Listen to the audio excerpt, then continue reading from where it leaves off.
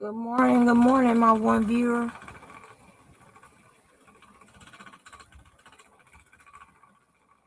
Goodbye, my one viewer.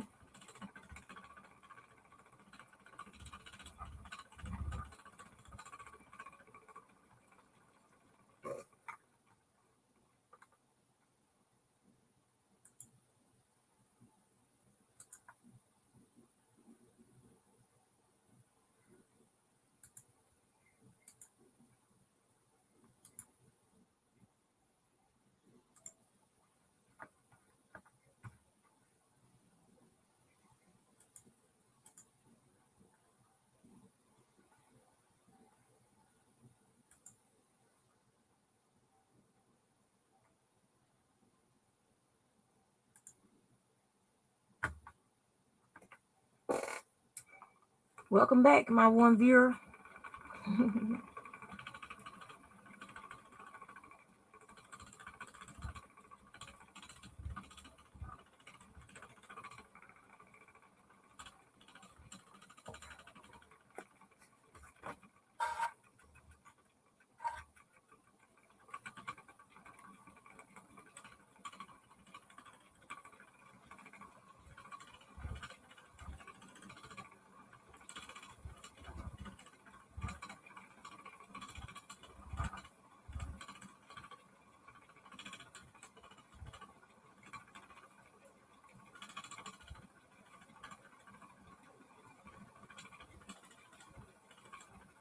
So how's your Saturday going so far?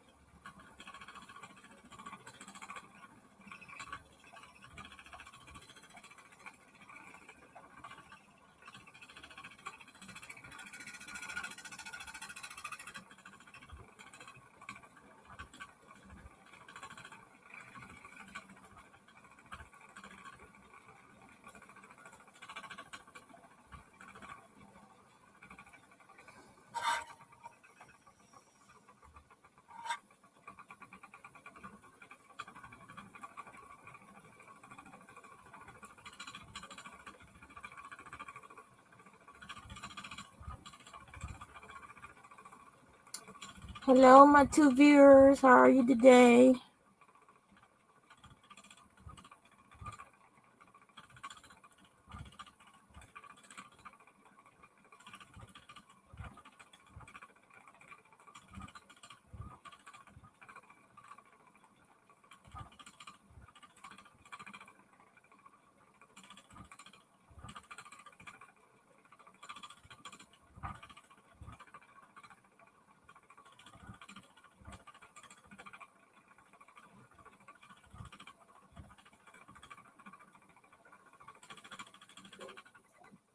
So what are y'all up to this lovely, lovely day?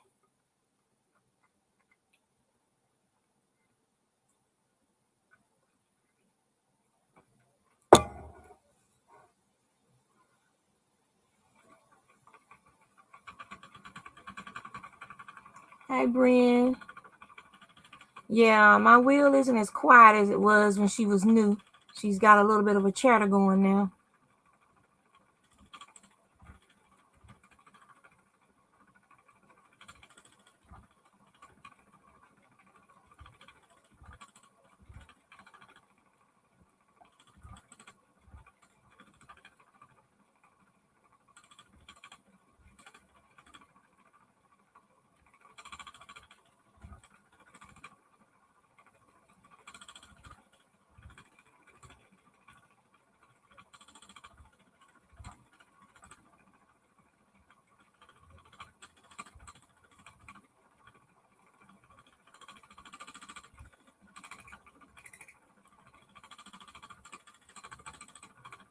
But she still spins just fine.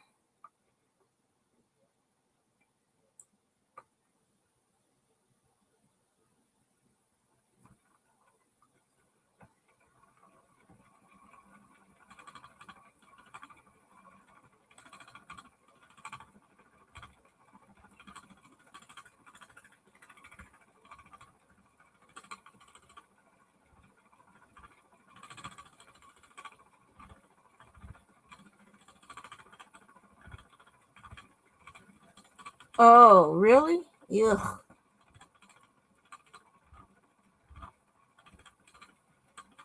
Well, you just be careful dealing with that, miss. Stay warm. You get to wear your crochet and knit items now since the weather's changed. It's hot here today. The storm just finished passing over. We got the last of the rain about, I don't know, about 6 or 7 this morning. The last of the rain went over. Still got some puffy clouds along the coast being pulled through the last of the remnants, I guess. So we might get some scattered showers here and there, but right now it's really sunny and it's warm. Like usually after a hurricane, we get a lot of warm air.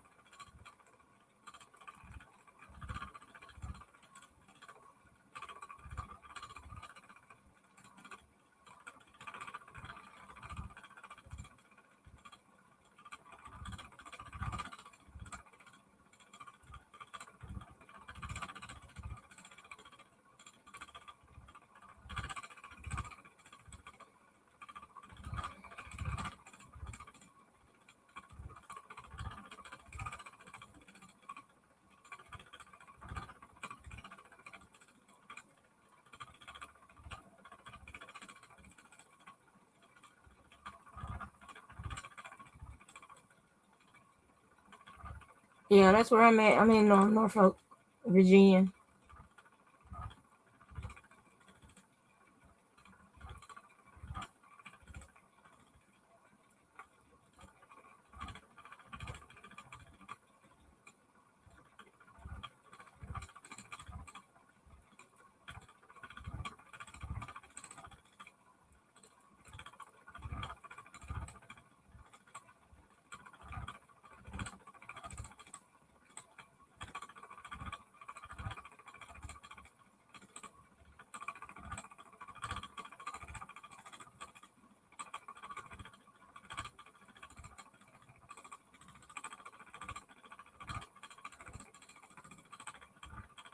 Hey, Sunita. Yeah, I'm working on it.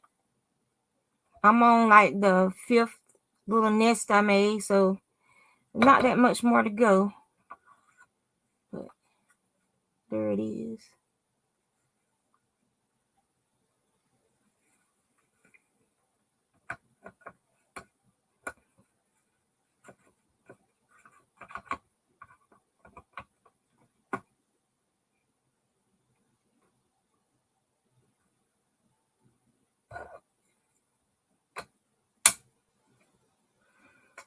And this is what's left for that nest. And there's two more to go, and then it'll be spun up. The blue. You still want the green too? That green? The green and white, the apple.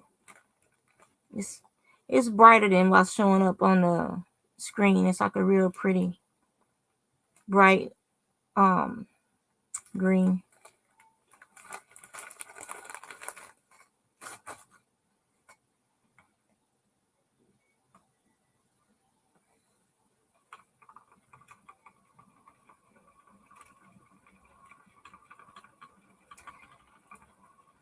The alpaca is not the easiest fiber to learn how to spin on, unless it's like, some rough alpaca. But the best fiber to learn how to spin on would be some wool, preferably something more rustic feeling, so you can actually feel the fibers slipping. They're larger fibers. You're gonna get a larger yarn and make it easier for you to handle. I always tell people to try some Shetland or some domestic wool, which is basically a blend of a bunch of different fibers, to start learning to spin with. Say the alpaca when you've mastered, basically you gotten to the point where you're comfortable with your muscle memory in your hands, how you handle the fiber, how you feel the fiber. You've learned techniques on preparing the fiber and making the fiber easier to spin. And that's when I would start trying to spin silk, alpaca, any cashmere, bison, anything that's very expensive. I will wait to spin, or more expensive than wool. I will wait to save those fibers for when I know for sure that, yeah, I like doing this. This is fun. This is easy now. So let me try one of my more expensive fibers I have on hand. Because that way you won't feel like you messed it up. You save it for when you are comfortable spinning. And then when you spin it, you'll actually enjoy the process. You won't be frustrated, and you won't feel like you messed up your good fiber.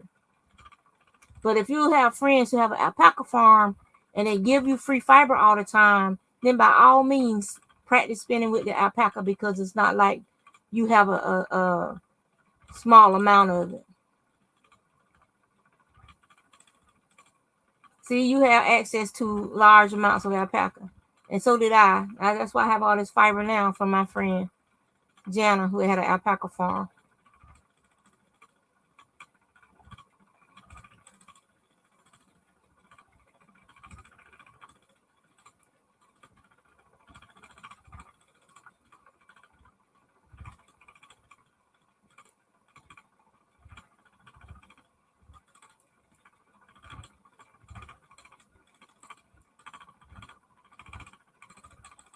You should try it. Just a few minutes a day. Just try it. Don't get frustrated. If it's not going well, then just put it down. And then the next day, pick it up again. And for 15 minutes, try drafting and spinning. I always tell people to take and play with your fiber first. Like, you can take your fiber and pull a little bit free to see what your average length of your fibers are.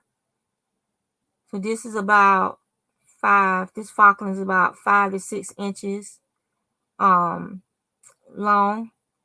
And then you can take and see if your fiber is a good prep. If it slides freely, you just gently pull to see if your fiber is sliding or if it's sticky. If it's real sticky, then you might want to pre-draft that fiber, which is basically just going along, popping it to add some air back into the fiber, and then gently slide those fibers apart like that so they're not sticky. So when you go to spin it, it'll just draft very easily from your hands. And some fibers require a little bit of prep work. Some fibers are more grabby than others. Fibers with silk, you want to take care of your hands. I know you've probably seen it in bed and body bathworks and stuff, where they have that sugar. It's like sugar and oil, or sugar and a cream that you scrub. It's like a sugar scrub for your hands and stuff. Well, you can make that at home with some sugar and some olive oil, and you're basically going to remove all the rough areas off of your hands with that. Just rubbing it until your hands feel nice and smooth and soft. And then when you spin, that silk won't be catching up on little dry. Like I got like some what they call those things when you get them on your cuticles that have popped up. Like that stuff will catch the silk, or and fine fibers like an alpaca if it's a very high micron count. So you just want to take care of your hands before you get ready to spin something like alpaca and silk, to make sure that it's not going to be catching. So if you're outside in the yard and stuff like me, then that will require you to do a sugar scrub and go through with your nail clippers or your file and file those little cuticles that's popping up down so they don't catch on stuff, and then soften up that skin on your hands. That's just some of the stuff that I've found that's helpful when spinning a slippery or sticky style fiber.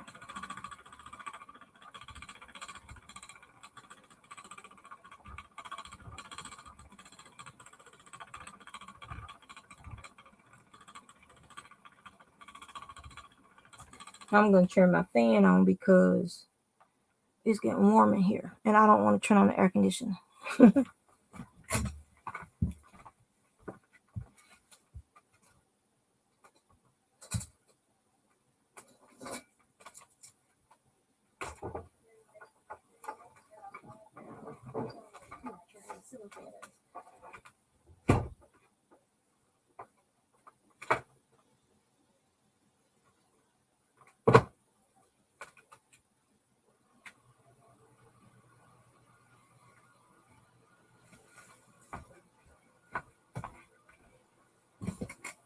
Okay.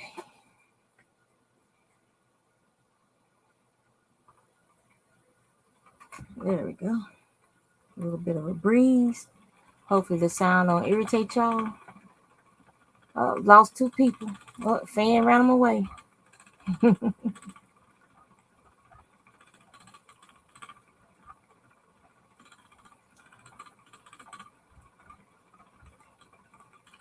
So what you gonna do today, Sunita? You ain't going shopping, are you?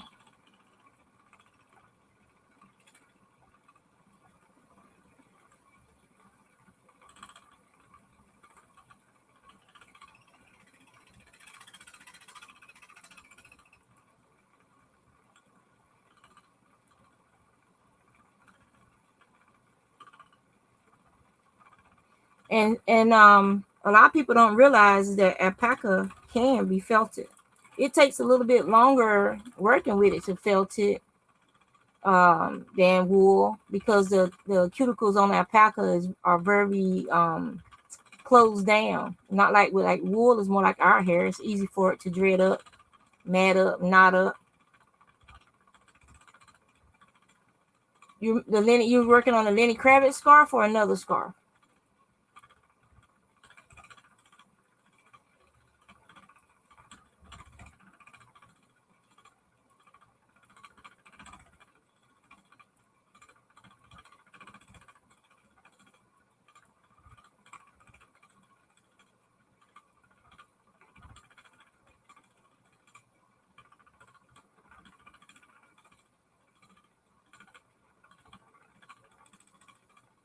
Ah.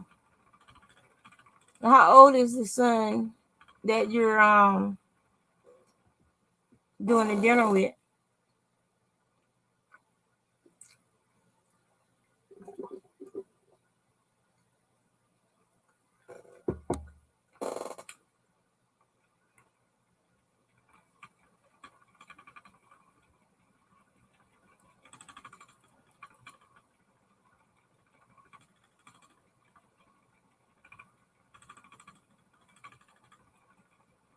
Oh, okay. 24. You still don't look like you old enough to have no grown children.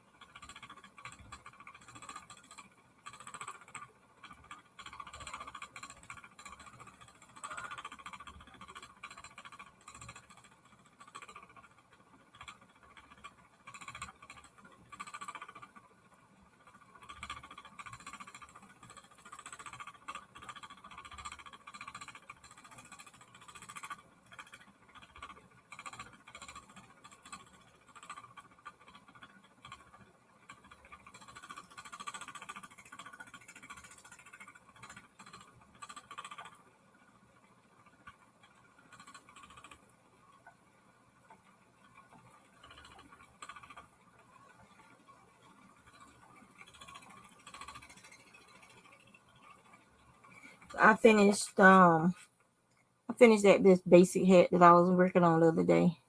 So it's done.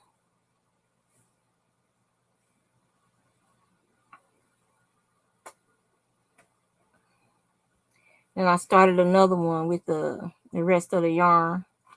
So I'll probably do that after I finish. I want to try and finish spinning this blue today before it's time for me to start gaming.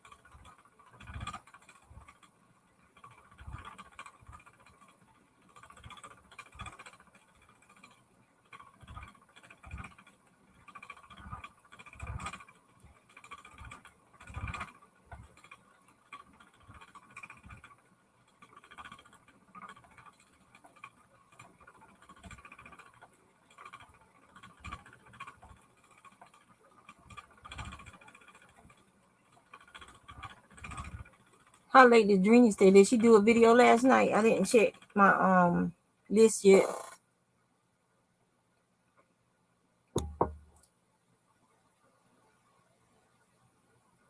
Okay, girl. Thank you for watching.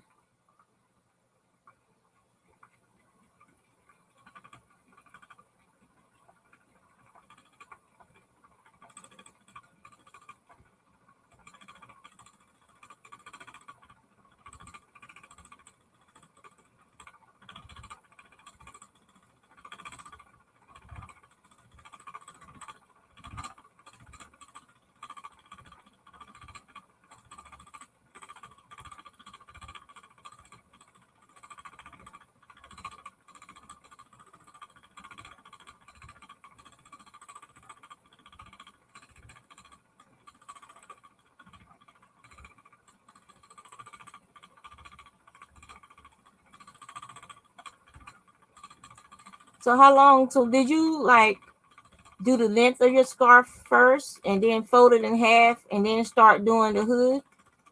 Or are you going to do the hood and then add the scarf to it?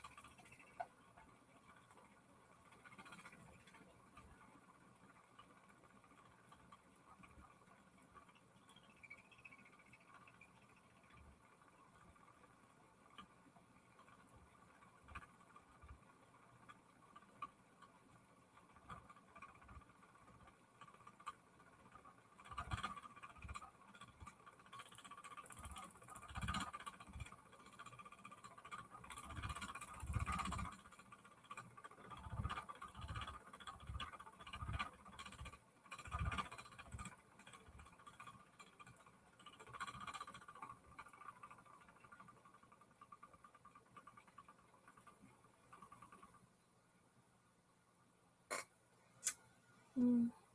Mm.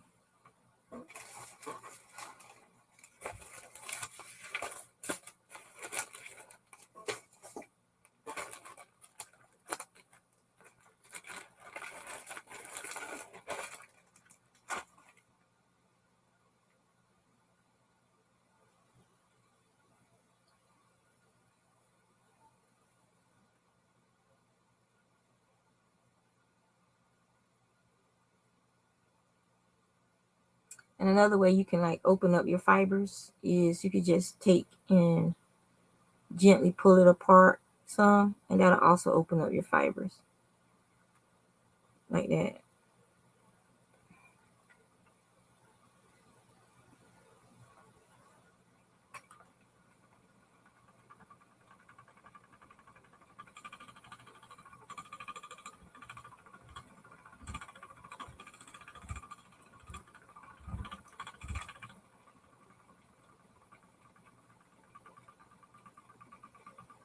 Or you can do a triangle shawl, connect the corner. Oh, okay.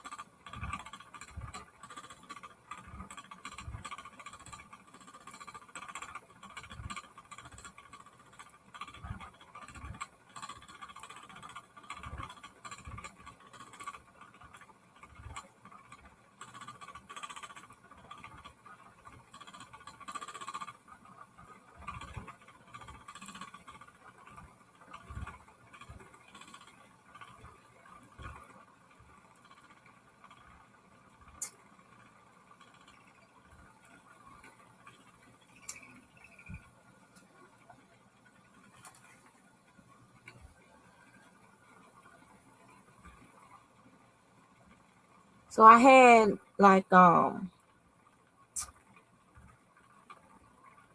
last two purchases that I made on Etsy, and I don't know why Etsy did, but my old job, I used to work for an attorney's office over in Chesapeake, Virginia. And somehow Etsy changed my default address back to that office. I haven't worked there in several years. I mean, like 7 years or more. And Etsy changed my default address back to that office somehow. And I know I deleted it when I stopped working there. And so then they called, and my husband went there and picked up my packages, which was some seeds that I had ordered. And so I made an order. Now, after this happened, I made sure that that address was not on my Etsy, and it was not on my Google. So I was thinking that I had ordered from this seed company in the past, and that my address in the past, I had it shipped to the office when I was working there. I'm thinking that they didn't look at the address on the actual order, that they probably still had me in their records, and they just pulled up my old address and sent it there, which is stupid. Like, that's the only way I could figure out that had happened. But no, I made an order with Crochet by Agreement for some yarn, and it got sent to that office as well. And this time they denied my the delivery. They didn't call to let me know, hey, you had a package come here again. Can you come pick it up? Or, we accepting it. This time they sent return to sender. And so I went on to Etsy, and that address is not on my Etsy. I went back on to my PayPal. That address is not on my PayPal. So I'm trying to figure out how in the world is this address popping up when I order stuff through Etsy. So yeah, and I've never ordered from Crochet by Agreement before. So I know it has to be an Etsy thing because I use my card, I think, instead of PayPal to pay for that. So yeah, so I went through my PayPal again. The only mail-in shipping address there is my home address. So yeah, so I'm like trying to figure out what in the world is going on at Etsy. Because I've never had, since I left that office, I have never had any packages or mail go to that office.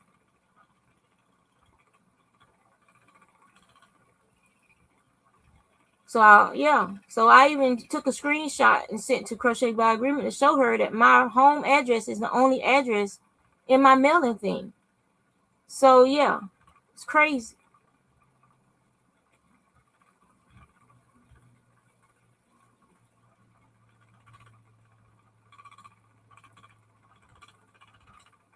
Could be the postal service around here too. You never know.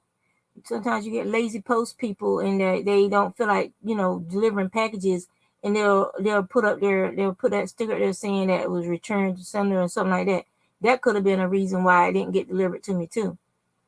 I can't see up under the sticker that they put on top of the package to see what address was actually up there when they mailed it. And she just sent me a picture, and I was trying to see up under the sticker to see if I could see what address was up there. But I'm pretty sure because it was stamped, it had like a Chesapeake post office stamp, and you could trace the shipping. I'm not even sure if it made. That's what I'm saying. It was weird.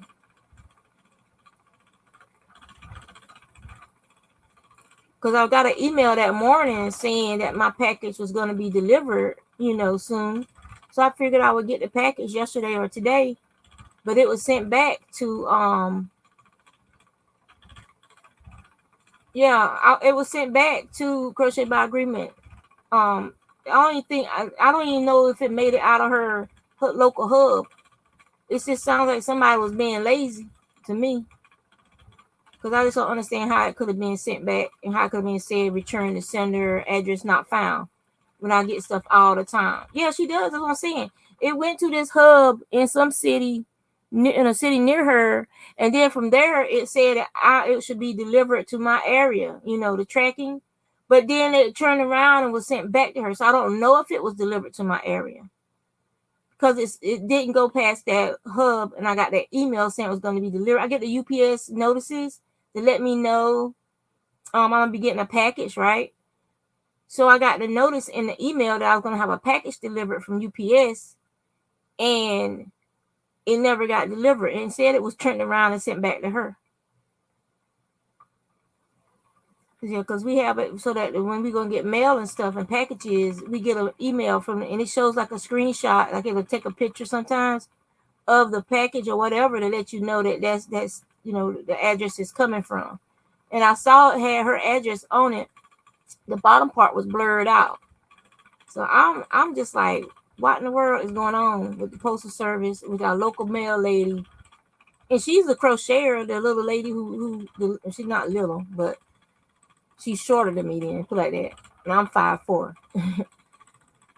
So she's a crocheter herself. So I know if she got it, she would feel like, ooh, this is yarn. Make sure she get this in her mailbox, Yeah, instead it was sent back. So oh well. It'll get here. Like I told us, make sure it just put my mail address up there. And then from now on, when I ship through Etsy or order through PayPal, I'm gonna have to like double check the label to see what they're actually putting for the shipping address.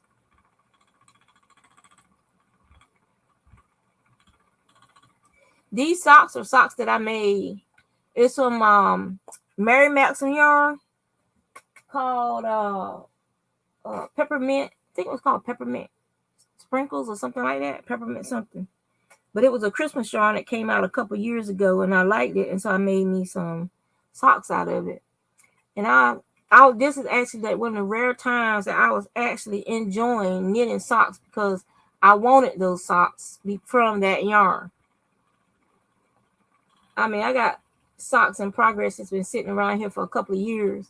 Because, and it's funny because if they were fingerless gloves, they be done like the next day. I'd be finished. I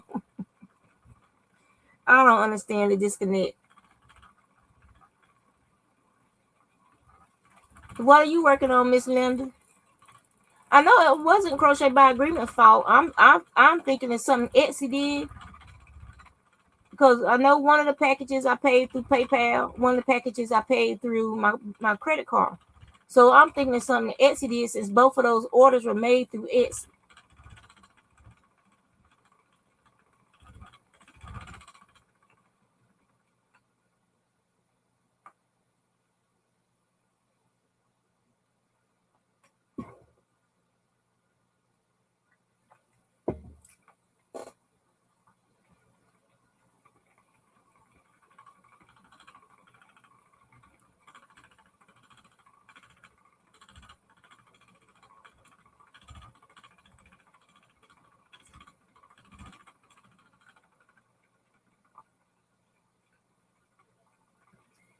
So I'm gonna show y'all, because I'm almost finished with this blue. I only have this nest and one more nest to do. So I'm gonna show y'all how I prepare my nest.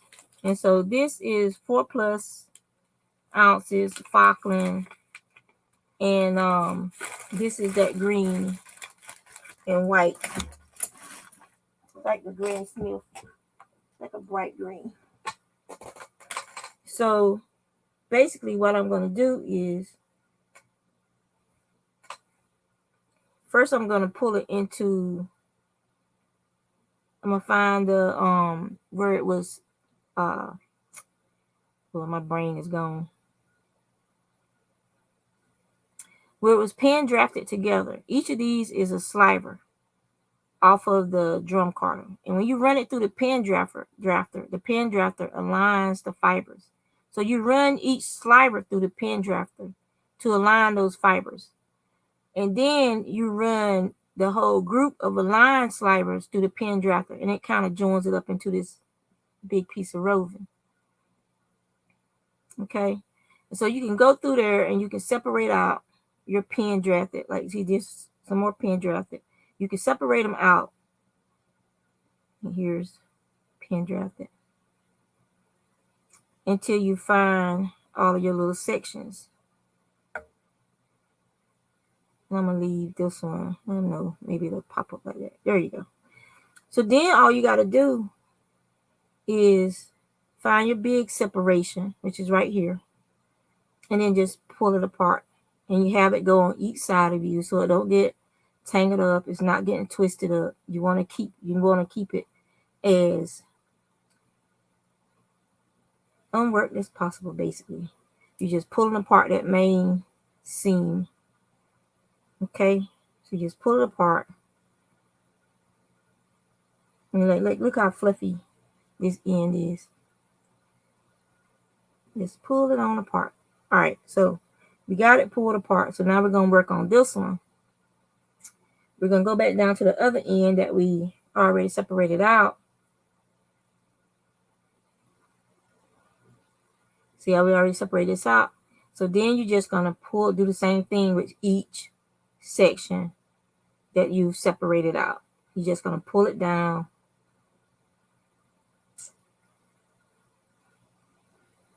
And it takes a few minutes, roughly 20 minutes, 30 minutes, maybe, that's a maybe, to do this part. But in the end, you end up with a light, fluffy preparation that's easy to spin if it's not a compacted braid. And so as you can see, I could split this again. And now what I'm going to do is I'm going to actually make my nest. And so what I do is I hold it like this. Hey, Elaine. Hey. So I hold it like this, and I twist my hands like this, rolling it onto my hand. And I just do that all the way down to make my nest.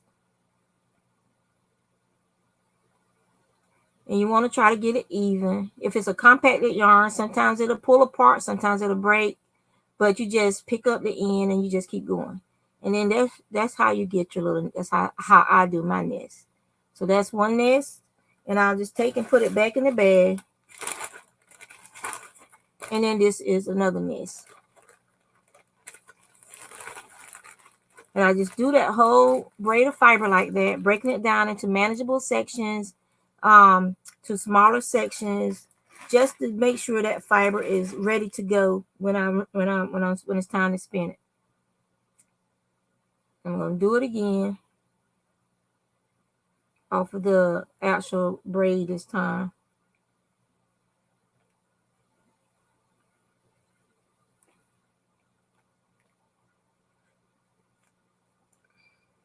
It's hard to remember to try and stay in the camera view.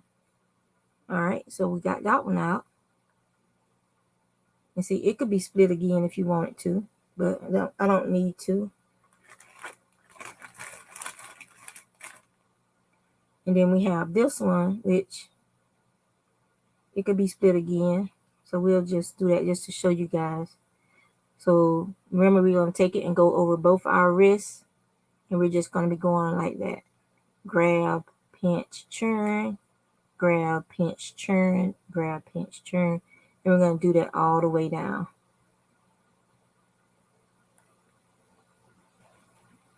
Sometimes your dominant hand, which is my left, I'm left-handed, will get away from your other hand. So you have to wait till the other hand catches up.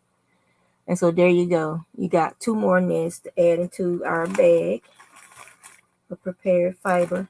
And then we can start on our last part. We're going to separate that out.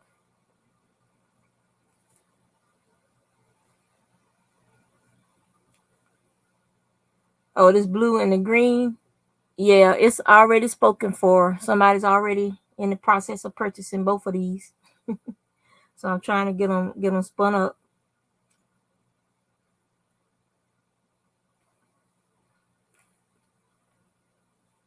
And I like Falkland because Falkland is a nice workhorse fiber. It's made from a pool of merino, peridot, and other nice fibers.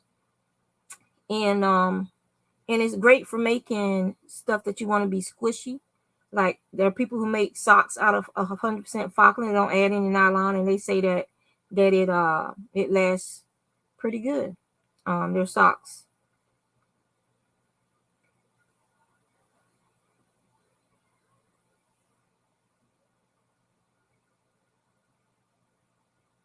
Targi is another sheep fiber that is very good for sock making. Nice, good workhorse yarn that is next to skin acceptable.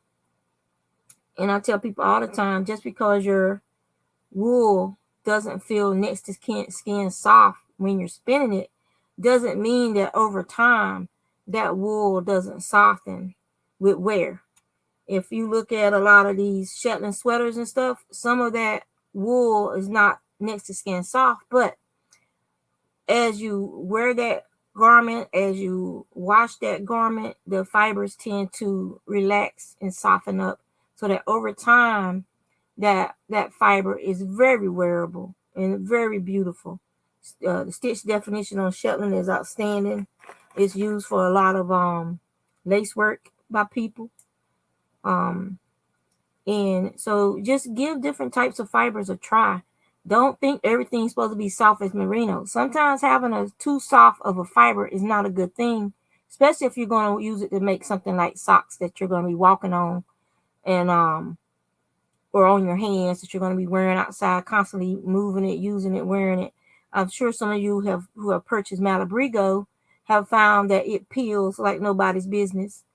So sometimes a softer yarn for a garment like socks, a coat, fingerless gloves is not the ideal for you to use if you're using 100% animal fibers. And if you're going to make a sweater, do not make a sweater out of 100% alpaca. Alpaca is a very warm and very drapey fiber.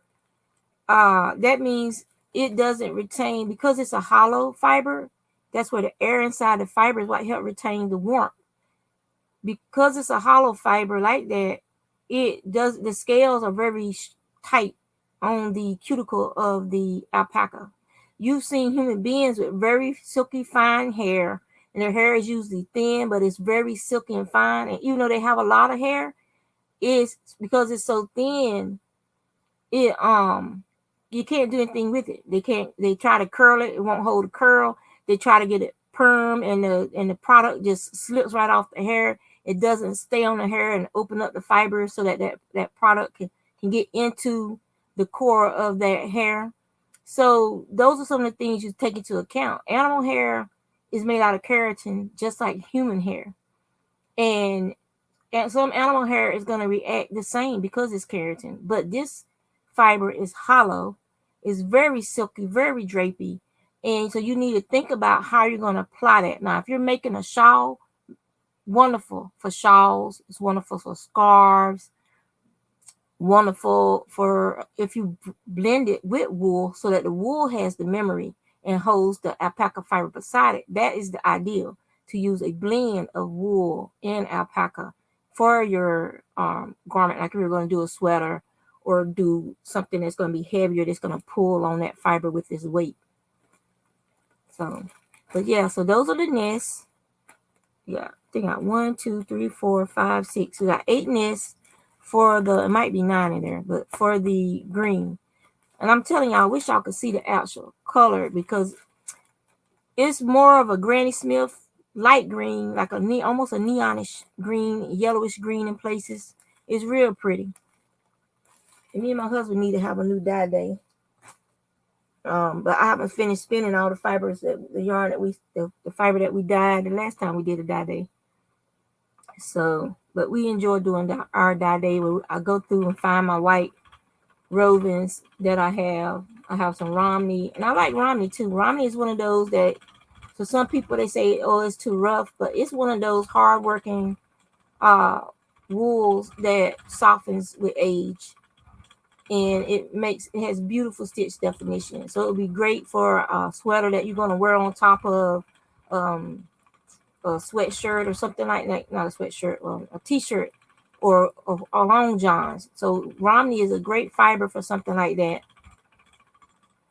It is a Spinolution Queen Bee. This is the second generation. I had the first generation Queen Bee. I sent it in when they started doing these to have it upgraded, and then they sent it back. And I got to upgrade again to a third generation because I want to get a wheel that has the auto winder on it, so I don't have to stop to change pegs. Spinolution has come up with their own auto winder design but my wheel is too old for it. My wheel, it won't work with my wheel. So I'm going to save up to get me a newer wheel. I'll still be having this one as well because I love using it, even though she's talkative now in her old age, but she still spins beautifully. So yeah.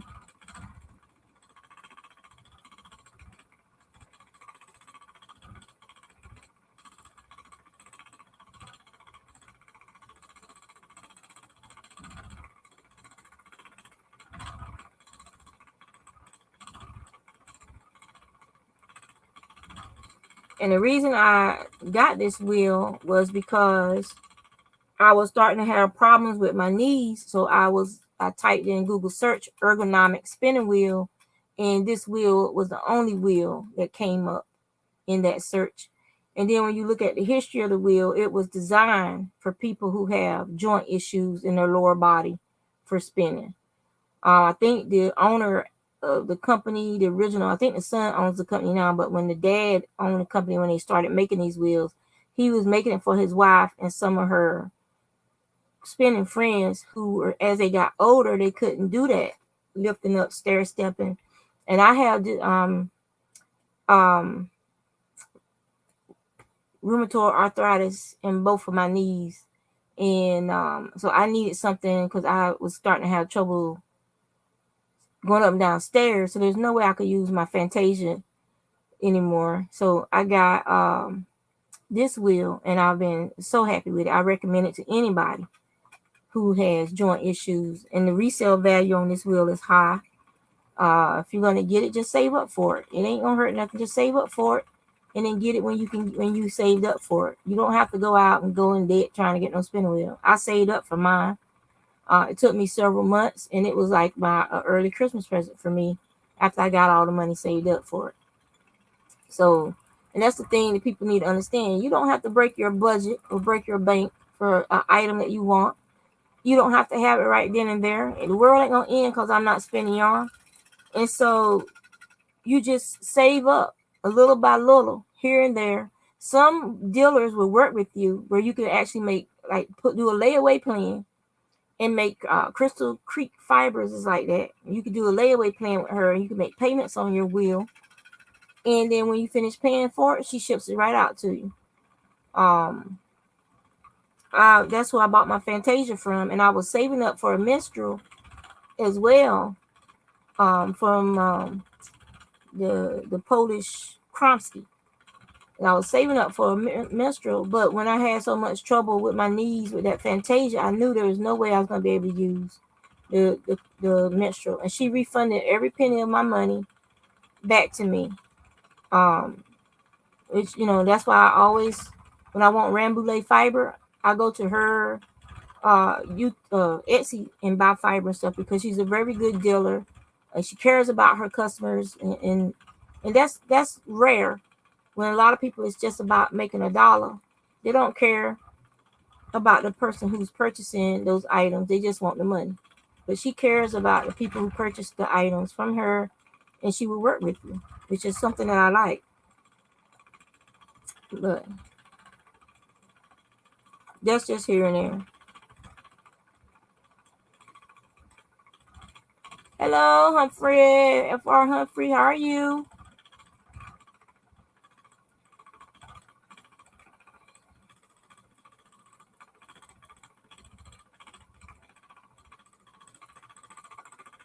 You like the sound? But the reason is making that sound because it's the what they call it, those the bobbins. They're not sitting as deep as the wooden bobbins. Originally, it uses wooden bobbins. I still have my wooden bobbins, but it probably already got fiber on them, or yarn. I got some stuff I got to ply. But these are, those printed bobbins, the 3D printed bobbins. So that's what these are. And sometimes they're not exactly flush. So you can hear that? So they rock a little bit. Even though they got a magnet to try to keep them from rocking, sometimes they still do rock a little bit in the cradle. And that's okay. It's just a little bit of chatter. Hopefully it'll keep me awake. She's just talking to me, telling me about her day. Telling me about this gorgeous fiber she's spinning. That's all.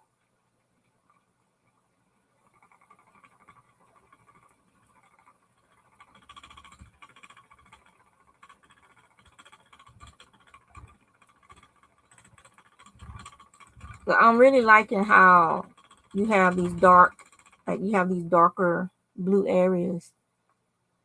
And then it goes down to almost white, like it's a whitish, like a light blue, whitish blue.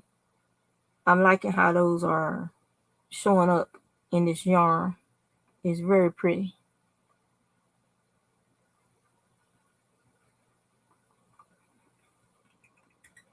And that me and my husband dyed, that's fun too, knowing that we did this together as a couple project, so to speak. Dyeing this yarn and having fun doing the dye day.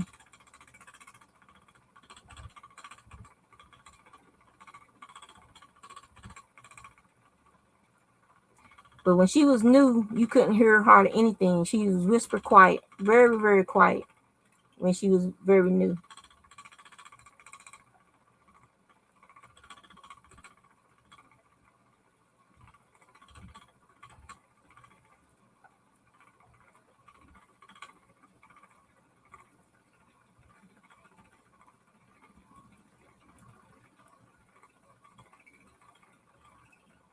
So what are you up to today, Humphrey? What are you doing? You staying out of trouble?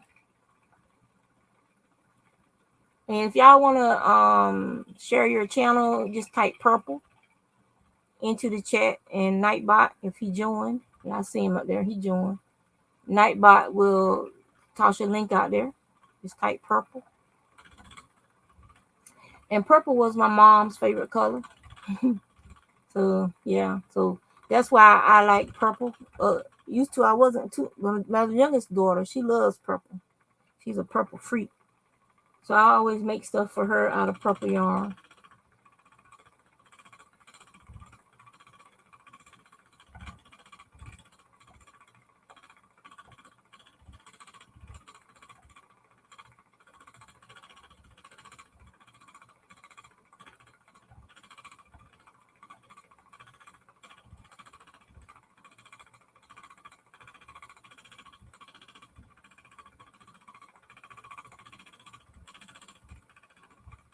And so the word I was looking for earlier, I knew it was gonna pop into my head, was staple length.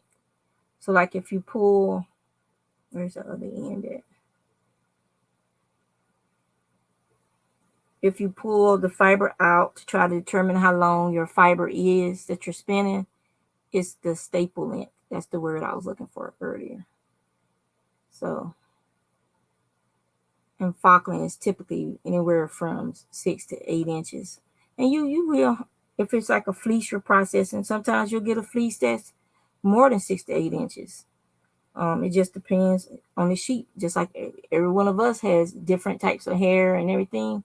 No two sheep fibers or hairs are the same either. You might have a sheep who has very long staple length, who the breed isn't typically breed specific, that sheep will have. They're like a throwback to maybe an older breed, or if they're a breed that's from the blending of more than one breed, then it could be a throwback to one of the grandparents on the Shetland side, one of the grandparents on the Merino side, Rambouillet, or whatever that sheep was bred with.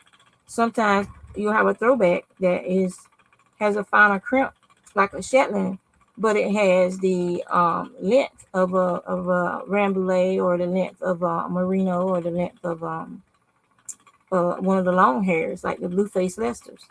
So that's why I like buying fleeces, because when you get a fleece, it's one sheep specific, so you're getting to enjoy that specific sheep's fiber.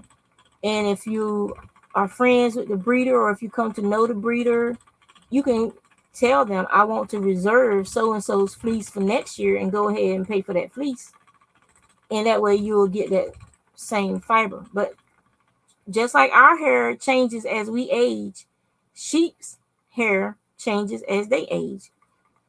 The Romney are notorious for going to this beautiful silvery gray color, gorgeous color. They get their hair changes as they age. The color changes. Some of them actually start throwing a different color. Like let's say you were getting a Morit off of Romney, but as she ages, her hair starts like going salt and pepper gray almost. So spinning is so much. I just really enjoy it. It's just so much fun, because you never know what you're gonna get when you're using the natural wool and its natural colors, and you actually using that specific sheep's fleece versus having like this is a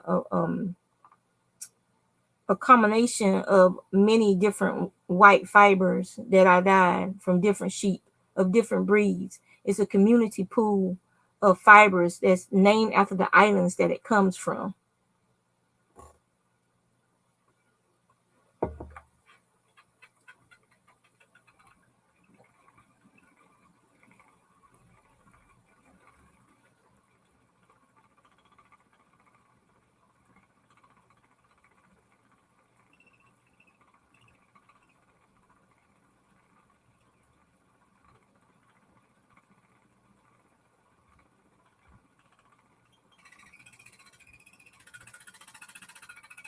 Oh, he getting real loud. Huh?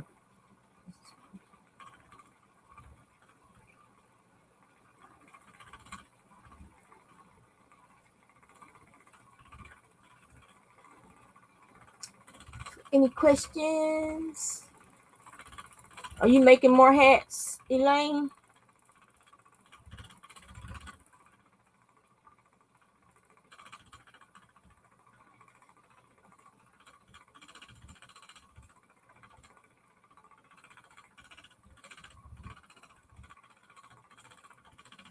So typically after I finish a spin, I let it rest on my bobbins for a day or two before I apply it. That allows the fiber while it's on the bobbin to relax a little bit. I'm a very, because I've been spinning so long, I'm pretty much, my yarn is balanced when it comes off the wheel. I don't have to do much other than just wash it and hang it up to dry. But that comes with time, knowing how much twist to put in the fiber and whatnot. That's just something that comes with time, and it's in practice. And I'll spin fairly thin. So this will end up being somewhere, once it fluffs up after I wash it, it's going to be a fingering weight yarn pretty much. And it'll be a 3-ply, because I always 3-ply my yarns unless somebody requests me specifically request a 2-ply. If they specifically request a 2-ply, then I will split that yarn up and I will weigh it and split it up about an ounce, so that I'll try to put the same amount of yarn on each bobbin, and then I'll apply it into the 2-ply. But this is going to be beautiful, beautiful, beautiful.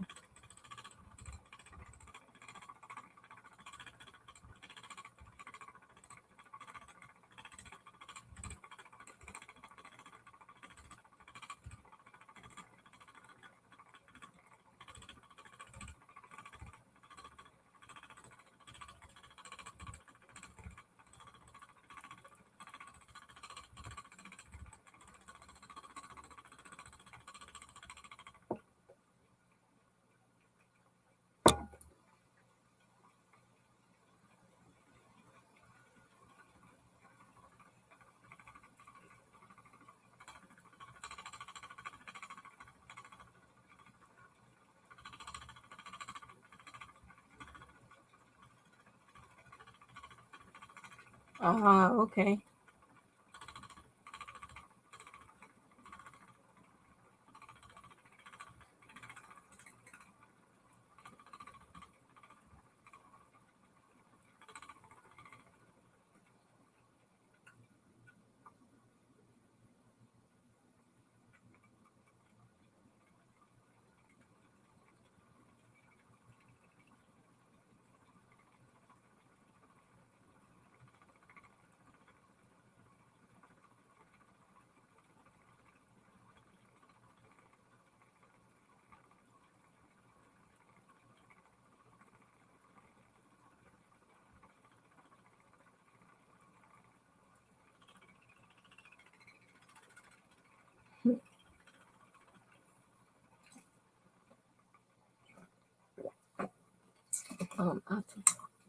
And that's why I save those bottles when they do the juice.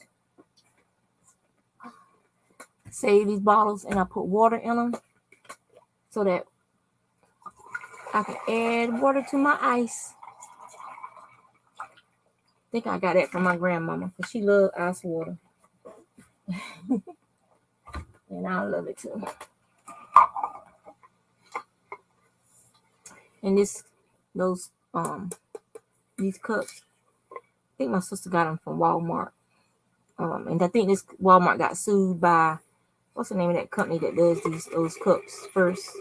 Not Igloo. Started with a K, I think.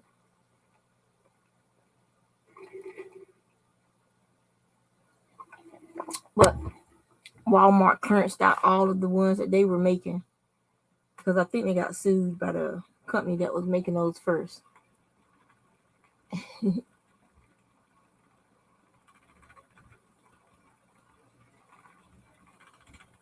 Yeti. Those Yeti, yeah. The Yeti coolers and the Yeti tumblers. Yeah, that was it, Yeti.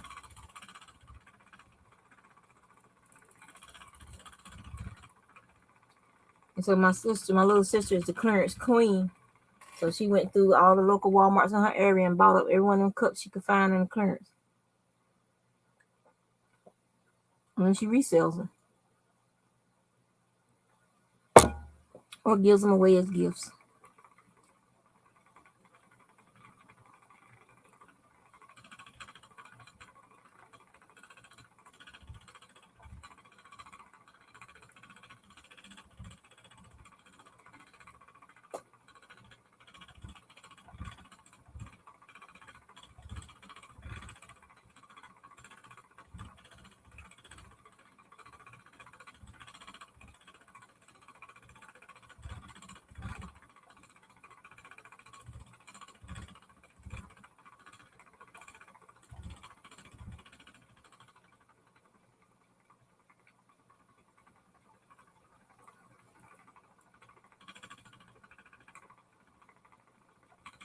Hey, Miss Sheila.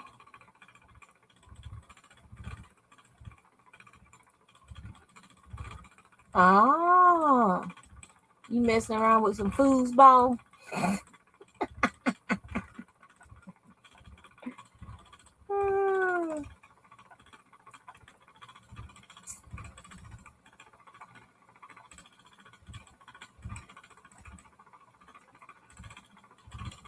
Falcons. And what state is the Falcons?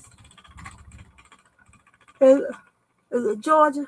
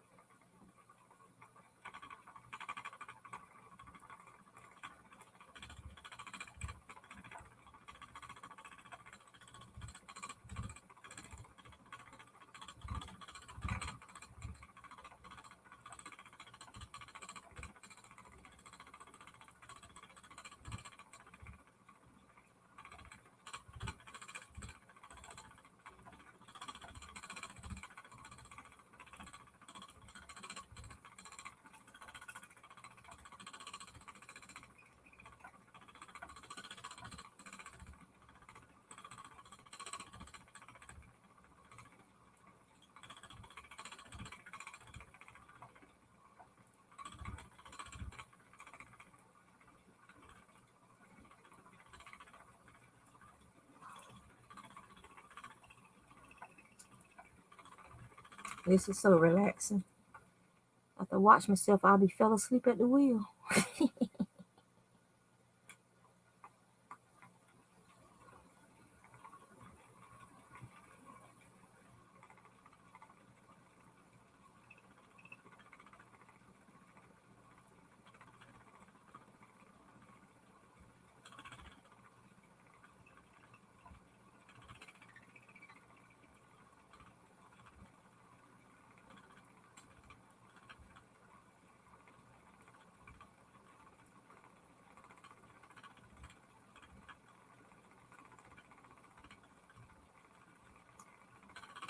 What yarn are you using, Miss Sheila?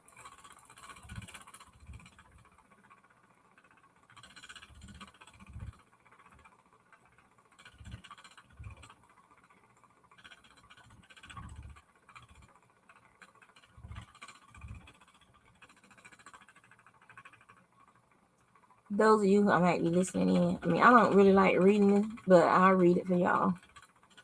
So Sheila said, "Good afternoon, Miss. Gave you a thumbs up. I'm working on a two-tone beanie. Colors are black and red for the Falcons."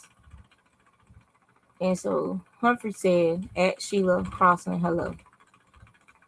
So that's what's going on right now. To the 8 people sharing their precious time with me this morning.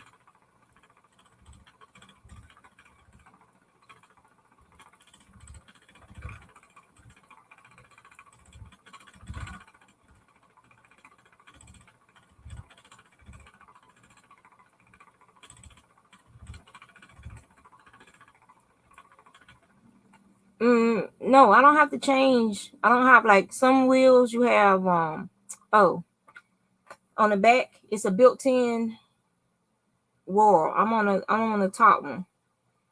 If the lower one slows down the wheel, I use the fastest one because I like spinning fast. To do a 3-ply, it's just the way you're gonna ply the yarn when you finish.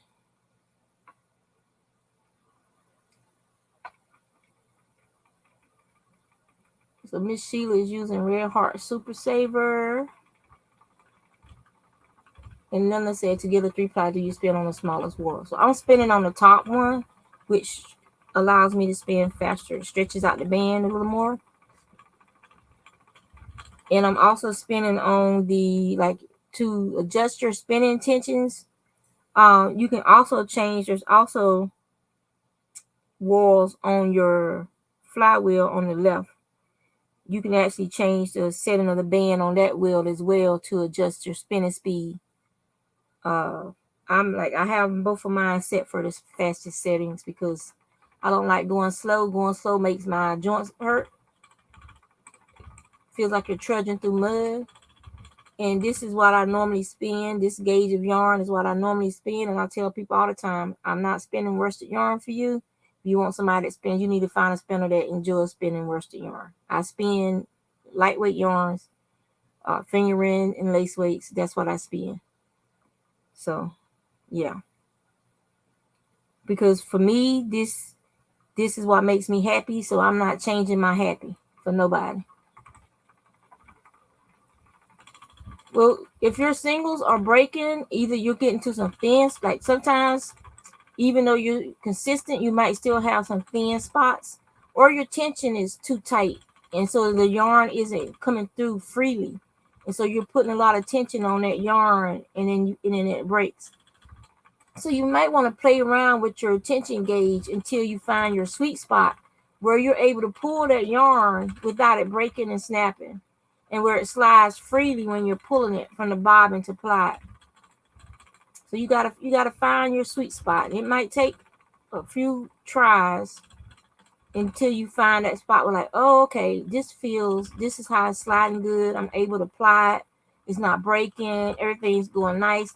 And you need to kind of make yourself notate how it feels. Like, how does it feel? How does the tension feel on the wheel? As well.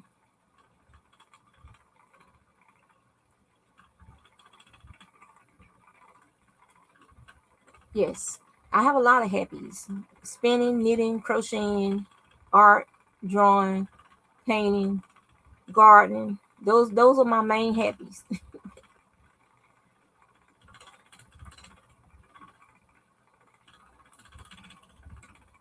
And I love to read. I read all the time.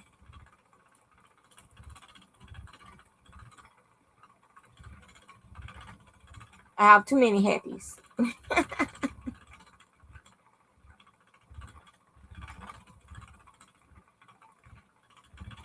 It's funny because my friend Chiquita, she was always at work. She was always calling me Proverbs 31 woman. And I was like, nah, we already got a Proverbs 31 woman. But that was back in the day when what's that child's name? Like, I can see her face and everything. Y'all know what I'm talking about.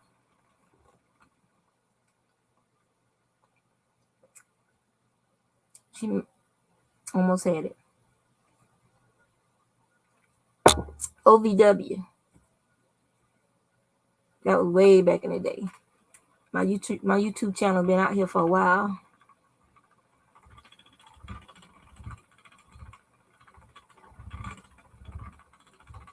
Like, my tensioning knob is over here, right here. So that's my tensioning knob.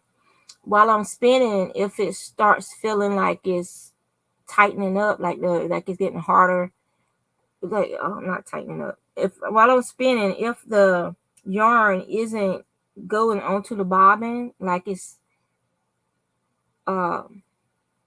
just not enough drag to wrap it around the bobbin, then I'll increase my tension. I'll just turn it just a little bit and see if it'll go onto the bobbin. And then if it doesn't, I'll just turn it a little bit more until I find the space where it's starting to drag onto the bobbin, where it goes onto the bobbin again. It's not just sitting there spinning. Like, this won't move. The bobbin won't move to turn the wrap the fiber around it. So you have to adjust your tension sometimes so that you can just tweak it here and there. But then when you start a new bobbin, that's going to be too tight, and it's going to be snatching the yarn out your hand. So then you got to go back and readjust your tension, turn it back the opposite direction until you get to the spot where it's the bobbin is taking up the yarn and it's spinning very nicely, and you're not having that fight trying to keep the yarn in your hand. And that's with any wheel. You have to adjust your tensions. You have to find out what works for you. So don't just go into like the first few yards of spinning. You should be adjusting your tension, making sure your bobbin is taking it in, making sure it's comfortable for you to spin, that you're not fighting with the wheel, and find that happy spot with the tension, and then you can sit down and just spin. But as this bobbin gets heavier, your tension needs may change. You may need to increase the tension so that the bobbin will continue to take up the yarn that you're spinning. I spin worsted. That is my spinning style. And so the way I spin, it compresses the yarn and it smushes out as much as the air as possible out of the yarn. And that way I get a more thread-like yarn. And then when I apply it, it's rounder, but it's still going to be a very strong, compact yarn that almost looks like a commercial yarn, except that it's a 3-ply. Instead, most of the commercial yarns are 4-plies.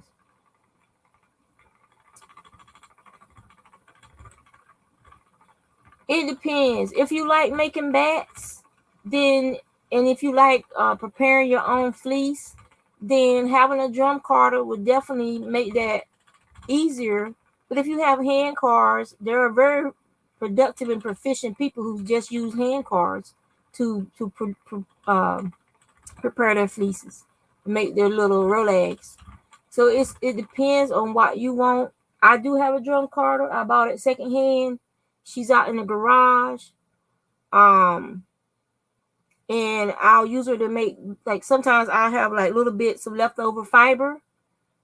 But the bobbin was just too full, and there's just like no way I'm gonna be able to get that fiber onto the spin it. So that goes into a little plastic bag, and sometimes I'll take some of that fiber, the dye fiber, and any fleece that I'm working with that's already been washed. I'll take that out there to the drum carder, and then I'll make a bat, and I'll spin that bat.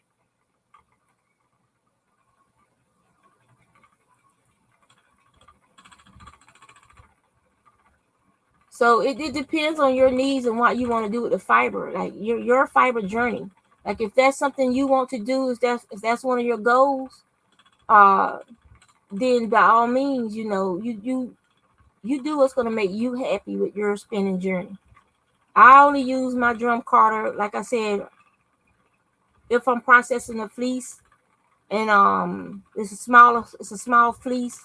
I don't buy big 7 and 8 pound fleeces no more. I usually only buy 2 or 3 pounds, and I hand process it, and I make bats from it from the drum carder. Hey, how you doing, Kelly and Rosie? Thank you for rating. Yeah, so like I said, use what you have, and if you want to upgrade, then save your money. Just keep using what you have, and then save your money for that other item. And a lot of times, check the boards on Ravelry. There's some boards also for spinning equipment, resales and stuff, and you can get it cheaper in very good condition. During COVID, a lot of people bought a lot of stuff, and then they realized, I'm never going to use it. Some of the stuff is still in the box, never been used, and they're selling it cheap, trying to get it out their house. So check those used equipment boards for spinning equipment, and sometimes you can come across some really good deals. Hello, Free Handy. Hello, our treasure home. Thank y'all for coming over. Hey, OMG Granny Square. Ursula. So Oh, you know, okay, going to Ravelry right now. But search in Ravelry, search for spinning equipment or just equipment, and several boards will pop up, and then you can start looking there for whatever piece of equipment you're looking for, and you might be able to get it cheaper.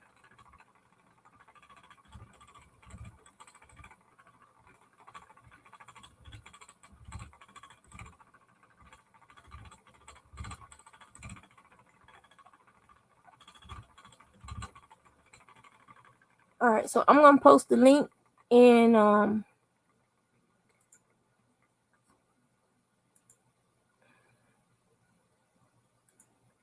some of y'all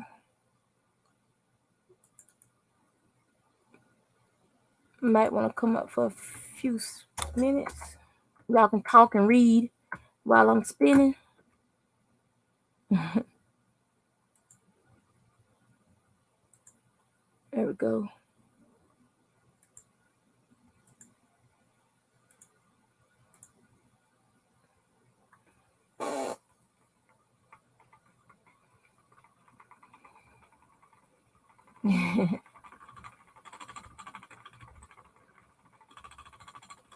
Yeah, I got a lot of crap stuff between these two ears.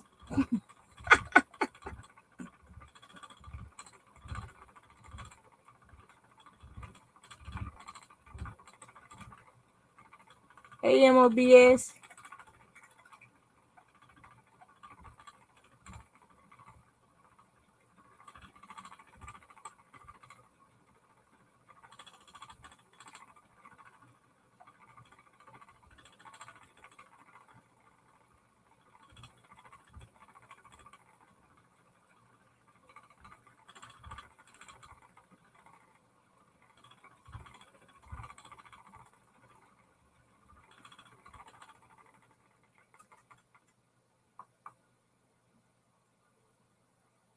Just opening this up some because it's stuck a little bit. To me, I felt it. Y'all might not have realized it, but I'm just gonna open that up some. One thing about wool is it is warm, and sometimes it will if your hand might start sweating, and that'll actually compact the fiber, almost like it's the sweat can start the felting process if your hand starts sweating. So I'm just opening up a little bit the fiber. I'm spinning some Falkland that my husband and I dyed probably 3 years ago. It's just been sitting there waiting for some love and attention. Somebody saw it and decided they had to have it, so I'm spinning it.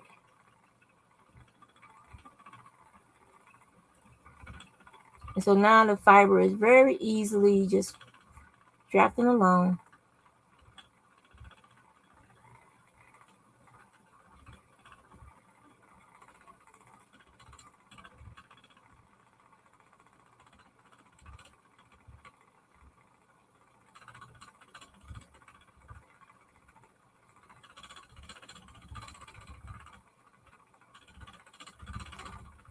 Thank you, Ursula. It's 15 minutes a day of practice. What I tell everybody is practice 15 minutes a day. I went from drop spindles to the spinning wheel with all I need to learn how to do is learn about the wheel. And this, but the spinning doesn't change. You're just using a different implement. So that's why I tell people to practice 15 minutes a day. If they start with the drop spindles, I think going from a drop spindle to a wheel makes the transition a lot easier. And because you already know the yarn, you already know how to spin, you already know how to draft. You're just going from a position of holding a drop spindle up to sitting down, spinning more, what's the word, horizontally, than if you're holding it up the parallel way, if you were spinning with a drop spindle. So you just have to find out what works for you.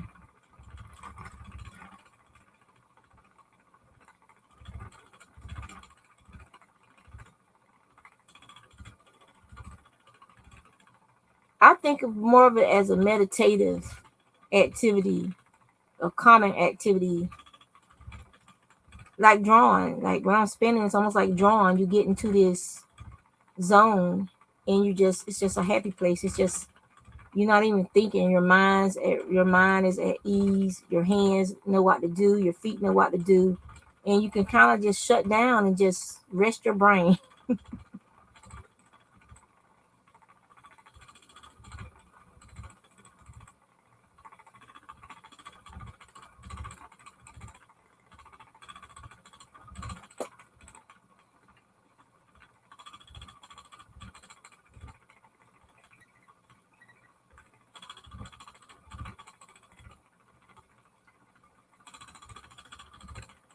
And like I said before, the chatter actually starts. It's so consistent that it actually starts making you sleepy. She used to be whisper quiet, but she's an old lady now, so she got personality now. She'll chirp at you every once in a while, cuss you out when she has that long squeal. And then like now, she's just happily chitter chattering along.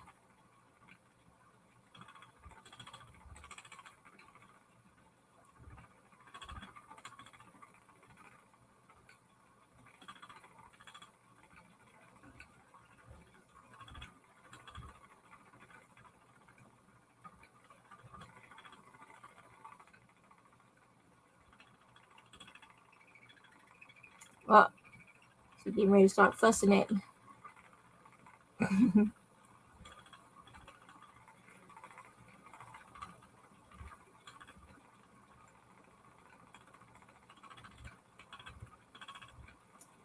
And so this dollar wheel is a double band, and it has a Scotch tensioning device. Um,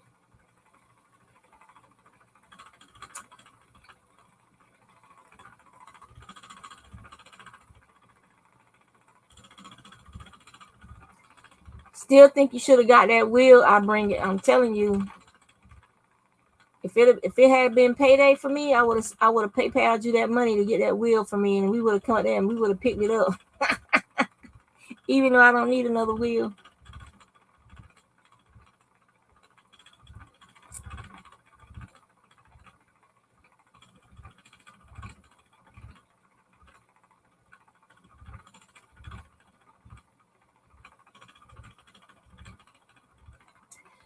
No, my spinning is typically and two and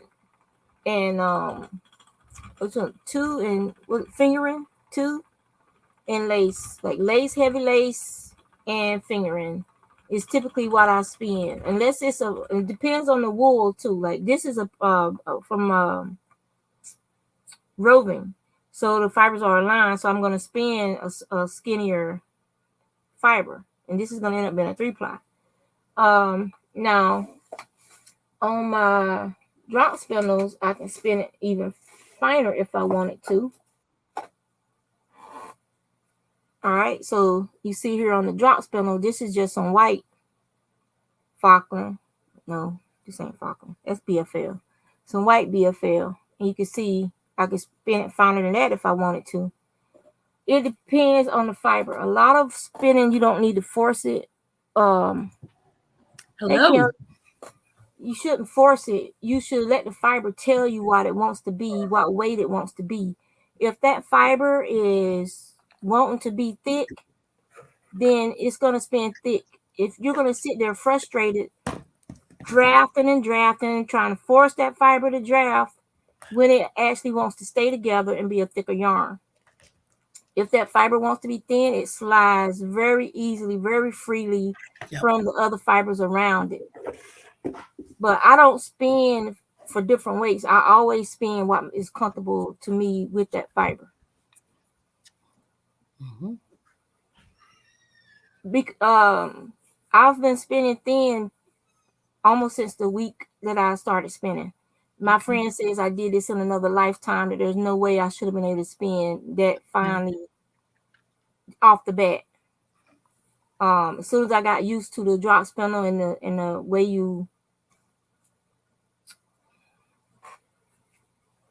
so with the drop spindle, Like I spin clockwise, just like I spin clockwise. And you draft up here, the draft zone. Oh, I'm gonna get caught up with what's the name's for. All right, let me move this out of the way. That's a good picture. And so you spin, and then you draft. You allow some of the twists to get through, and you're pinching. It's a constant motion, and you can spin thinner with this fiber. You could draft it out even more. You see how thin that? This is called a draft stone. It's like a little triangular section. Yep. You could draft it out even more and spin even thinner, but you have to take into account the weight of your spindle, of the whorl on your spindle. If it's a heavy spindle and you start drafting out that fine, it's gonna break the yarn. Mm-hmm. So you have to. It's 15 minutes a day. It's all about muscle memory, all about feel, and eventually you'll get to the point where you know, okay, this yarn, this spindle is full. There's no way I can keep spinning at the gauge I want to spin at. Like this would be a heavier fingering yarn if it was a 3-ply. That's what I've been spinning on the drop spindle. But that's what this yarn wants to spin as. I let the yarn determine how large it's gonna be, and the drop spindle determines from the weight how much I can put on this drop spindle. This part of the drop spindle is called the cop, just like COP, the cop. And so from under here, under your wall, all the way down, some people spin down to the very tip. I can't do that because I have big hands. So that's one of the reasons my spindles have longer shafts on them, is because the guy that makes these spindles, this comes from 3G Woodworks. I tell him in the comments, I prefer a longer shaft on my drop spindles. And so that's what I get. You could talk to the people who make the things you're buying from them. Okay. And they're doing custom woodworking. And they will try to accommodate you if they can. I love his spindles. I haven't gotten a bad one from him yet since I started buying his spindles off Etsy. He also has a thin hook. I don't know if you guys can see it. His hooks are thin. So basically what I would do is I would just eyeball it, line it up. And if sometimes your hooks will get bent a little bit, those thin ones. And you can just eyeball it and just tip it just a little bit back the other direction to straighten it out. And you're back to having a balanced spin. Then that's where it just pulled free, where I got it down real thin. Just lay it back into the fiber like that. Okay. Spin, and then start drafting again. And that way you incorporate that part that broke into some new fiber. And so that way you have a seamless join. You can't tell where it broke. Yeah, that's great. And it's wrapped around with new fibers so that that area is stronger. As you can see, it ain't breaking. Yeah. So Juanita, I don't want to interrupt you because you're like on a roll, but I wanted to tell you about that spinning wheel. So the bad news is the seller, he didn't know what he wanted to sell it for. And he goes, maybe 100. Then he goes 200. So he wants more. So I don't know if it's worth $200. I mean, it probably is, but well, you could get a brand new one for anywhere around $400 to $500, depending on the retailer and how bad they're trying to get rid of their wheels so they can get some new product in. Yeah. So if he for the $100 and some bucks he said first, I would have snatched that up. But when he started going up, I'd be like, no, I could get a brand new one under warranty. If I just saved me $200 more, something like that. That because then it's under warranty. You don't have to worry about anything breaking, trying to get a part made, stuff like that. Right. And but that style of wheel is still being made. Ashford still makes that style of wheel pretty much the way you saw the one you had. So it's easy to find parts. You can order the parts from Ashford, from the company. That's good. Oh, okay. Yeah. So I just wanted to tell you, but I couldn't type it in the chat room because it would have been too much. Yeah. Oh, yeah, because you was on your phone. Yeah. It was really difficult because the problem was they're trying to make as much money as they can. And I understand that. But they didn't know what they wanted to charge. And so that's a problem. You know what I mean? Yeah, he didn't do any research before he set it up there. Yeah. Right. Yes. I would have went on to eBay to see what they were selling for. I would have went to the Ashford company, since that company is still in business, still making wheels, still making that style of wheel. That was an Ashford traditional. That is their most popular. That's the most popular. Okay, yeah. good to know. And so they could have did some research prior to see what they had on their hands, and then they could have said, well, a brand new one from a local dealer. They could have went to one of the local shops, or they could have called and said, well, how much are you charging for your Ashford traditionals right now? Right. And they would have told him how much they're charging for them. He could look on eBay and see what they're selling for. He could have went to Ashford's site to see what they're selling for. And then he could have come up with like a not as much as a new wheel, but somewhere in between. For a price. And it would have been a fair price, because those wheels have a high resale value. Those wheels from the 70s and 80s are still some of the best wheels that Ashford ever put out. Okay. Good to know. They don't have any warping of the main wheel. Wow. Or anything. So they were very well made. Well made. And there are spinners who are actually looking for that particular year of wheel, because they know how well made they were. Right. And they know it's something that will last a lifetime, basically. That's cool. You might have to replace some string. You might have to replace the leather. Yeah. But the wheel itself is beautiful. It should work. Okay, well, that's good to know. But the one thing I wanted to also tell you is I did find some Carters that were Ashford stamped with that. Hand Carters. Yeah, hand Carters. Yep. So I got some of those. With hand Carters, because a lot of those hand Carters, if they're not newer generation, they're going to be rusty. Yeah. The wood is going to be starting to break down. A lot of them have actually lost a little leather that the little spines poke through. The leather has already been aged off of it. Yeah. So those will require some rehabilitation. Like you can buy you can have the handles, and you can remove the old carton cloth. Yes. And you can buy a new carton cloth and staple it to those handles, and then you got these beautifully worn hand cars where the handle, the wooden part has a history. Right. Has memory. And then you have this new carton cloth, so it makes it functional again. Yeah. Cool. So anyway, so I wanted to give you the update, but anyway. Yeah. Yes. That wheel, as soon as he touched that pedal, and it was quiet too. It was quiet. Yes, it was. As soon as he touched that pedal and it started moving and the wheel started spinning and the mother all wasn't rocking anything, I was like, that's a good wheel. That's a good wheel. That's a good wheel. Okay. So we'll see if he, I told him, I said, listen, if you don't sell it for your, $200 or whatever, I said, you have my text, like, let me know.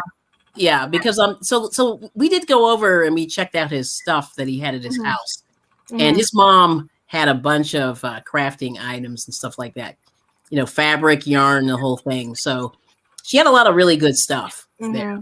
But anyway, I just wanted to just the old Susan bait hooks. She did. You should have got them. No, I did. You did. I did. I found a couple hero hooks too, which I was like, oh wow, that's a good find. That was a good find. And if they don't find out you got those, she's gonna try to buy them off you. She loved them hero hooks. I know. I do too, though. I find them here and there. Well, I like the weight of them. I have one. Yeah. There was this lady. She was from England. She married an American soldier, and she lived in Chesapeake. So when she passed away, her family knew that. I don't know how. Somehow somebody told Ashley about it. My friend here, and Ashley ended up getting a lot of that stuff, and she got like a bunch of the hooks, and she gave me all, because she's typically a knitter. Yes. She gave me all the crochet hooks and stuff, and some of the needles. And there was one hero hook in there, and the hook had been modified. Somebody they had taken the neck and they had bent it. I don't know if it was to shorten the hook for her hands or what, because they said she was a very petite lady. Okay.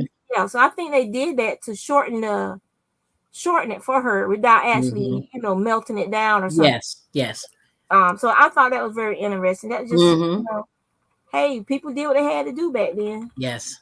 Yeah, I'm always looking for those hero hooks. Yeah. Let me see if I can find it. I'll talk about one of the things I got. Yeah. So. Yeah, Nisi, I know. It's bad.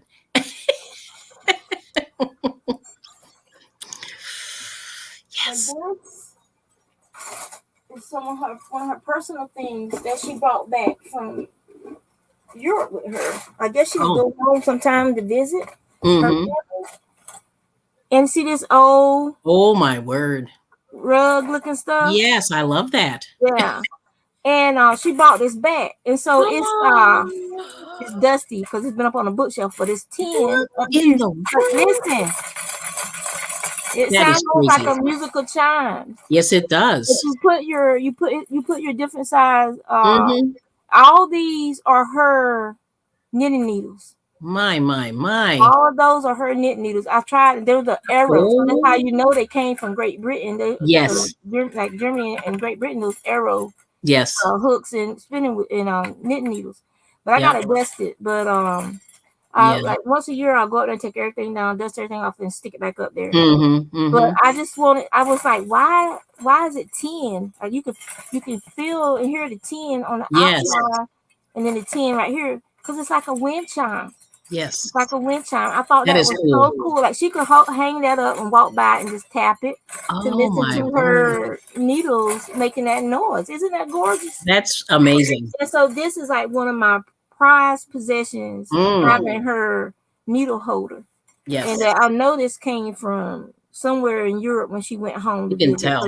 Because I've never ever, even on those picking shows and stuff, seen anything like this. Who knows? If someone in her husband or family, someone could have made it for her. I don't know. It's beautiful, but I love it, and I love that old timey. And I wonder if this was some type of wallpaper or something from her where she came from, something from a memory for her. Because it's just such a unique item.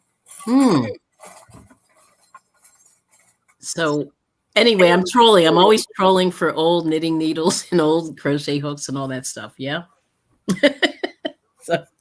And one of them I was looking at, someone was telling me that the Red Cross distributed those when they were having the people making the hats and stuff like that. Yes. So some of those is potential have been distributed by the Red Cross, those particular needles. And okay. I thought it was pretty cool. Yeah. Pretty cool. All right, young lady. Well, I have to run, but I just wanted to let you know about the wheel. So I'm kind of crying, but I'm going to look, I'm going to say, I didn't want to, buy something under duress. Not that I can, but I was kind of just, like I said, I'm going to think about it and see what happens. But he still has it. And I don't think he's getting any bites. And I know that's part of the, like they're really trying to make their money. A lot of people who look at those, they don't want to spend if they've done their research, they know how much he should probably be charging for it. Right. And then if someone who actually understands, like uses wheels and stuff, and approaches him and he tells them, "Oh, about $100 here, here's $100," and they're going, don't do that, right? Yeah, and they're going with a very good wheel. Yeah. Oh, absolutely. For $100, when a brand new wheel would have cost them $600-700. That's a brand, like if he had a Spinolution up there and I tried it out and he won $100, I would hand him that money so fast it would make his head spin. Wow. Yeah. That's great.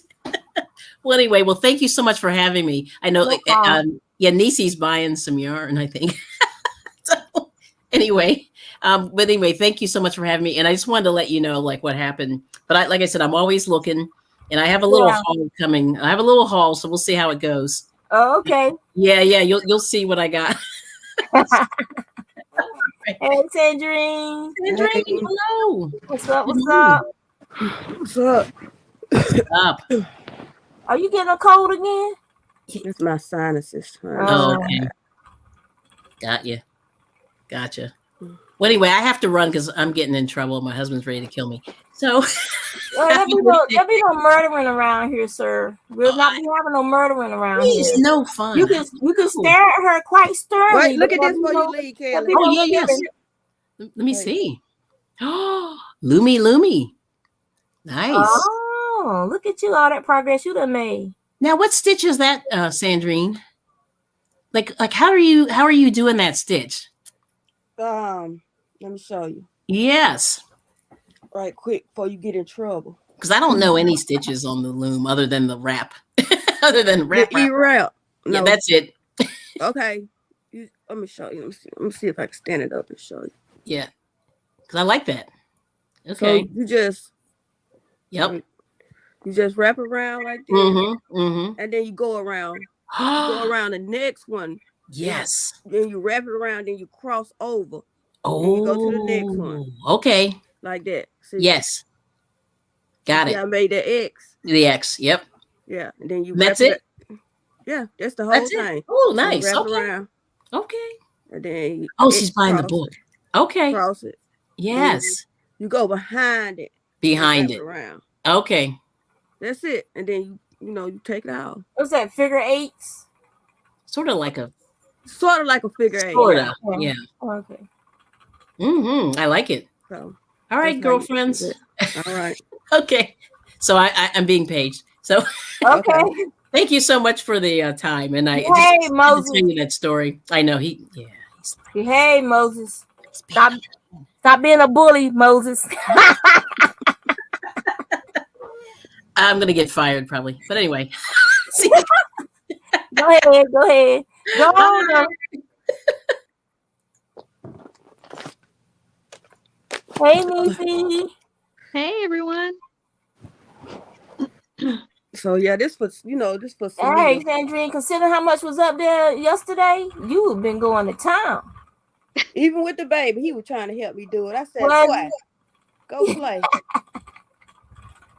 He wanted to play something else. And then when he went to sleep, I gave him a bath when he first got over here. I let him play around, do whatever he do. Pull hair. He pull my hair all the time, bite. I bite him. He put his feet in my mouth. I bite his feet. And he walk around. Then I gave him a bath. And hey, Granny D. Hey, Granny D said, hey. Hey, everybody. Hey, everybody. Then after I played with him, gave him a bath. He went to sleep. He slept about 2 hours. I told his mama. Or she fell out the window. Oh. I told his mama he ain't gonna go to sleep tonight, baby, because he been over here knocked out. Merino alpaca blend. Okay. Who said something about some yarn? Oh, there she go. She came back up. She fell again. Can't get it together.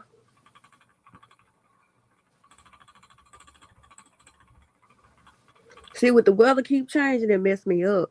And that's why my sinuses. Yeah, because it's warm one day, and then you have a storm the next day, and she just cannot stay connected today.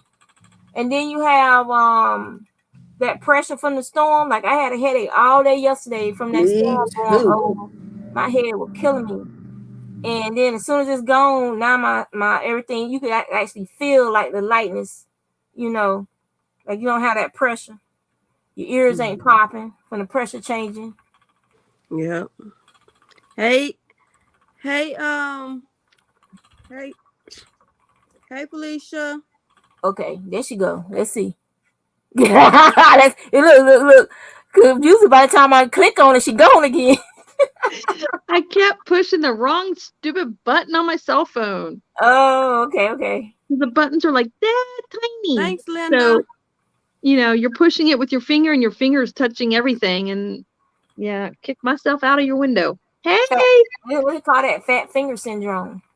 I do. It's horrible.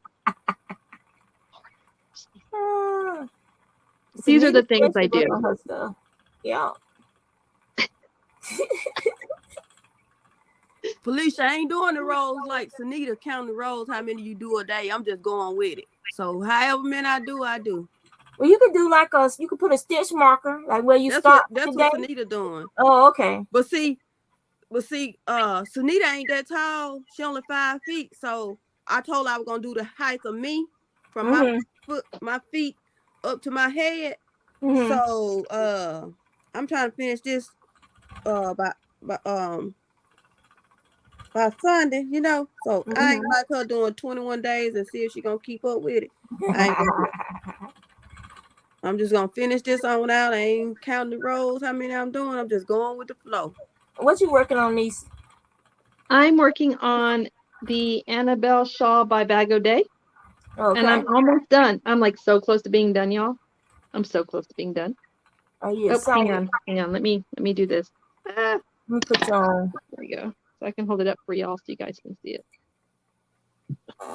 Ooh, that's Ooh, pretty. that's nice. Pretty. That is pretty. It's so soft.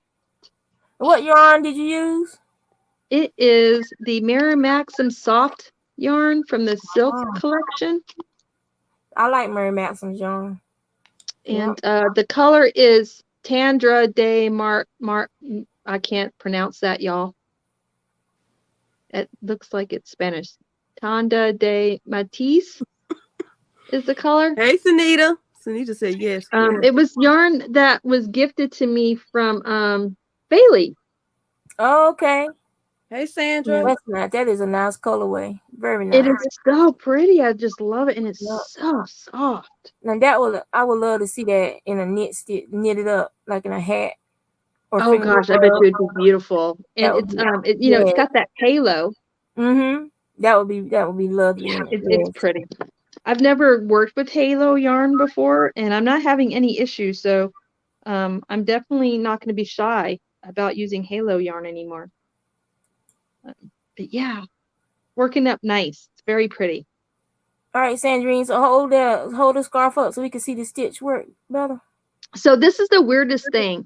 I did not realize that those were blue colors. The darker blue looks black. Look, it's green. It's Cape Cod. It's not. It's blue. It's blue. Yeah. It's Cape Cod. See, this one is Cape Cod. Yeah, it's the Cape Cod color. Yeah.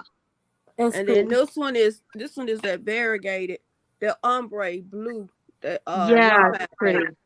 Okay. And see, you know her favorite color, blue. So I said I make Sunita the blue Lenny Kravitz scarf, and she didn't want it that wide because she ain't still a petite little some. That would have been like a slanket for her, like the shawl blanket, the slanket. Little she is. Yeah. So she said she wanted it, and I ain't know if she's gonna finish her Lenny Kravitz, her own. So I told her I'd make it for her. She do so much for me though, y'all. So much. Sunita is she's a sweetheart. I love me some Sunita. She's my little baby. She's just she looks like a baby. She like a teenager. She does, doesn't she? Mm-hmm. And then she come talking about she getting ready to go to a dinner with her son and his girlfriend.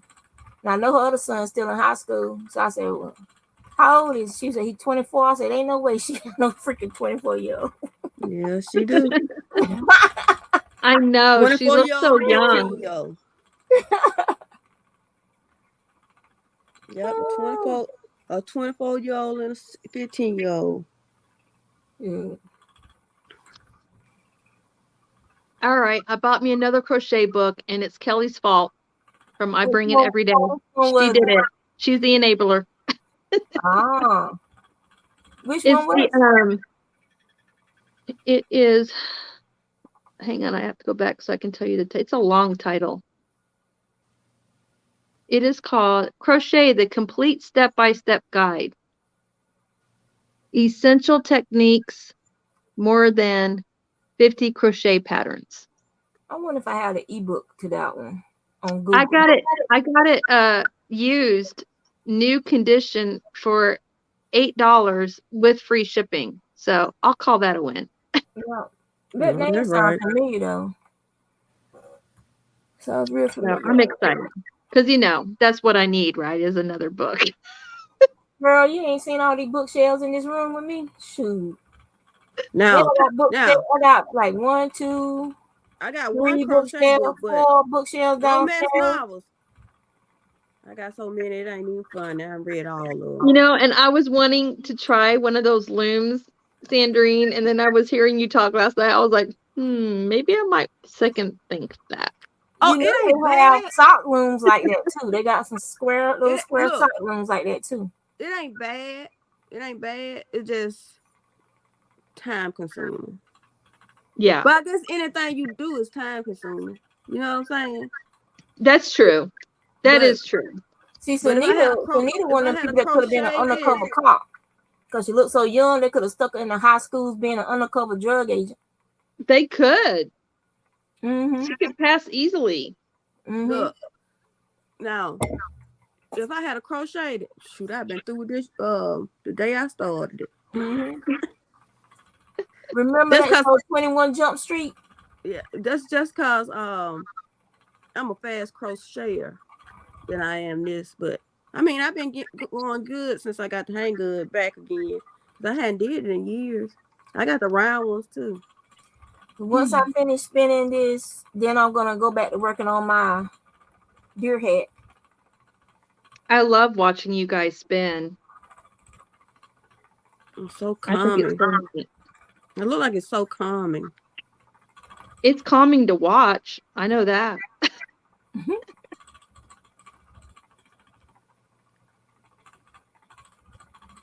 Trying to figure out why I'm gonna get my husband to go get us to eat today. That's a 40-year-old woman with one grown and the other one almost grown chaps. Well, her what's your oldest son's birthday? Sunita, what's Richard Jr.'s birthday?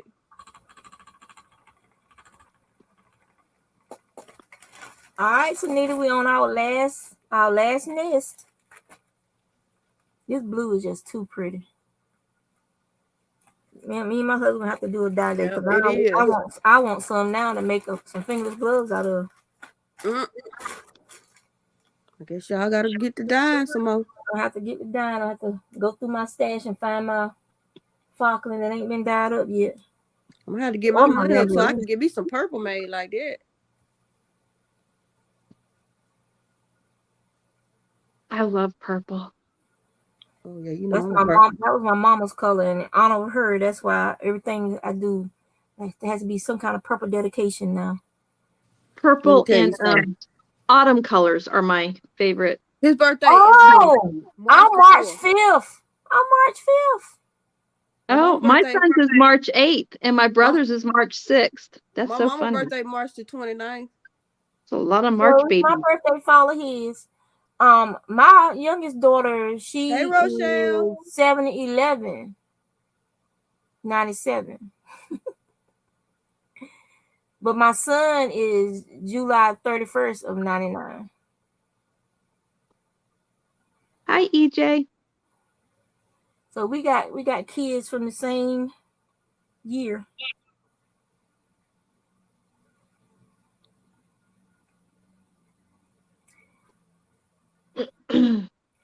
So usually, like if I'm gonna stop spinning, I'll take my yarn and I'll wrap it around my hook this way, so I don't lose my end. Because when you spinning fine, and if you don't have like a little tuft or something to let you know that this is where it stopped at, like you said, that little tuft, yeah, you can lose your end, and then you sitting there. Oh, that's not good. With a fine hook, picking at these things, trying to see if one of them will lift away. So oh my God. Always take your end and secure it somewhere around your wheel so you don't have to look for it. That makes sense. Same thing with your drop spindle. Secure it around your hook on your drop spindle so you don't have to look for it.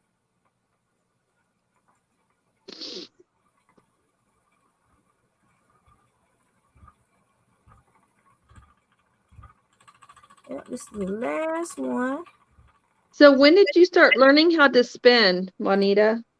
Oh God, I would have to look it up. I don't know why I don't just write it down so somebody asks me that I can just look at it. Like, were you really young or were you an adult or? Well, I was an adult, but I had experiences where I encountered spinning wheels, and it was like I just had the urge to touch them, to run the real wheel. I wanted to learn how to spin, but nobody in my household had a spinning wheel. The only person in our area that I had dealt with that had a spinning wheel was Charles. What was his last name? Outlaw. I think the last name was Outlaw. Was it Outlaw? Their grandmama has old-fashioned spinning wheels. I think she even had a walking wheel in her barn. Oh wow! But nobody else in the family spun except for her. So after she passed, it was just basically a decoration in the home. But I was always fascinated with it. Like you like.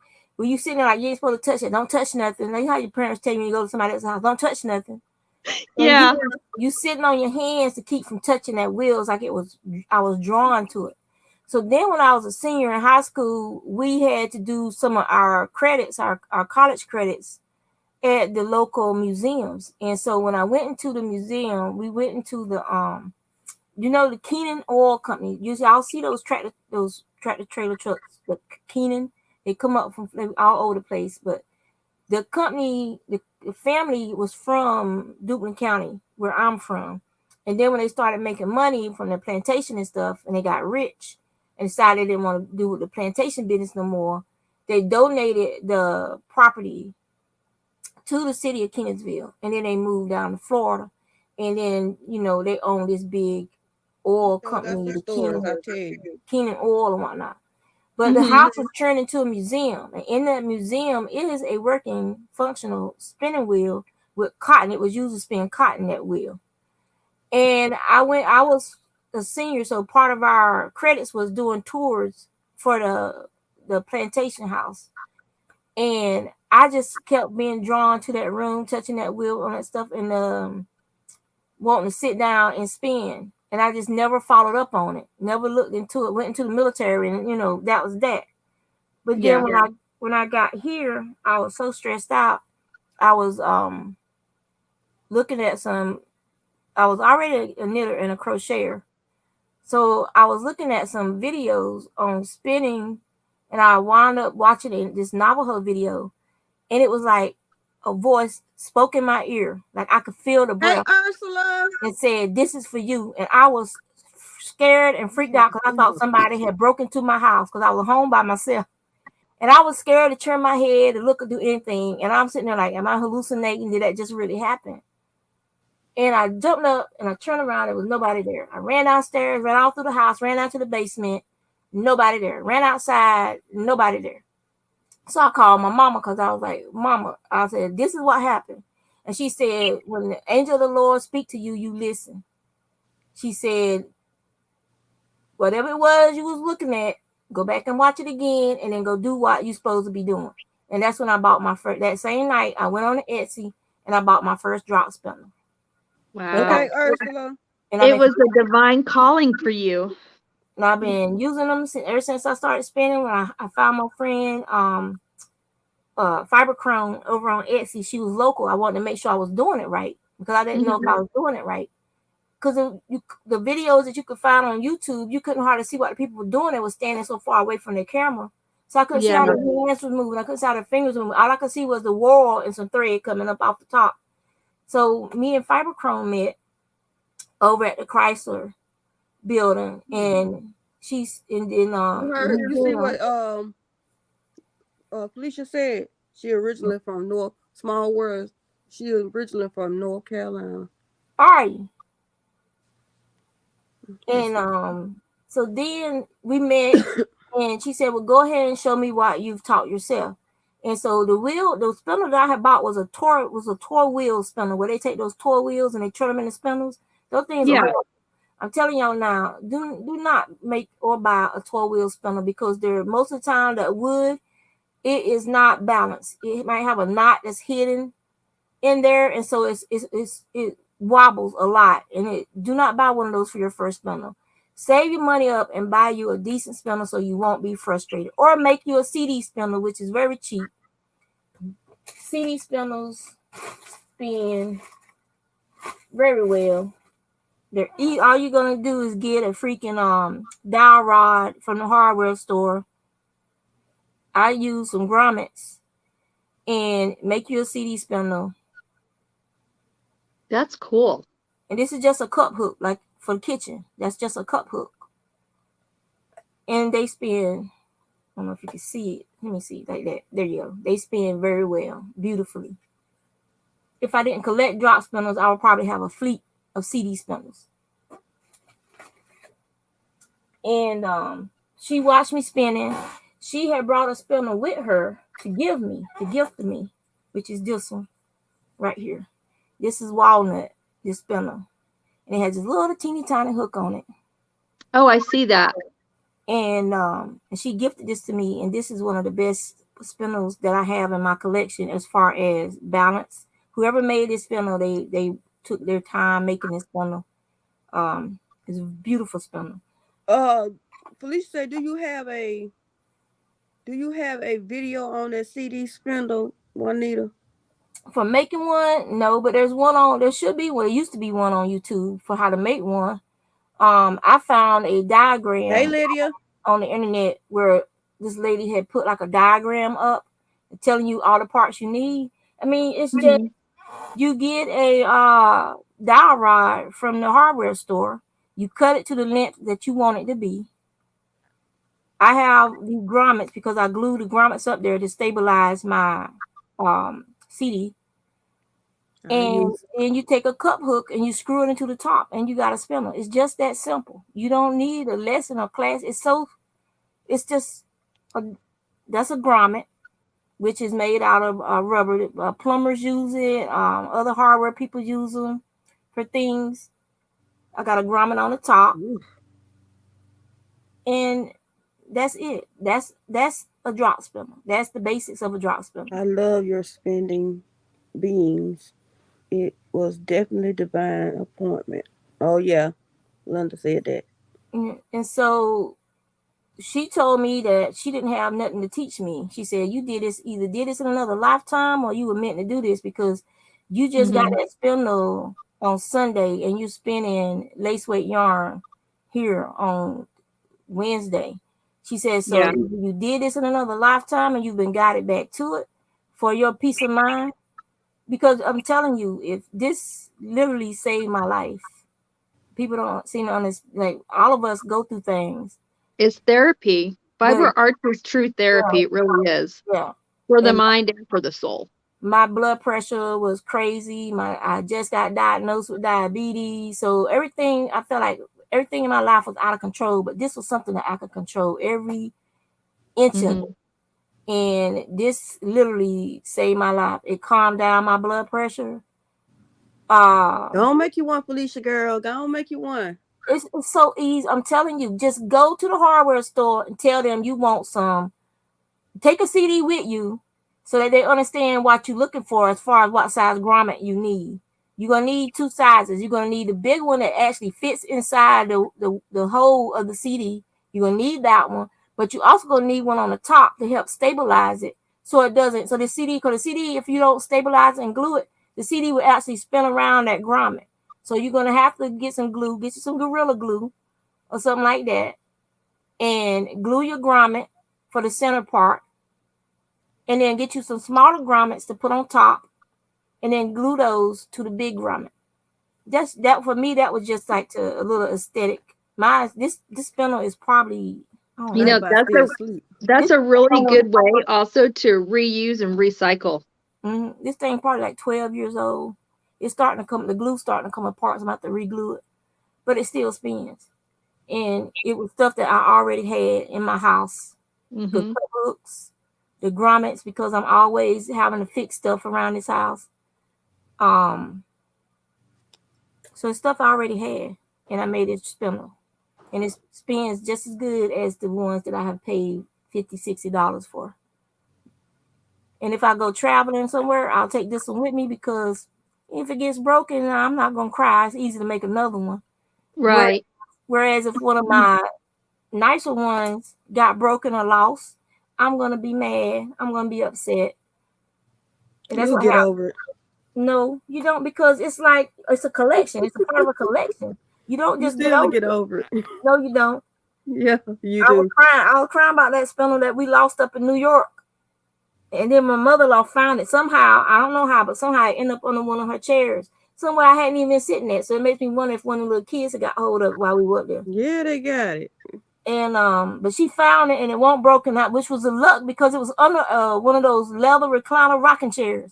So it was luck that it hadn't got squished when that thing was rocked down. Yeah. And so yes, after I decided it to you. Yep. She said, no, she bought it with her when she came up here to visit us. She bought it back. Oh. She bought it to me. So that's one of the reasons why now I decide I don't take my nice stuff out the house. I'll take something that I don't. If it breaks, I can easily replace it. I can easily make another drop spindle like that. Just like these. I made these. This is a applique that you would put like on the molding crown molding in the house. I just drilled a hole through it with my I bought some more dowel rods. This one is, let me see. This is an oak dowel rod. Another cup hook. I just sawed off the end of the dowel rod, screwed the cup hook in to what I perceived to be the center. I put the dowel rod through, and then I put the grommet through, glued the grommets down, and there you go. A working spindle made from a Y'all see one. what my This thing shirt costs say? $1. So $1 worth of applique, a Y'all dowel see what rod my that shirt cost say? me 70. I think the whole dowel rod I think was like $1.20 or something. Like when you buy it, it's like what, about 3 feet long almost. The dowel rod, the whole dowel rod, it's like 3 feet long, 3 or 4 feet long. So this was basically less than $4 to make. And I already had the cup hooks on hand from other projects out in my garage and stuff. Like when I was trying to do the thing where you put the jars and put your nuts and bolts in the jars, and then you have the wire coming from up under the jar, and then you hang it on the cup hook. So your jars are like suspended. So I was trying to do that.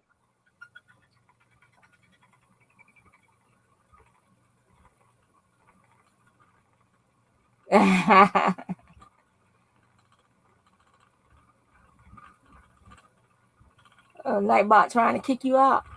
Yeah. Telling Tanita bye. Telling Tanita bye. She's like, I ain't leaving.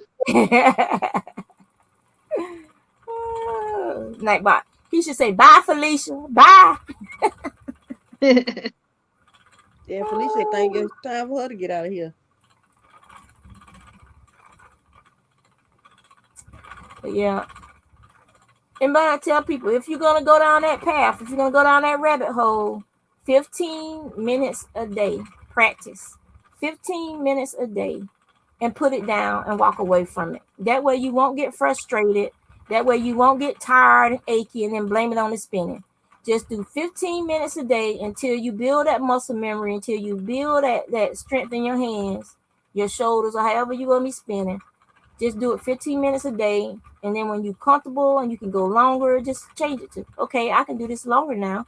Let me try and see if I can do it for 20 minutes a day. And you just keep building up your time until you just sit like me. I can sit here and spin for hours and fall asleep spinning. It don't bother me because I'm enjoying every single inch of this yarn as it's being made. And it's somewhat some kind of exercise for my calves and my toes anyway. Mm-hmm. So it actually helps my diabetes because it keeps the blood flowing, keeps it moving. So I don't end up having those swollen up feet and ankles and stuff like that I see some other people be having.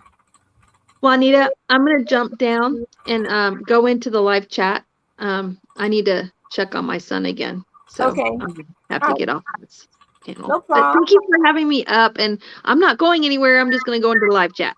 Okay. Feel free to come back up if you can. Okay. Thank you so much. You're welcome. I'm not lazy. I just like doing nothing. That's what my shirt says. Yeah, it is. See, I'm not lazy. I just really enjoy doing nothing. I need to get one of those. I think I got this shirt at Walmart. Maybe people get the hint and let me retire early. I know, right?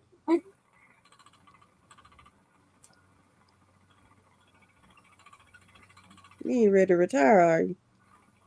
Girl, I'm 53 years old. I've been working since I was a child. Working in fields and stuff, tobacco, cucumber I ain't working no field, but watermelon fields, blueberry fields. When I started spending it, cantaloupe, like addiction. corn.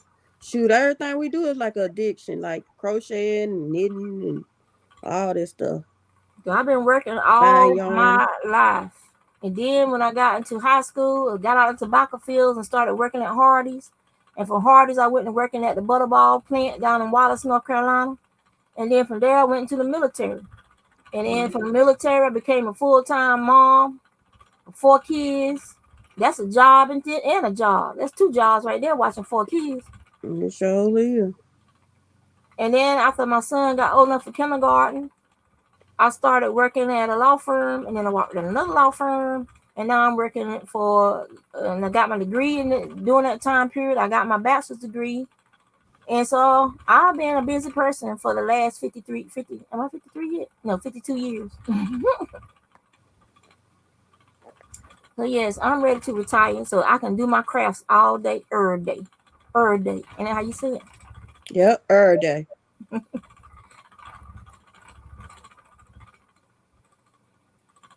I ain't started working till I was 19. Lydia says, Sandrine, you are doing good on that knitting loom. Thank you. I gotta get it done for my bestie, one of my besties, who I love dearly. Because you think about it, that's 8 hours every day during the daylight hours that I don't have to work, that I could be like prepping my garden, pruning my fig tree, raking up the leaves and stuff, working on my mulch pile, setting up my garden for the next gardening season. And then when it start getting the evening and dark, I could come inside, cook, clean, and then start working on my crafts and play my game. But those 8 hours could have been dedicated to me doing stuff for my family versus working a job. Sunita said she been working since she was 14 and a half. She said she want to retire too. I started working at 16. My first job was McDonald's. My first job was Crystals. I was 19.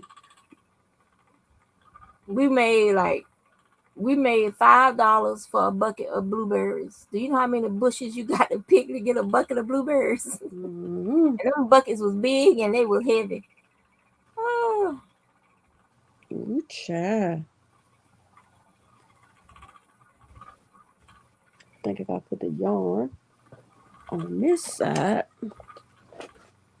I won't have to do so much turning around. Yeah. Yeah.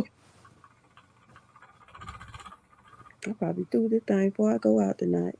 We had to get a work permit. Juanita, you heard me? You got to do what? I said I'll probably finish this thing before I go out tonight. You better not be going nowhere. You better stay up behind home. I done told you, and I've been right, and I was right. You should have stayed your butt home. If you'd have stayed your butt home, what wouldn't you have lost? What wouldn't you have lost? I ain't go out last night. I usually go out on Fridays, but I ain't go out last night. I stayed in the house. Well, you need to stay your butt home today, too. No, I'm the bartender, girl. I got to get there. I'm the bartender. That's why I have to be gone, girl. I'm the bartender. They can't make no drinks without me because they don't know how to do it like I do. Yeah, when those buckets was big and they was wooden, there was an old school blueberry picking buckets, and them things had like a rope handle, and we had to fill up that bucket, and you only got $5 for each of those buckets you filled up. $5.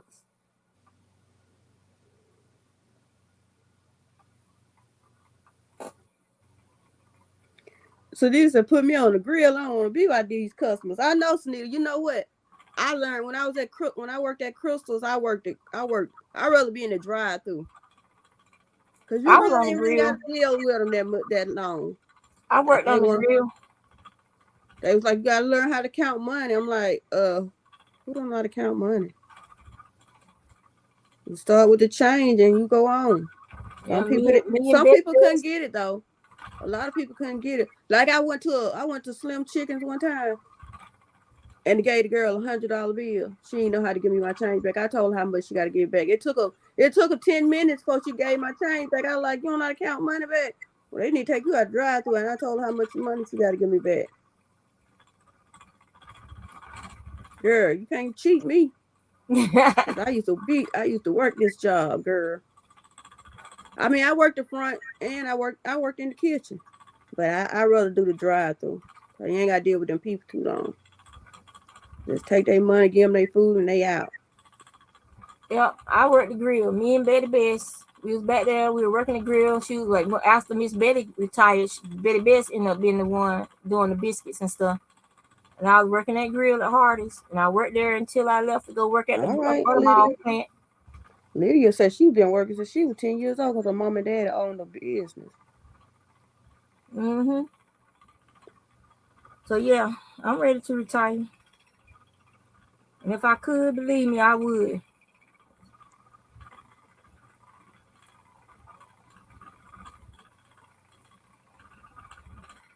So Nita said she didn't want to deal with the customer. Oh, she'd rather wash dishes.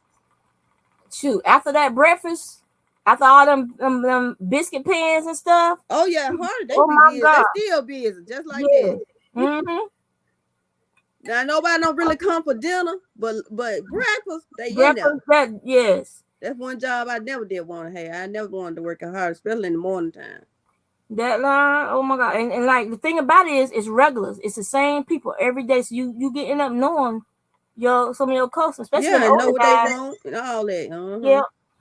He coming in for his coffee. He want 2 half and halves, 1 packet of sugar. Don't give him that artificial.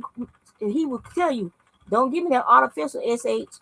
I want real sugar. I know that's right. Well, I used to work at a truck stop, babe. I made so many tips. I bought my first car. It was a used car, but I saved it up, change and dollars, and it was $800. Bought my first car tips. Baby, I used to put on my skin tight jeans. Going on up in there.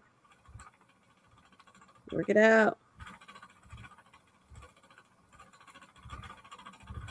And what was it? She said, Suge, you can't work the front because we'll be having so much trouble. All the boys probably trying to come in here and talk to you. I said, ain't nobody gonna be trying to come in here and talk to me. She said, well, Suge. I was like, lady, just whatever. I'll be in the back. Because if your store is that unruly that boys just gonna be coming in trying to rap to somebody, I don't need to be at the front. Yeah, they do. They come in there and try to talk to you. She said, I used to just be looking at them like, y'all just don't know. Shoot, I was a virgin. I wasn't thinking about them. That was the last thing on my mind. Oh, like, ain't nobody gonna be coming here trying to talk to me, because they know if they know my daddy, they're gonna be like, okay, bye. I ain't gonna be dealing with you.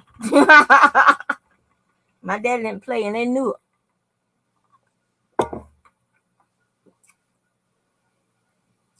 Do you like loom knitting century? Not for real. I'd rather do my Addy. But it's I'm something looking at to that do. like I like to do this style loom than the round ones. I don't like the round ones too much. That E-wrap, I don't really care for that. I think you could have had that done faster if you'd have knitted it with knit needles. Well, I don't knit, so I don't know how to knit. I ain't ready to learn yet. I need some more time to think about it, pray on it before I'm ready to learn. And I need a one-on-one, like you know how I call you and you call me. I need one-on-one like that. I don't know if I can just be watching videos and looking at it. That's how it was with crocheting. I watched all the videos, try to learn. I couldn't get it. Then the girl, my best girlfriend, she taught me and her at the same time. The girl, it was her sister-in-law at the time. It was a white girl. It was her sister-in-law. My best friend, she black, but her brother was dating the girl, the white girl, and she showed us both at the same time. We were both 19 years old when she showed us, and I've been crocheting ever since.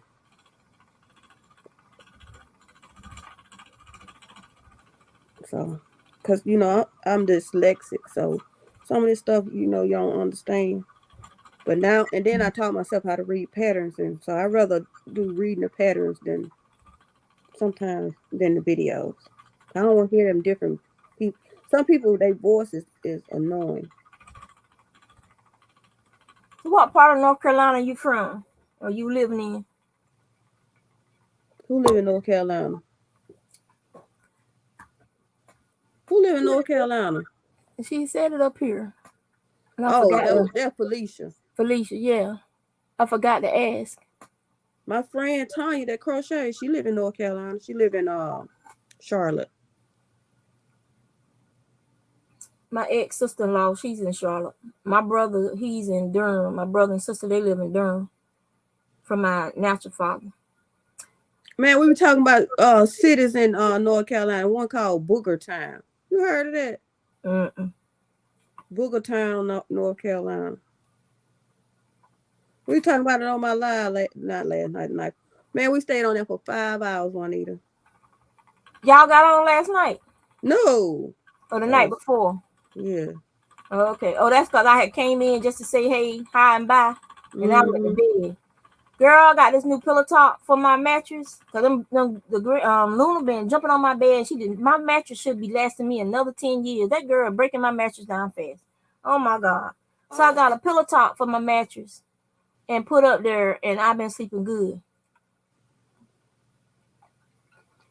I live in Alabama, but I was from North Carolina, outside of New Bern. Oh, no, North Carolina State. I wanted to go to school at North Carolina State because Coach Valvano was my favorite person in the world. Instead, I went into the military just to go ahead and get away from my family.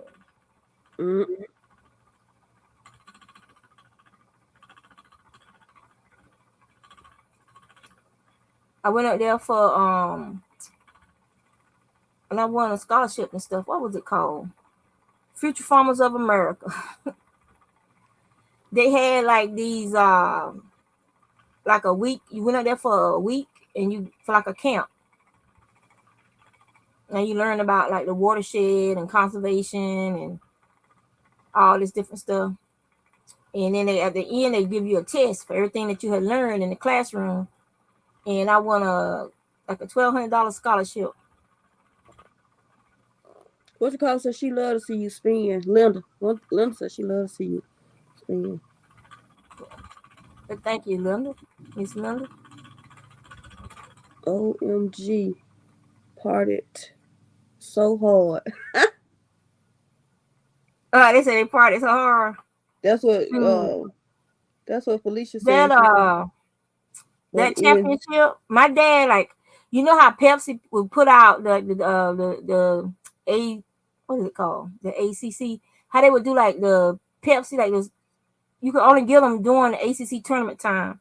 Pepsi would put out these sodas, and they had them in can and they had them bottled. You know, my dad still have his ACC championship sodas from when they won that tournament. They won the ACC championship, and then they went on to win the NCAA championship. My dad still has his sodas from that time period. Yep.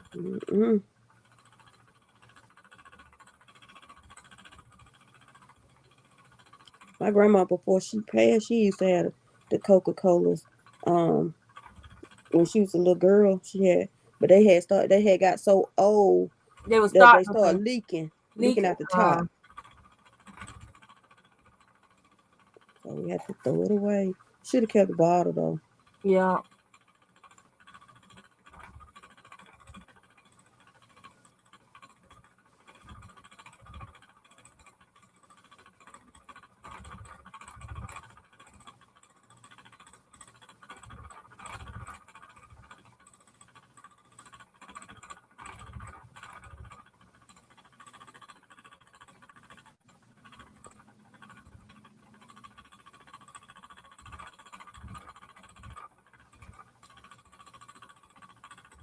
Yeah. I feel like if I went down to Alabama to live, it would be just like living in North Carolina, all them damn trees everywhere. It depends on where you live at. But if we ever get blessed to be able to move again, I want to live in the mountains somewhere with a view. Okay. With some water, with some view of the trees, view of just the mountain area. The only thing that's gonna suck about that is I'm gonna have to deal with snow, and I hate snow. So I would have to be truly retired so I could just stay in my house when it snows, have my larder, like Lisa, them live in that cabin. Have my deep freezer full of food and stuff, and they wouldn't have to worry about going out in the snow. Other than to feed my animals, that's about it. I want some chickens, some sheep, maybe a goat or two. Some stinky thing. Woo.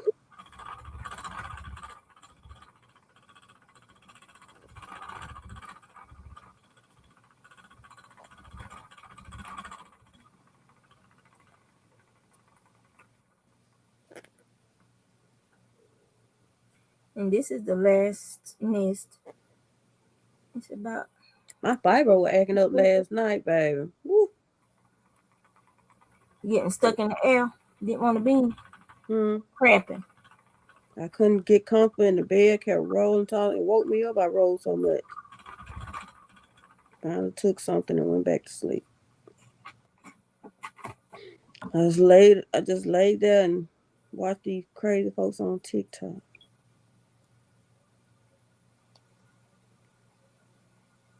Until I fell on to sleep and played a game on my tablet. I lived in North Carolina mountains. It was interesting. Interesting. Y'all, it's not fun driving off this mountain in the snow and ice. And the temps are rough. Woo. I don't see how you do it, baby. I got to be able to get up and get out.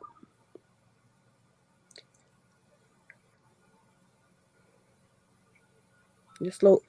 Only thing I need about Alabama, if it snows half an inch, one spot of black ice on the road, guess what? They close the whole state down. State of emergency. I don't know if it'll show. Cause we ain't used to snowy weather. That son had him burnt up. That's your daddy. Yeah, the son had him burnt up. He was in the army. He was a long distance truck driver for the army, and during Vietnam. And so I know you do dress in layers. He's in the last stages of Alzheimer's, but he gets a stipend from the VA for when he was driving them trucks, because when and where he was driving the trucks at, they were going to California and taking them to the piers, and then they would be loaded onto the Navy ships. Couldn't find out them trucks was carrying Agent Orange, so he gets a stipend now. Yeah, my daddy get a stipend. He used to work at the steel mill. They had asbestos or something going on. Asbestos and sulfur and all kinds of stuff they were breathing in. Mm-hmm. Look, I'm almost through with this thing, Sunita girl. This thing up to my tip bone. From my foot, from the top of my foot up to my tip bone, girl. So they take their snowsuits to school so they can play outside. I'll be like, I don't even want to go outside. You know, if I get too cold, if it's winter time and my hands and stuff, feet stuff get too cold, I swell up. Like a abominable snowman. You think I was another person. They just airdrop you food. Oh, girl, you grow your own food, lazy rascal. Airdrop you some food. And hunt for deer. Keep your freezer full up with deer meat and chicken and pheasants and whatever else might be up there to hunt. And rabbits. Give me some rabbits and squirrels. I'm going to be your friend. Rabbit and squirrels, give me that. My mama cooked rabbit. Squirrel is so sweet and tender. With some gravy, brown gravy, fried up. Yes. Fried up for breakfast. My uncle used to and some rolls. He used to do grits. He used to make squirrel. He used to take and fry the squirrel up, and then put onions in the grease. Yeah, my dad fried them onions, and then he would have him some grits or some rice, and then he would take the meat and shred it, chop it up, and sprinkle it over the top of the grits or rice, and that's what we would eat. It was good. Oh, okay. I'll work the garden. She said she'll work the garden. She said she'll work the garden. Look. Oh yeah, the wild turkey. They had wild turkey. Yes. Got wild turkeys. Yes, you want to try to get the hens though. Them toms, them wild turkey toms. That meat is so that meat is so daggone shrinking. Well, I hated chewing it. And rabbit is good. I love rabbit food. My mama cooked rabbit and dumplings. Mm-hmm. Hey, Miss Glow. Miss Glow is in the building. Girl, it's so good when I was in Mississippi and rabbit. Oh yeah. Mm-hmm. My mom cooked rabbit and dumplings and some cornbread hot out the oven. Oh my goodness. That's some good eating right there, babe. My daddy used to go hunting. My uncle used to set traps, and he would And sell the furs and stuff. He would set traps for raccoon, all kinds of stuff. He would be selling the fur for. and then look, they were like, you know how to clean the rabbit? I ain't even need my dad. I pulled the guts out and everything. Mm-hmm. Somebody hold one leg, the two Yep. legs at the end, cut the And just head cut it off, right on down the middle, right between cut the it down the ribs. middle, pull all the guts Pull out all of that it, stuff out. Yep. put it in some salt water in the sink and let it soak Let it overnight. soak. You ready to Yep, go. yep. You got it, girl. We ready to go, baby. Soak it overnight in the Yep. refrigerator. Shoot. And Now we take it left ours out. out in the sink. Dump that water, and then Yep. rub the seasoning on the skin and stuff. If you're gonna bake it in the oven. If not, my mama, she used to make stew with it. So she would just boil it. Yeah. Had that thing rubbed all up with curry and salt and pepper and hot red pepper flakes, and put it in that pot and just let it boil slow. Shoot. The meat fall all off the bone. I know that's all right. the sharp bones out. I know that's right, Felicia girl. And a lot of people be like, that's nasty. I don't see how you eat that. I'm like, don't say it's nasty until you try it. It's just like people complain about liver and onions until I make them some, and then when they taste it, they can't believe it. They're like, "Oh my God, my mama never tasted like this." Look, I done had liver and onion. I don't like that. I done had They deal. I don't like that. They be like, "My mama's didn't like it. My mama was tough and leather." I said, "Well, she cooked it too long." No, my mama's wasn't tough. Hers was tender, but I still don't want it. You just don't like the flavor. Yeah, I don't want that. I love it. I don't like deer. I don't like turkey.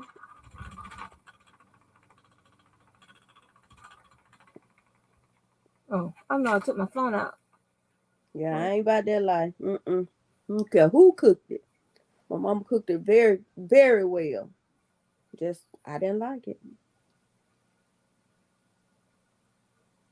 I'm gonna make them ugly faces. My daddy eat chicken feet. I ain't doing that either. He telling you how you get the meat off of it. I'm like, it's in the palm of the chicken foot.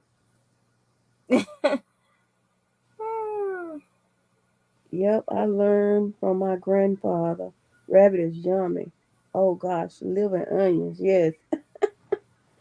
I remember when my mom cooked some deer meat and it smelled like roast beef for my dad. I came home, got some hot sauce and 2 slices of bread. I ate that and I threw it up. Which you probably found out what it was. I can't eat Rudolph and Bambi and all them. I ain't about that life. And I mean, it was tender. I can't.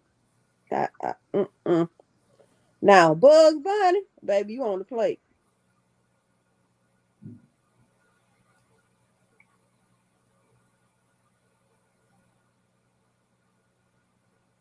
That's too funny.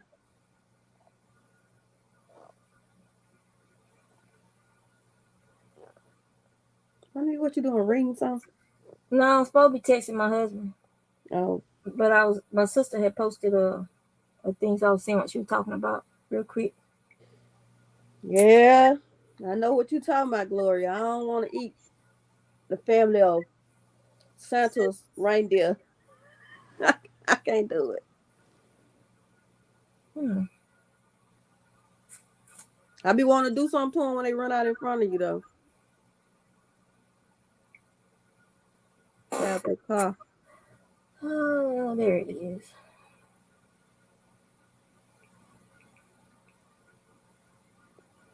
Yeah, but I'm a rabbit kind of squirrel kind of girl. I thought it was roast beef because it smelled like it, and my mom didn't tell me. She started laughing, and I was like, "Yep, I know that's how they do you. That's how I got fooled up on rabbit. I mean, not rabbit. That's how I got fooled up on deer." Hey, Mimi.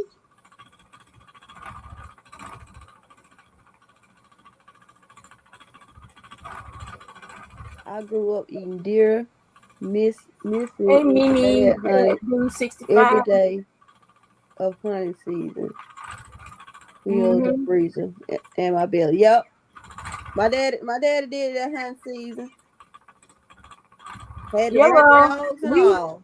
we try to grow the meat we had. Like we grew, we raised our own hogs and chickens, Oh yeah, we had hogs. and and then But the deer. They would go hunting during deer season, and the deep freezer. We didn't go to the grocery store when we would get the stuff out the freezer, thaw it up, and cook it. yeah, we We had only went to the hogs. grocery store Look. for like what? Only time we had to go to the grocery store was get stuff like the salt, pepper, sugar, flour, Mm-hmm. stuff like that. Everything else we raised or grew when I was Look, growing up. Juanita, we had a hog. He was like our little pet. We used to go down there, feed The him, meat, the meat talk to don't him taste and good. everything. We only had one, and then he got big and fat, and my dad went down there and shot between the eyes, and we was like, We we would ain't we want wouldn't my dad to get now another, and we like, mm-mm. what y'all gonna do with the meat and stuff? They told me put Gave it it away. for a month. You know what? No, they didn't give it away. They did. No, they took it to the packing house and they did whatever they do to it and gave it back to my dad and put it in the fridge. But for a month, I wouldn't eat it because he was like our pet pig. We didn't. There was a hog that we raised. They had me taking care of it and raising it, and he followed me around like the dogs. Well, Come no, without I don't calling think and get out. everything. He was he was like pedal. I came home from school and his pen was empty. I went out to feed him. His pen was empty. And then I went over to my cousin's house because I realized everybody, all the trucks and stuff was over there. And I went over there. And then I realized that he was the hog that was hanging up from that pole. Oh my God, I would have been crying. I was crying. I was screaming. I cried. I ran back home, went to my room, and shut my door, locked, and sat in front of him. And they ended up like to keep up with the time, huh? They end up giving away our portion of that meat because we wouldn't touch it. We would not touch it. And my daddy ended up giving it to one of his cousins, the meat from that hog. Because I told him, I said, that's like me eating, that's like me eating Jennifer, which was my German Shepherd, I said, it's like me eating Jennifer. I'm not touching that. I'm not eating none of that meat. I can't even eat fresh He did the same thing to my chickens, and the same thing happened. That's it. No, Miss Glow, I'm telling you, me neither. My mom and them go fishing, then they come back and clean it. I help them clean the fish. But I can't eat it. I can't eat freshwater fish. I can't. You don't like freshwater fish? That's too fishy for me. I can't do it. We used to go fishing. The whole family go fishing, and then we come back and we clean them. And we have a big old fish fry that night. I clean them by myself. Get the scales off, cut the head off, good. Mm-hmm. Put it on in the water with the rest of them. But sometimes when I can't eat. I mean, I used to eat it when I was younger, but now that I'm grown, I can't do it. I don't even want to go fishing. And when now my brothers, we go down to the coast and we catch up our coolers full of spots. My brothers and a lot of my cousins, girls and boys, they love to go fishing. But me, I told them I'm too pretty for that sport. Come back smelling like fish.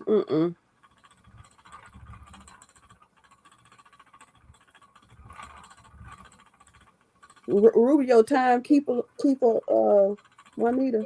Huh? Ruby, she like to tell us what time it is. Where is that at? You see right there what she got, Ruby? She put 12:03 Central.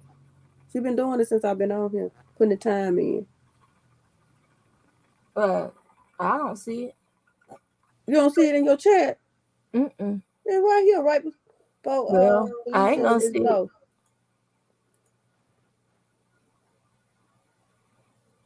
We ate lots of fish. I still love them, but they have to be fresh out of the water. I don't want no fresh fish. Miss Glow said, we have a meat house here called somebody Meats.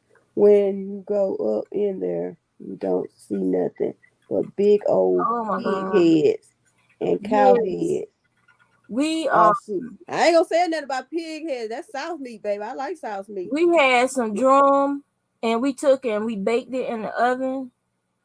And that meat was so freaking good. Oh my God. I ain't gonna lie, I love me some sauce meat, baby. Hog head cheese, baby. I like sauce meat because it make me giggle. The texture, I love the crunch of that yes, baby. That gripper. baby. Yeah. Yeah, baby. I eat pig ears, pig feet, Pig all that. Pig tail. Yep.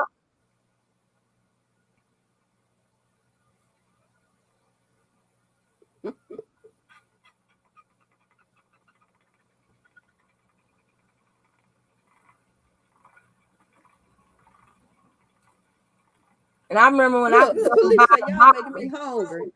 I could go buy a box of oxtail, big old box of oxtail, for $10, full, packed full of the big oxtail, and the little small one will be on the top layer. A box that big. Making me hungry too. And now you lucky if you can get a little flat of oxtails for $10. Yeah. I was like, Lord have mercy. We used to just go make a big old pot of stew, put them oxtails in there, and everybody would bring a can of like green beans or potatoes or something just to add to the stew. It was like the big old stew pot you would see in people's yards. We were still using ours, and we would make it have like a fall. Everybody in the neighborhood would come together and fill up that pot and cook that stew, oxtails stew. Everybody would go there, get that big ladle, just put them some in a bowl, and we would sit around on buckets and the lawn chairs, and sometimes they would have like an old log sitting in the yard where they hadn't finished cutting it up for firewood, and everybody sitting around there in the fall just eating and having a good time, and everybody contributed and everything. It was just a lot of fun. And then at the end, everybody would bring like their Tupperware, fill it up, and take it home with you. And by the time everybody left, that pot was empty. But I'm telling you, that was some good times, some good memories, some good food. What about vegetable soup? I like my mama used to cook that vegetable soup in the winter time with that ground beef in it. Oh my goodness. With some hot cornbread. 2 hard frosts. My grandma would make that big old pot of vegetable stew and make us a bunch of cornbread and biscuits. And that's what you ate off for a couple of days. Yes, goodness. And every day it tasted better and better. Yes.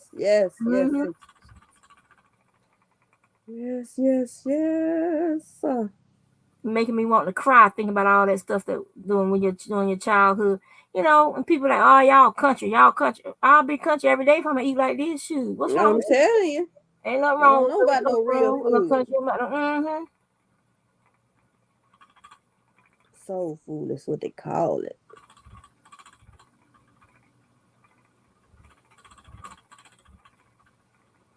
Peoria meats.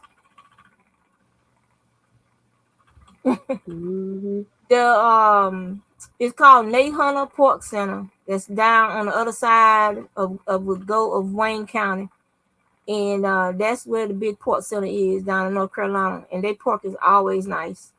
And I like to go down there and get their sow's meat. I'll go down there and girl, you gotta have hot sauce with that pig, baby. I used to eat chitlins, but when my mom made me help, my mom made me and my sister help her clean them. I was done after that. My sister still eat them and my mom too, but when she made me help her keep cleaning them that day, I was done. I was like, I ain't, that's got too much going on for me. Some stuff you just don't want to see before you eat it. You know what I'm saying? And I was done since then. We take them pig feet and them pigtails, and we would put them in that 9x12 pan and smother them in vinegar and hot sauce. Cover it up with aluminum foil. My daddy put a little bit of brown sugar on top of them too. Cover it up with aluminum foil and put them in the oven on the bottom, and just sit there and let them cook until they start to get that little crust to them. Shoot, thing melt in your mouth. I like pickled pig feet. I don't like pickled ones. I don't know why. I just don't like the pickled ones. It don't bother me. I've eaten them before. It's just like I like it when they just fall apart. It's like you have to work to eat them pickled pig feet. The baked ones just fall apart in your mouth. And the pickled eggs, they used to have. I don't eat the pickled eggs. They had the pickled quail eggs. They used to pickle the little quail eggs, little tiny quail eggs. It's cooked eggs. The eggs is boiled. They just I put know, in but I pickle still juice. don't want that. I ain't gonna eat that. I don't want no pickle. The only thing I want pickle is the pig feet and the pickles. That's it. Which is cucumbers. That's it. I don't want nothing else pickled.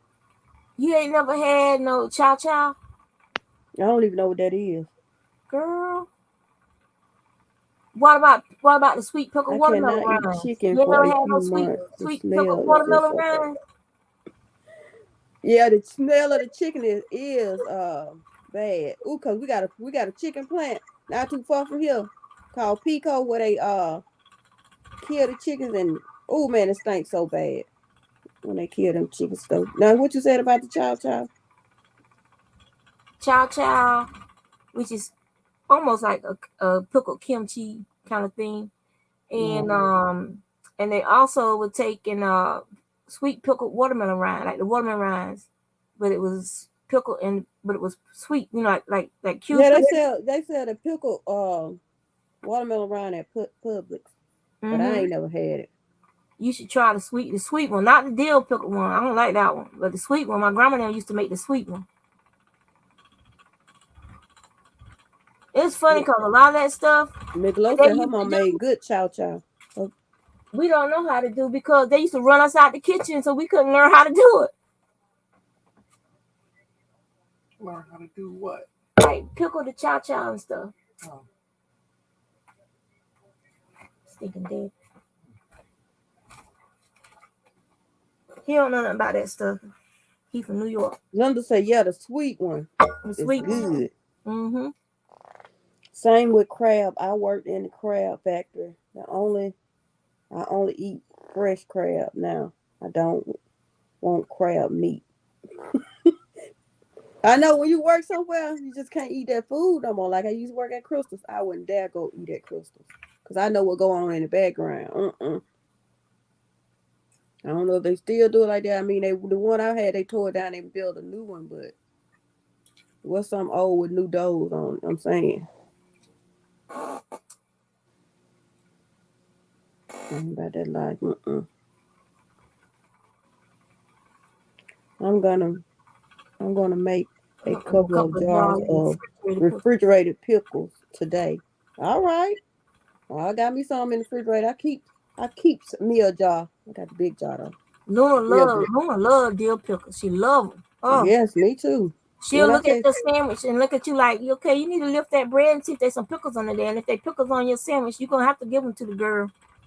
She's gonna stand there and wait for you to give them to her too. no, I eat mine by themselves. I got a big jar in the refrigerator. And when they run out, I tell Jesse, I need some pickles when you go by the store. I'll be right back. Because they be on sale. I want to pickle watermelon rind. Hopefully next year I can grow some. All right now.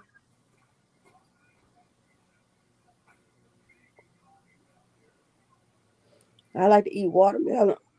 And then sometimes I like to put a little luck in it and put it in the refrigerator and let it get cold, then cut it. You hear me, Juanita? Juanita to the left. I like to get the watermelon. Y'all, I like to get the watermelon, cut a little hole in the top, stick the knife down there, then pour a little liquor in it. Then put the top back on, put it in the refrigerator for about 4 hours. And then it's on. Don't get on to the kids. That's the adult watermelon. Hey Miguel, I ain't seen you in 100 years. What you working on?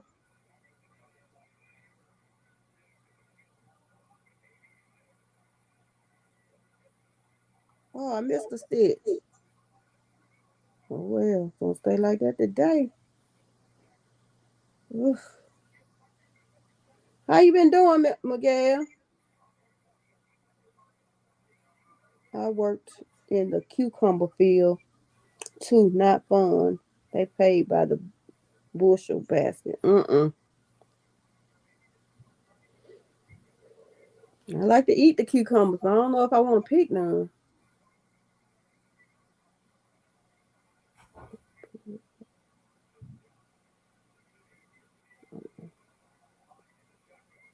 Miguel, you see what I'm doing?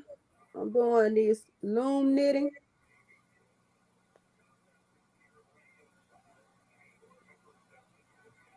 Making that Lenny Kravitz scarf, but this was Sunita.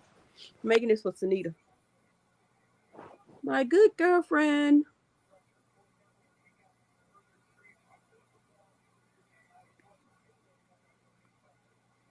Yes, looming.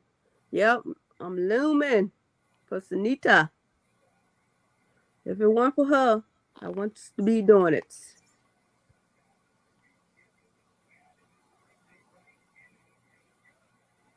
The sap of the cucumber coat your hands. Oh my gosh, horrible. Yep, it's thick. It's two strands of 1 pound, carrying 1 pound. Your friend in here, Juanita. I had to turn the air on. Your friend in here, Miguel. He's in the building. Hey, Miguel. Now my husband had bought me up a TV dinner. Well, not for lunch. For my lunch. But you know how it's like sometimes like the vegetable side gets real hot and you think the whole thing is nice and warm. No, you had to go back in the microwave.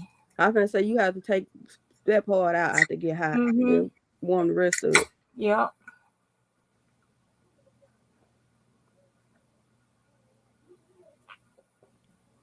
Dang, somebody outside, they talking loud. I watched your morning dove. Uh-oh. Miguel.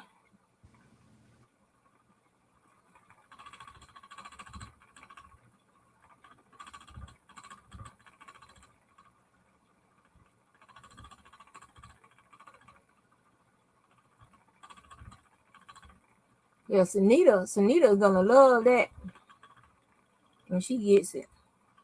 Okay, I'm back, y'all. I had to look at my camera on my doorbell. Somebody just delivered something. Oh, okay. The FedEx man. Woo. Yep, Sunita gonna love that scarf.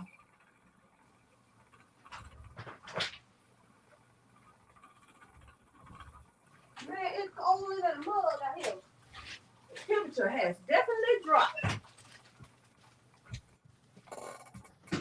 That means it's probably like 60 degrees. Huh? That means it's probably like 60 degrees. Woo. It's hot here. I just turned the air on. I couldn't take it no more. The fan ain't cutting it.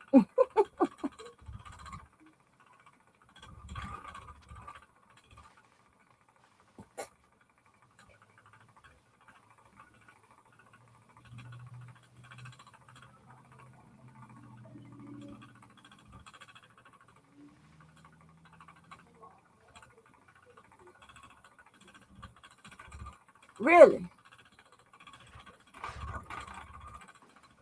I know when I was in Corpus Christi, and start calling it Corpus Christi. That it would start off at 43 degrees, but then by midday it was in the low 60s to the 70s, and then it would get up to almost 80 degrees, and then the temperature would start dropping quickly. So by nighttime it was down and back in the 50s, and then overnight it would drop back down into the 40s. The weather was crazy when I was there. Okay. Oh, back, y'all. Okay.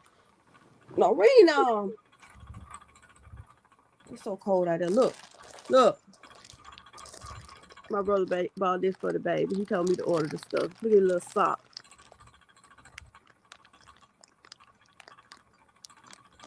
And here go his jeans. I ordered them.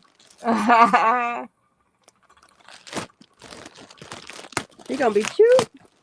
And his little skinny jeans. Look at them. They so cute. Oh my goodness. He gonna be a spotted oldie. I'll be cute. I'm gonna be cute. They're so cute. Little Aiden just had his little 1-year birthday. And then he got the other color. And for the 3 years we were in Corpus Christi, we had tropical storms coming through there every year that we was there. And by the Oasis River, the river will flood, and there's like this there's a park My phone. up there, and the water will get so high that you couldn't even see the top of the soccer goal post. Yes, How Miguel. high the water will get. Yes, Miguel. He just turned 1 on the 10th. 1 year old, my little baby. He was over here with me yesterday. I said, look, I told his mom and daddy, I said, look, y'all can't hog him. He used to his teeter. And y'all can't hog. So they were like, we need to get some sleep. Can you come get him? So I went and got him. Baby, when my nephew was putting him in the car, put the 8 in the car. Mm-hmm. Before my nephew can close the door, before he can even give him a kiss and tell him bye, he told, Aiden told him, bye. He said, why don't you be telling me no bye? Like, he ready to get rid of y'all, baby. He ready to go with me. He like, holla. And he told Jesse was getting ready to go to work. And he told Jesse, bye. And just say bye. And then when Jesse got ready to leave, he put his back up against the door so Jesse can get out the door. I said, what? I said, thing's so crazy. He telling him to leave, but now he ain't gonna let you leave. Uh-huh. And then when his mama said, we finna go, he was looking at them like, so when she came to pick him up, mm-hmm. she was like, me and A was finna go. And he was looking at them like, I don't care, I'm staying here with my teeter. And I fed him. I had cooked just a favorite thing is hamburger helper. Yuck. And I fed Aiden some, baby, got him good and full. And bathed him and he went on to sleep. If mama hadn't woke him up, he probably wouldn't have woke up to about 10, 11 o'clock that night. She said she wanted to go home and go to sleep. I was like, shh. She told me she gonna give him. She said she gonna give him some melatonin so he can go back to sleep. What? I said, don't be giving that boy that. Don't give that boy that stuff. He ain't got addicted to it. The what was I gonna say? Let me see what what Miguel, it been 70 and 80 all week. Now let me tell y'all what it is now. It is cold out that door. Let me see. 50 degrees. That's the high today gonna be 54. So it's super cold. I bet that UPS man didn't have on those shorts today. But it feels like it's 46. And we got freeze warning. Baby, I'm gonna be good and bundled up. Baby, I know I'm gonna wear me some jeans on today. And they tell me some wear short sleeve. Change your plans, dress warm or y'all gonna freeze. Man, some told me to go get gas yesterday. Oh well, just gonna have to bundle up. Gotta go put some gas in the hoot ride.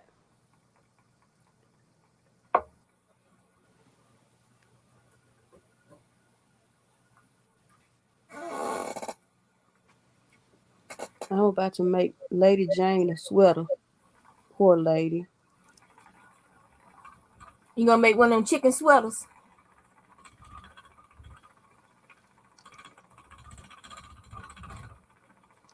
Oh, she molting. She picked the wrong time of the year to molt. What is molting? They lose their feathers. Oh.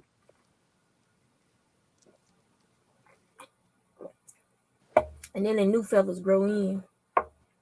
No, she sure did. Crochet her a blanket to.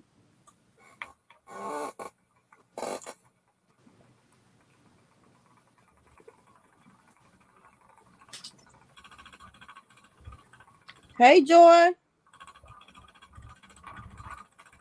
Hey, Miss Joy.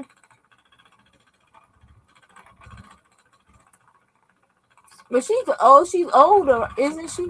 Isn't Lady Jane old? She might be nearing her end turn.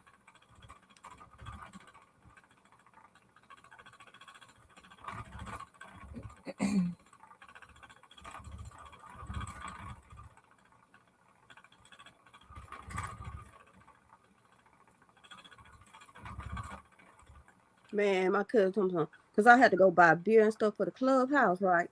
So my cousin said, you better get it out of the refrigerator. You better get it out of your car and put it in the refrigerator so it'll be cold. So people have something to buy if they don't bring it out their own. for the party. And I said, okay, I'm gonna put it in the refrigerator. She told me, it ain't gonna fit in your refrigerator. I was like, good, I got one of the big refrigerators or whatever. Man, I could have left it outside, it'd been colder. It's so cold outside. If I knew the temperature gonna drop like this, I would have left it outside.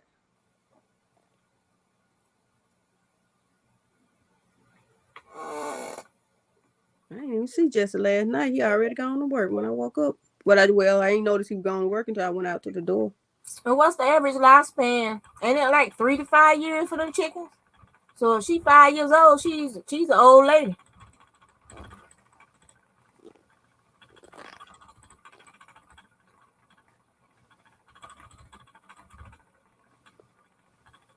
Yeah, you'll be through spending that in a minute.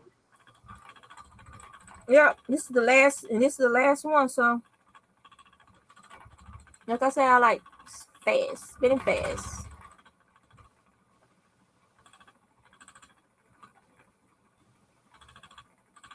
Some can live up to 8 years. The small ones, like the bantams, they the ones that live up to 8 years, right?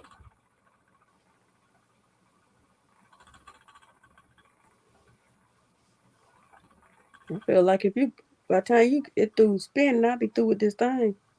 I might have to wrap it up and put it on my neck tonight. No, I'm just kidding. It's so cold outside. So need to be like, what happened to my scarf, girl? It was so warm, I wore it, girl.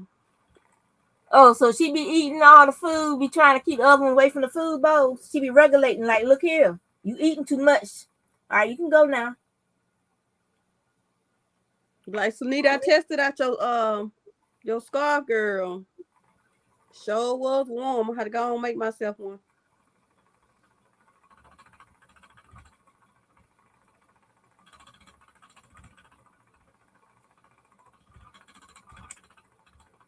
I'm tempted to send some roving off to Crochet and Agreement and have her dye that roving. But I like dyeing too. Man, that would be the lace. I lace. need to see if you could do glow in the dark, because I want glow in the dark. I seen a lady on TikTok this morning. She was doing glow in the dark. If I can get me some purple glow in the dark. I have some glow in the dark somewhere. Some I don't know where I put it. I will have to tear this room apart because I don't remember where I put it. Because it was a liquid you added to the dye before you put the fiber in. Mm-hmm. She was mixing it up, baby. Lady Jane's a gangster. I'll be like the ghetto boys. She'd be like, damn, it feels good to be a gangster.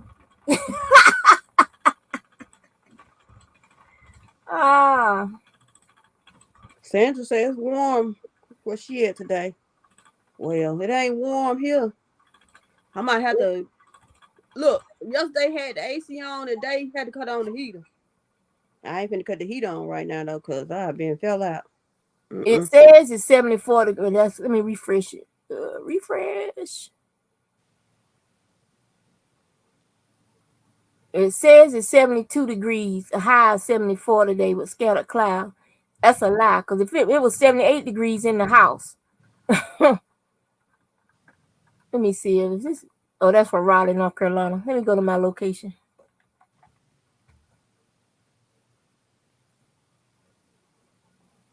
Yeah, it's 76 degrees currently. It don't have the feels like thing. But oh yeah, with the heat index is 78. So that's about right. So that is right. I was looking at Raleigh. I was checking the weather, I think, where my brother didn't live at.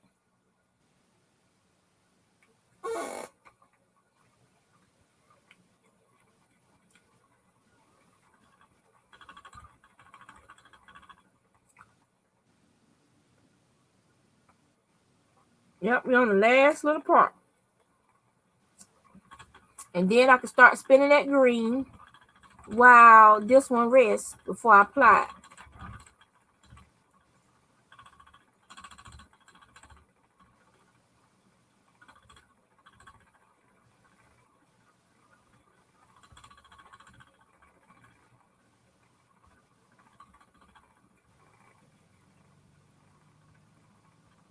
I need to put me a hat on this ad and wrap it around before I go out the door tonight. I think I might do that for real.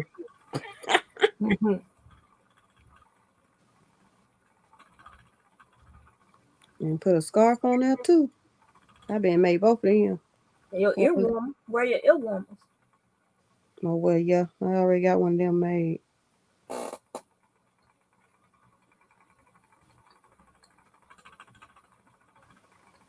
I got a lot of them made, all different colors.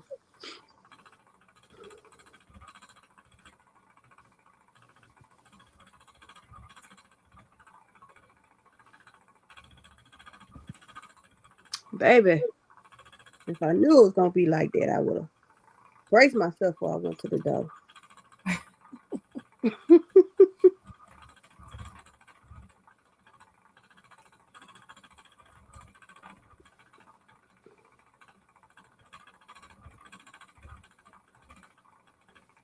Now people starting, since it's getting close to the holiday season, now that FedEx people be taking pictures at the door. They should have been doing that. People be stealing folks' stuff. Stealing people's stuff. Yeah. Yeah, but I got that ring thing on my door. So when somebody come up, they ain't even got to ring the doorbell. Just come up, it'll ring on my tablet, and I know somebody at the door. I can't wait to see Aiden in his jeans, baby.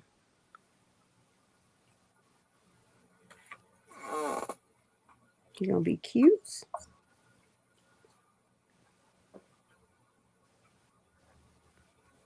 I need that little snow jacket my brother got me to buy for him today, baby. If he go outside, I hope she don't take him outside.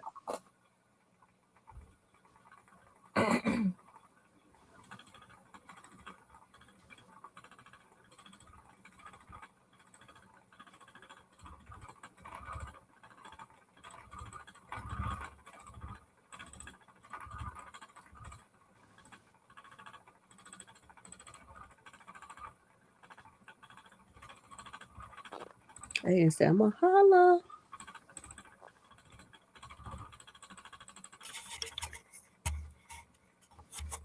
So what everybody doing today, late on today? All I'm doing is laying around, finishing up this, and I'm gonna get on my ad. My ad for a little bit. You know what? I was on TikTok last night or this morning. My daughter has the ring thing at her house. She really likes it. Oh yeah, it's the bomb.com. You know what I'm saying? If somebody at the door you don't want to see or talk to, and they ring the doorbell, you can just be looking at them like, I ain't at home. You gotta be bothered with people, because you know they at the door. So that's the bomb.com. They say it's a good soup day. Yeah, it is. I got some soup in there. You could have made a big pot of stew and take it to and sell it by the cup at y'all thing, beer and soup. I ain't lying. With chili, a big pot of chili with some cornbread. Well, I can't do nothing. I gotta go to the liquor store. I guess before it get dark, I'm gonna go get some gas for my car, go to the liquor store, and then come back home. I gotta go there for the clubhouse. I got the money. I'm twisting my locks, and my baby has a wrestling event tonight. Oh, okay. Who's twisting their locks? Miss Gloria. Oh, okay. I just text the motorcycle group. We got a group me text with all of us in the group. I just text them and say, dress warm. If not, they're gonna freeze. Tanita said, no, just tell them to back away from the door and leave. Oh, yeah, you can talk to them on that thing. Protected by Viper. Stand back. Remember that from on the cars? People had them alarms on the cars. And it would go protected by Viper. Stand back.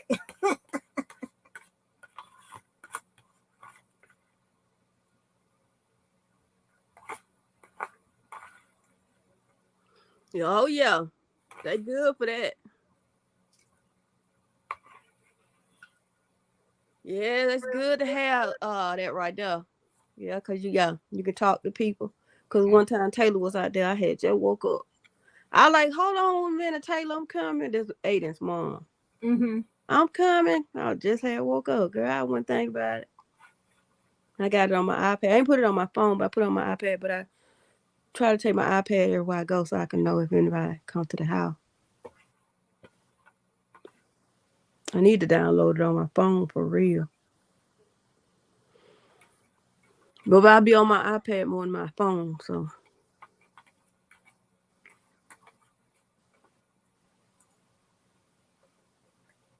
And Walmart just sent me a text. Some of your package was delivered at 12:20. I got it and opened it up too.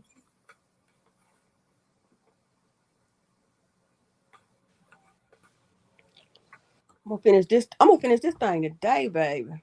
Let me tell you how fun it is now. Wait, gotta put it on my leg, my foot. Oh, it's past my breast. Look, it's right here, Juanita. You see that? It's right there. So all I gotta do how you gonna make it? All I can do is do like what one more row and then take it off. No, I told her I won't make it as long as me. Sunita, I'm taller than Sunita. Sunita only 5 foot.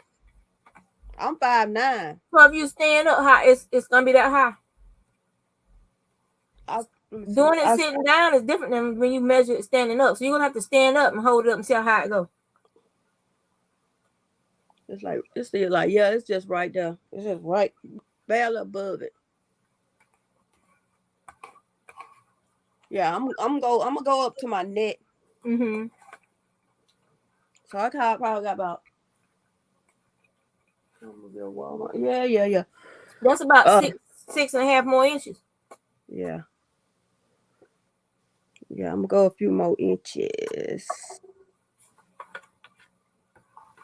Yeah, cause she only 5 foot, and I'm 5'9", so.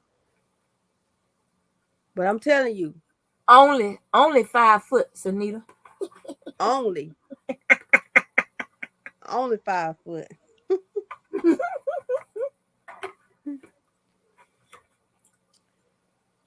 So but you can't say I got to do everything pretty fast though. You did, yes, you did. And I ain't really do none at night. You said keep going till you use all the yarn. I might keep. No, it's gonna be too big for it. Then she don't need all that. He said she don't want a lot, but Miguel said Texas don't play with them porch pies. Just call your brother get shot. I ain't lying. Get on my porch and try to steal something, you might get shot. All right, EJ, you take care. Have a good day. All right, Rochelle.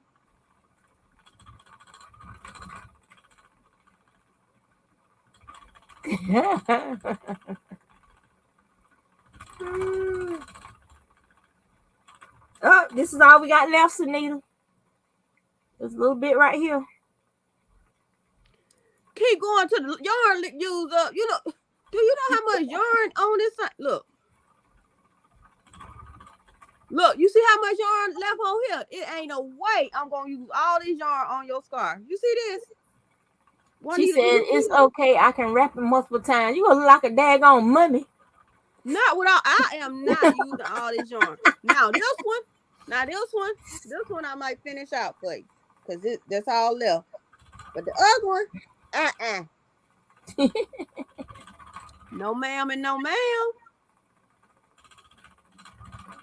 I bet you can wrap it multiple times. This is all we got left right here. You'll be trying to cut it. You got to cut it.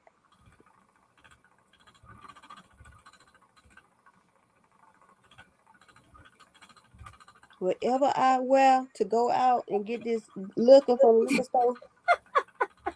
She said, keep going till the other one is done then. That's what Well, yeah. Oh, okay. I'll do that.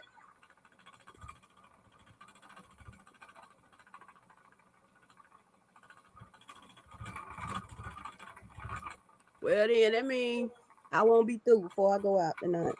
It'll be cold. I might have to put my long handles on. It ain't that cold, but it's cold. You go to Michael's for what? Shop your stash at home first. Before you Who head out said they're to going to Michael's. Michael's? FR. Oh, Alicia.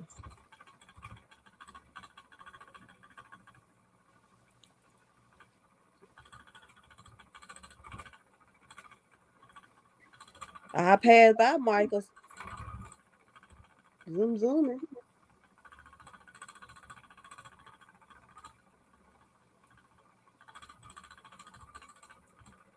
So one of the members at the clubhouse had her motorcycle. Well, she ain't in the club no more. She got out, but she had her motorcycle at the clubhouse, and she just went and pick her motorcycle up last night. She found some scratches on, some deep scratches on it. She's like, who scratched my motorcycle? Then they gonna go calling me, asking me, did I know anything about it? No, I don't know nothing about it. I don't scratch folks stuff. I don't want nobody Don't they messing got my cameras stuff. outside? No, they ain't got no camera. I said somebody who got a key. I ain't got no key. If you're not an MC, a motorcycle ride, you don't get no key. So I don't have no key. So don't be asking me about no scratches on no motorcycle now. But why would she leave it there? She probably trying to blame it on somebody anyway. That's what I said. I said that girl probably did that herself. Try to blame. Yeah. Okay. Trying to blame it on somebody else. This what it is. She is married to my cousin. Her and my cousin into it. They breaking up. They married. They getting a divorce. My cousin don't live with her no more. He lived over. He moved back in with his mom. And she got a problem with. She scratched up his car. So even though he got out the motorcycle club before she did, and she scratched his car up. So now she thinking somebody scratched her motorcycle. I said if they did, she probably did out of spite to try to blame it on somebody else. And my auntie told me, who in the world will scratch up their own property? A woman that's scorned, and that's what she is, a woman scorned. A woman scorned, y'all better believe. Men, listen out. Miguel, and if there's any other men in this chat, a woman scorned will do anything to get back at you. You better believe it, baby. Think it's a game. That's how we get over. A woman scorned will do whatever to get over. Let me tell you some life issues about a woman scorned. If she want what you got, she'll do anything to get it. Believe it. She'll tell you lies. She'll make up stuff. She'll do whatever. It don't matter.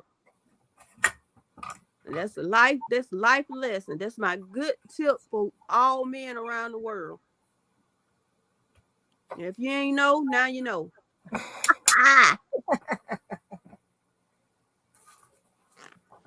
Now you know. It's a life lesson, baby.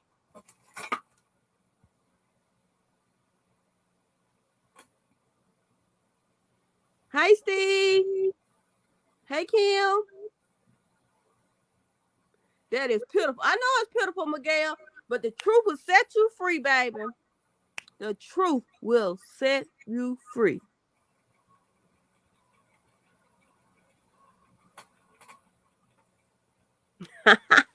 I know that's right. So it might be pitiful. It might be pitiful, Miguel, but it's the truth. A woman scorned will do whatever it takes to get back at a man, another woman, whatever. It don't matter. A man or a woman, it don't matter. They gonna get theirs. You better believe it, baby. And that motorcycle being scratched up, I told them she probably scratched that motorcycle herself and trying to blame it on. I think she's trying to blame it on her sister-in-law. But her sister-in-law ain't got time for that. She ain't gonna, cause she don't want nobody to scratch her motorcycle up, even though she got her motorcycle at home, which is my cousin. She don't want nobody to scratch her motorcycle up. So she knows she ain't finna scratch nobody else's up. Don't be trying to blame it on people until you know who it is. Me and my cousin, we think it's somebody else in the clubhouse, but we ain't saying no name who it might be. We just gonna. My thing is, hey Kim, my thing is, if she ain't remember the clubhouse no more, why is she leaving her motorcycle there? That's my Well, thing. okay, she was leaving it there when she was a member, but she just now coming to get it yesterday. She just got out like yesterday or the day before yesterday. But her husband's still there too. We gonna have to get his out of there. He ain't even no member no more. But his dad, my uncle, his dad is the president. So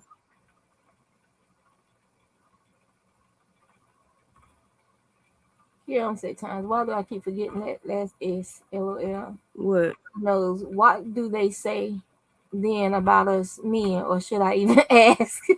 Well, a man like with my brother. Okay, when my brother first got married, he ain't married now, but when he first got married, he was begging me to talk to the woman that he was marrying and tell her not to break up with him. But men got their ways. Men's got their ways. They do crazy things too to get back at women. They'll say something like, "I slept with your sister," even though they ain't did it. But they'll say it anyway. But once you ring that bell, it's hard for us to forget it.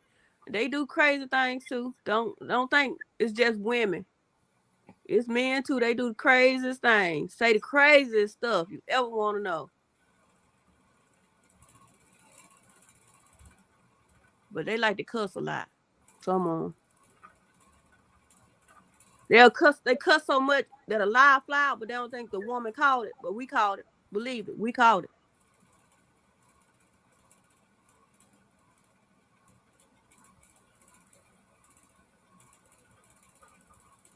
But a man scorn, he can get back. He can get back at you. He can get back at you. I'm telling you. I got two brothers. I know they can get back at you.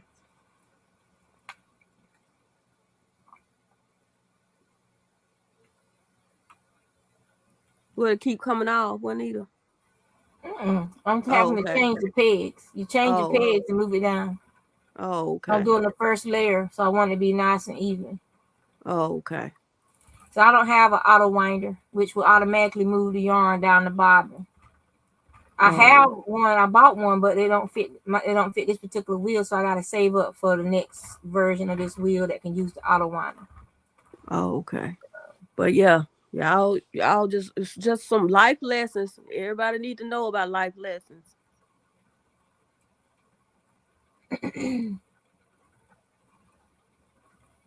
That's Yeah. right, So Kim. does she got proof to show? Yeah, like Steve said, does she got any proof to show them scratches weren't there before she Nope. parked it there? So She she ain't ain't got got no no proof. proof. She ain't got no proof of who might have did that to her motorcycle. Mm-hmm. But She just trying to start the thing stuff. is, yeah, my thing is, I think she did it herself. And my auntie gonna say, why would you do your own property like that? Cause you mad. You mad and you want to blame it on somebody else to get somebody else in trouble. That's why. You know what I'm saying? I could burn this house down and tell Jess I ain't do it for the insurance money. There's people just do stuff cause they mad. And she don't got no proof. We ain't got no cameras. And then you know how many motorcycle people in that group that got keys to that building? A lot of them. It's just two people that don't have it. The two supporters. That's me and another person, a guy. But all the people that got keys to that building, anybody could have did it. Even her. If it was done there, And then I that's the told the thing. same thing. I said it might not even been done there. The She last ain't got time she no rode proof a that motorcycle, somebody that did those it. scratches come from. She ain't got no proof no scratches could have been up there when she parked that car. That motorcycle. A motorcycle. Yeah, that's why I said the last time she rode it, she could have hit it up against somebody, or somebody might have scratched it. Then how you just gonna say it happened? In ain't nobody touched that motorcycle. And when we go to hang night, we didn't even take the cover off of it. So how in the world you gonna say somebody at the clubhouse did it? She better get her life together.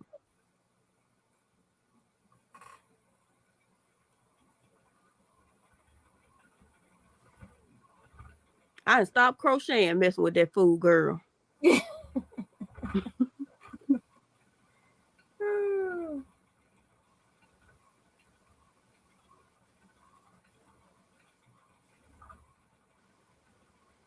Oh, they want them a spindle, yeah. But no cameras. No, no cameras. They may need to get some cameras, but they ain't got none right now. That's crazy. I was like, well, what? I'm on the phone. I'm like, why you calling me? I don't have nothing to do with it. I ain't do it, and that's all I got to say. I ain't do it, and I don't know who did it, and I don't care to know who did it, cause if you go to court, I don't know then, and I So your don't. name is Bennett and you ain't in it. That's right. I'll be on the jury though, like Juanita was. Trying to see myself. I won't know who did it. Shoot. But that's the thing though. That should have never went to no jury. That civil case right there should have never went to court because Yeah, they shouldn't have went to court. it shouldn't have went to court because And the they woman shouldn't have had that boy in there either. Yeah, they admitted their guilt. She admitted that she was at the wrong. So they should have been able to negotiate that out of court. Mm-hmm. They should have had that boy in there either.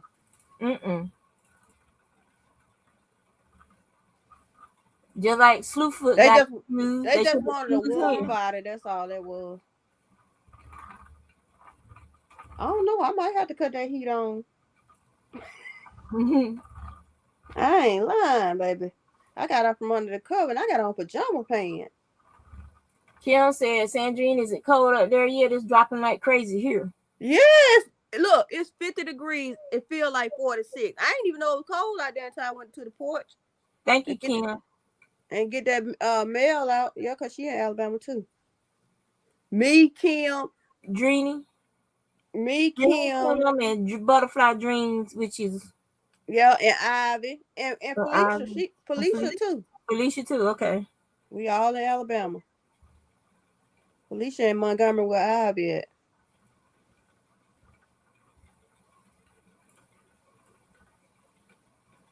We all in Alabama.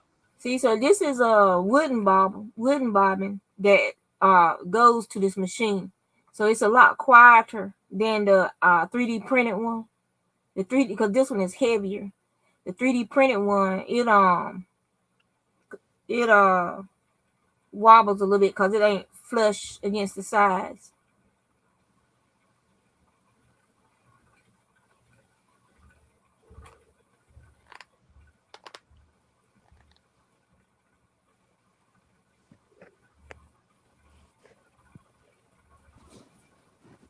If what she said, it was warmer this morning and dropping like it's hot. I know. Look, yesterday, Miguel said 43 in his part of Texas. Whoa.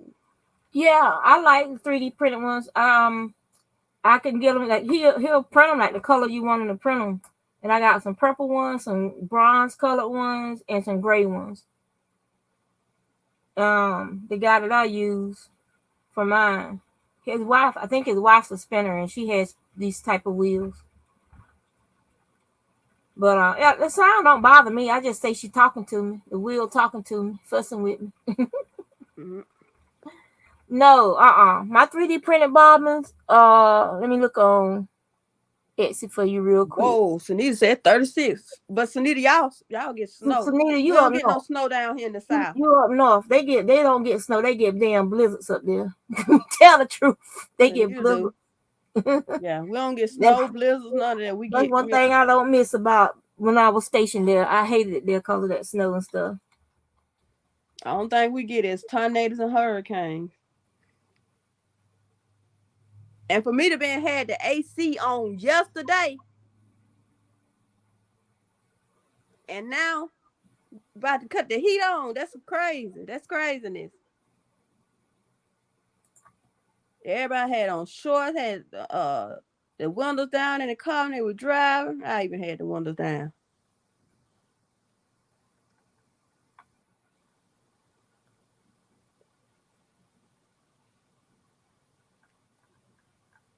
Yeah, we don't like that weather keep dropping. See, ours crazy. Our weather crazy. Mm-hmm. Yeah, Sunita up there in Illinois, and They used to that crazy weather. See, up north, see, they don't want no snow. See, we want snow because we don't never get to get none.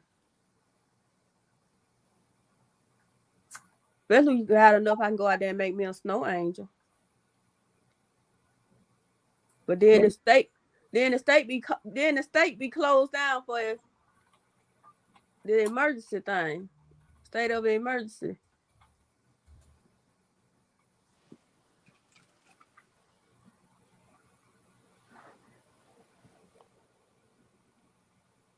So Nita just put out another video, y'all. She be on it. Another Couch Chronicles. I think that's him. Let me see. Search.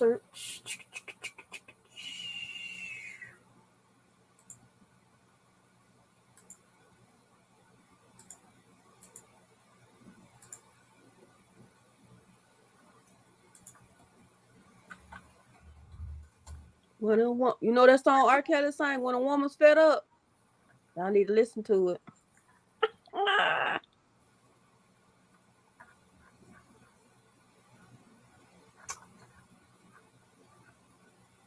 It ain't nothing you can do about it.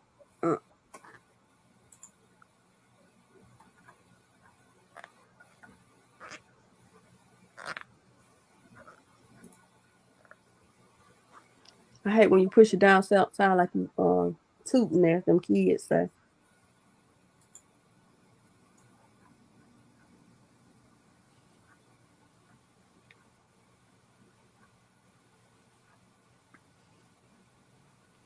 So what everybody got going on today after we leave these streets? I'm going across the road to TikTok when I get off these streets. There you go. It was Blue Cat Bobbins on Etsy. That's who I got mine from.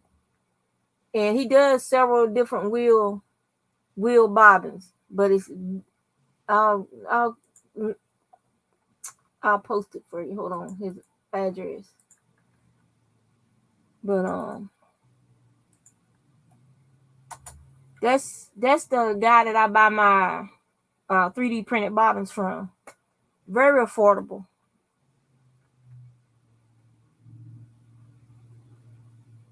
He done raised them to $15. When I got mine, I think it was like $12 or $13.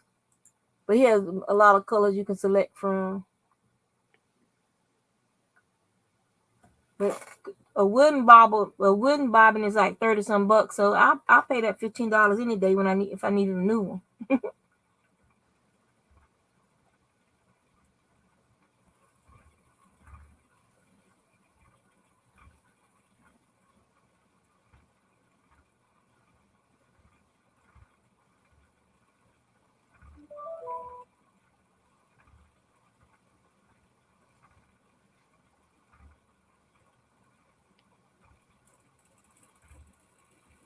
I ain't even cut the TV on. I have a TikTok. I just don't like going up there because there's so many weird people up there. Well, I type in what I want to see. Yeah. Like I typed in a lot of stuff last night on my tablet that I want to see how they do because I want some of the stuff I want to make. I got some surprises coming up for y'all, baby. Y'all gonna be like, what? I won't be sitting on this bed too much, I tell you that. Got to go to the craft room in the kitchen, my sewing machine in the kitchen. Got to go to this kitchen. I would put my sewing machine back in the craft room, but I ain't got enough space. Got too much yarn. You know how to fix that, right? Get rid of some of my yarn. That ain't happening. You ain't got to get rid of it. You can just store it in with the other stuff in the basement. I ain't got no basement. I thought you said you had a basement. No. It's a garden home. Garden homes don't have a basement.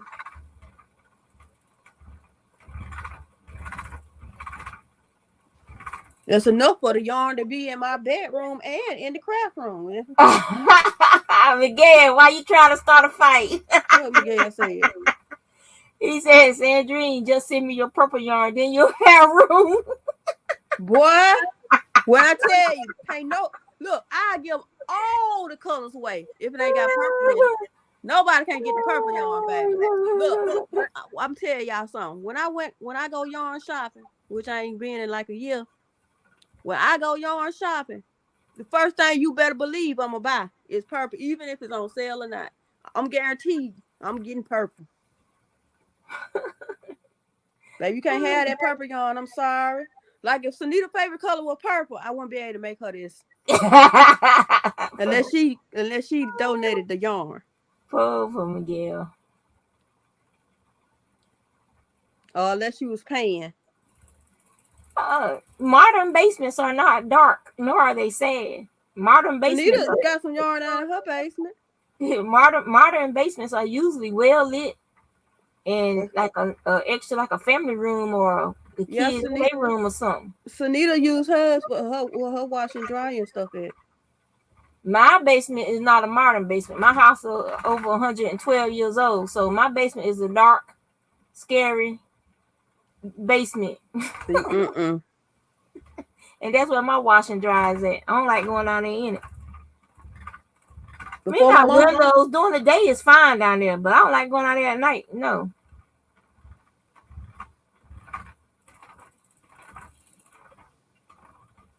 no tools of purple yarn, Miguel. Sorry. They told me, so you want to do a giveaway, give away some of your yarn. They ain't say the purple. They just say that's right. period. That's well for the peoples that we have here today. Let's see.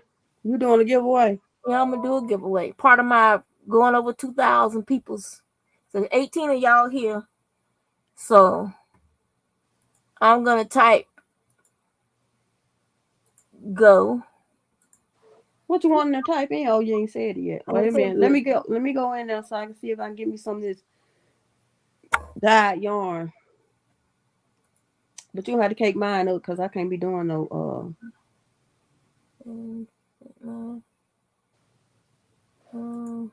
let's see.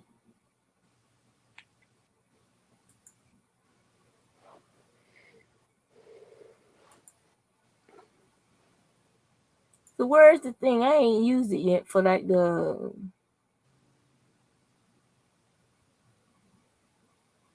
I ain't even try using it for the like when you do the gift thingy. We'll just use Nightbot.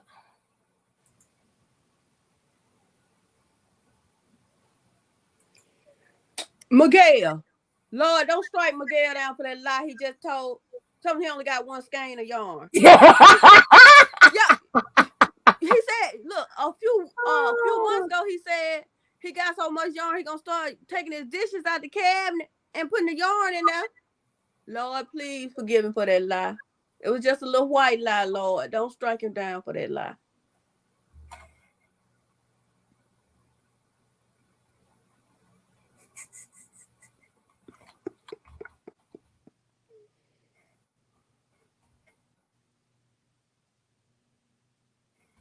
Hey, BJ's. BJ's is in the BJ, you came just in time for the giveaway, girl. That's a lie. I was wondering if you were going to see that comment, Sandrine. Of course, I caught that comment. Okay, Miguel. so this is how I look at Miguel when he say that. Every time he say that, I look at him like this. Wait, let me take these glasses off so you can see. All right, the keyword is going to be plenty. PLENTY. Okay? So everybody stop talking. So stop talking.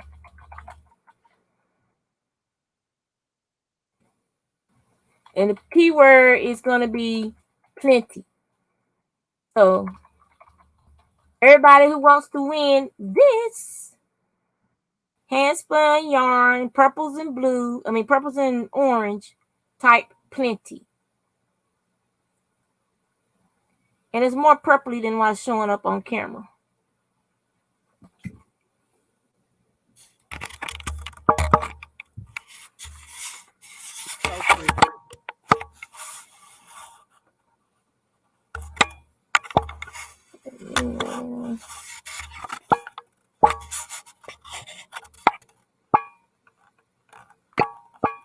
what Miguel. That's a good word. That's what Miguel got. Plenty of yarn.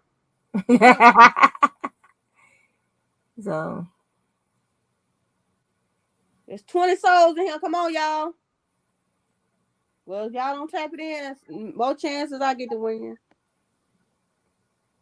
I usually don't do giveaways, but since I won on Granny D's the other day, wearing me a furl, I'm good.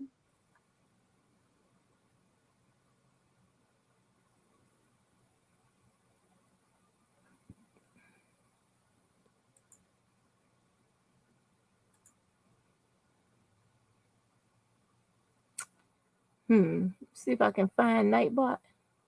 Where is he at? Yeah. No, I'm talking about his screen for him. Oh, okay. There he is. Okay. Y'all better come on with it.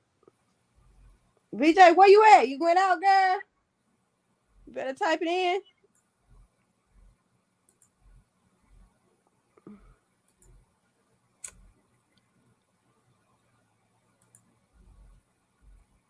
All right. So Nightbot is over there. Okay. All right. So we'll count down 10, 9, VJ. 8, 7, 6, 5. Type the word plenty, VJ. 4. Wait for them old fingers. Wait for them old fingers. What she did? Yeah. 3, 2, and 1. So stop.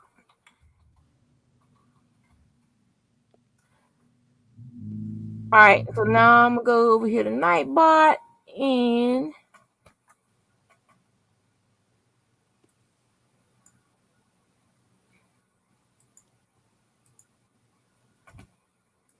Good luck, everyone.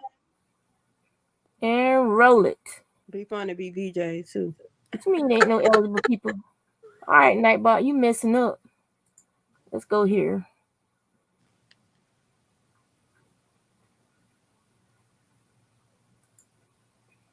And he's still saying there ain't no eligible users. What in the world? You type the word in. Plenty. Search. You just gonna have to go on Siri and tell Siri to 1 through whatever it is.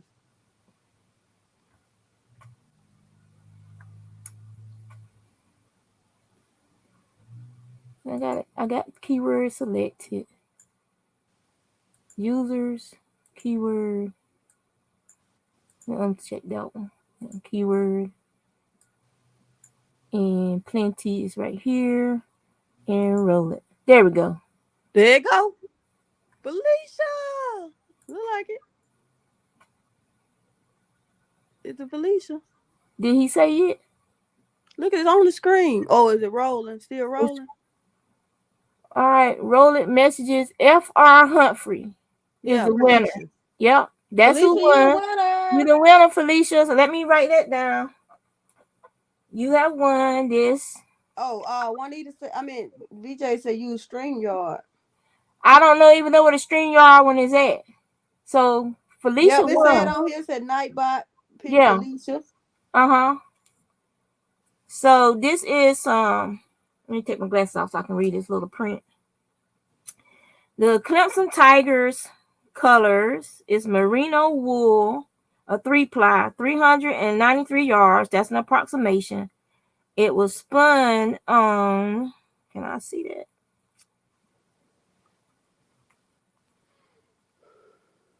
(11/18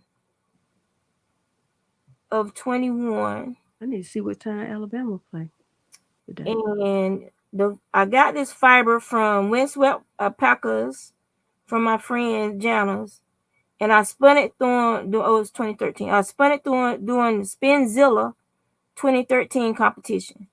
So yeah. So you won that. Mississippi. Where is my pen? 2:30. What time is it? Oh, in about an hour, I'm gonna be screaming at the TV. email me at I guess I gonna cut my TV on. I need to go to the store before it come on. Shespins at youtube.com. No, that ain't right. YouTube at shespins.com. I did it backwards. I go, my man is going to the store at night.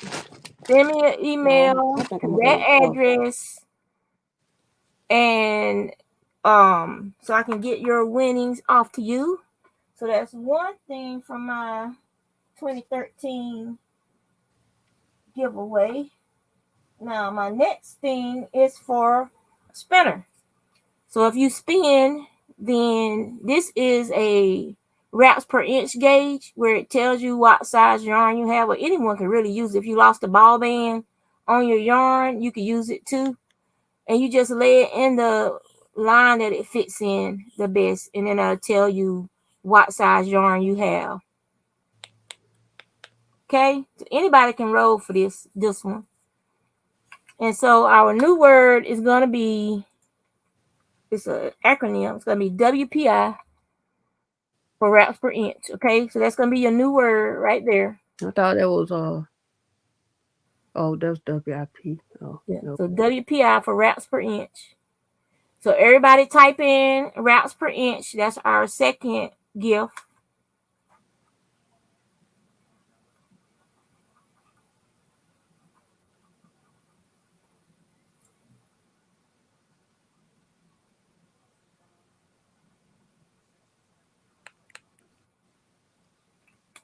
And I crochet this little thing on it so it'll be easy for me to find, and so you can hang it on something so you don't lose it. So just pay attention to it. You can put a key ring thing on it too, if you're interested, like that one.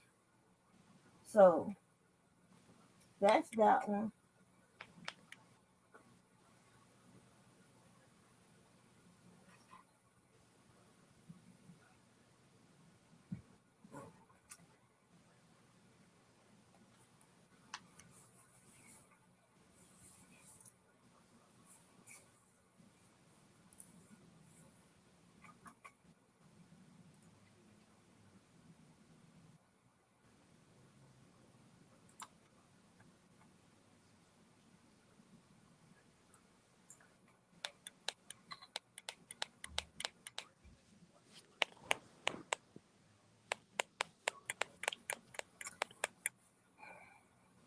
All right, it's 20. What is? How many people watching? I can't even see this stuff. Everything in the way.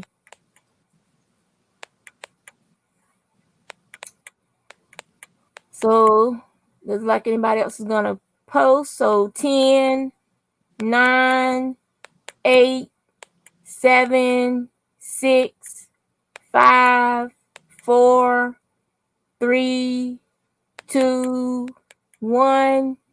All right, stop. Okay, let's go over here to Nightbot.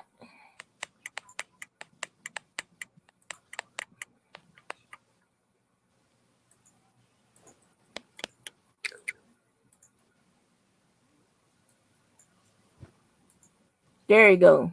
Joy Reynolds. Joy Reynolds. Hey. All right, Miss Joy, the same thing. Send me an email at shespins.com.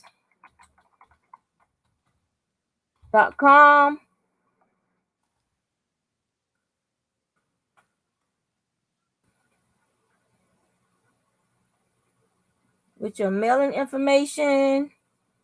And if I get an email from more than one Joy Reynolds, then I'll try to get on back. I'll do another video and let you know that somebody's trying to steal your winnings, and we'll figure out another way to get your right address. No, I got her address. You got her address? Okay, cool. If she don't mind me giving it to you. Do you mind if Dreeny gives that to me? All right, so our third gift is gonna be yarn. And this Dang. is They doing this gift yarn. around time. This yarn is special yarn. This yarn is vintage because the place that used to make this yarn is no longer in business.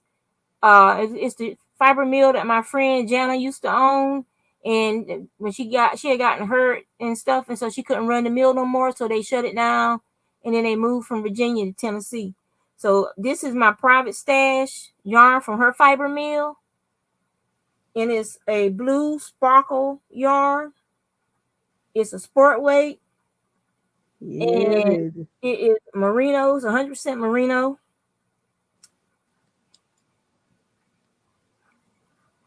Wait a minute. Well, the sparkle is 5%, but this is it. I don't know if y'all can see it. It's good. It's like a steel blue to me. It's like a steel blue, but it got sparkle in it. I don't know if you can see the shiny, but it's got a right fair amount of sparkle in it. So this is the next item. Okay. And so, like I said, it's okay, I give it to her, Joy. It's a 3-ply, and she just calls it blue. Oh, sea mist. They call it blue sea mist. So that's that one. And like I said, I consider it vintage yarn because her company hasn't been in business now for about 5 years. So the word is going to be wind swept. So that's the word, wind swept. And let me go over here to Nightbot. So go ahead, go. What's the word? Wind swept. WINDSWEPT, one word. I put it in there. Oh, okay.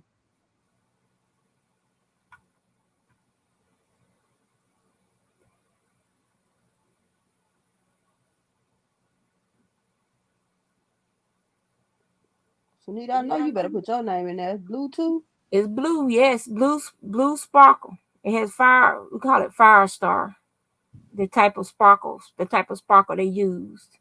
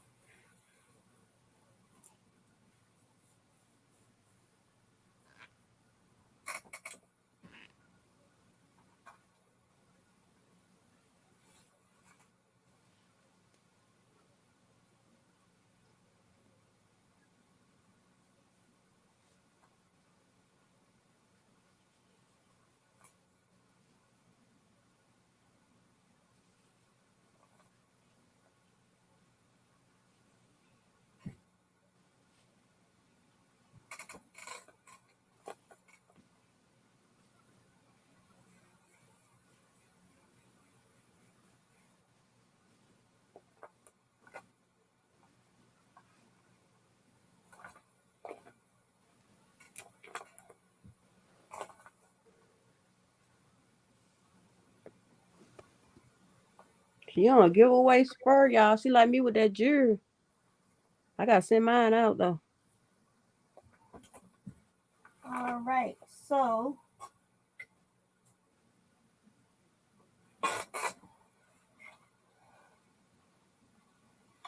stop, and then we're gonna do Nightbot.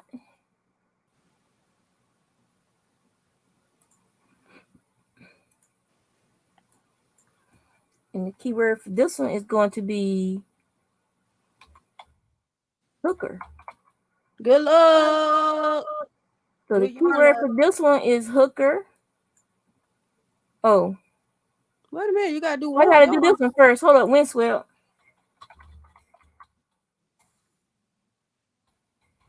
Getting ahead of myself. Keyword is windswept. Okay, and channel members or users. Keyword and roll it. And he didn't like that. So keyword. You still got plenty in there. Yeah. But you gotta do windswept. Oh, Gloria J won windswept. Gloria J won the blue yarn. Congrats, Miss Glow.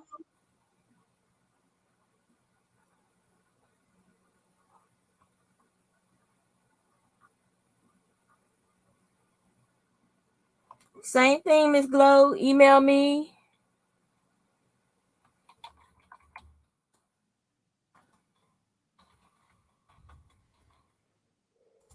With your address.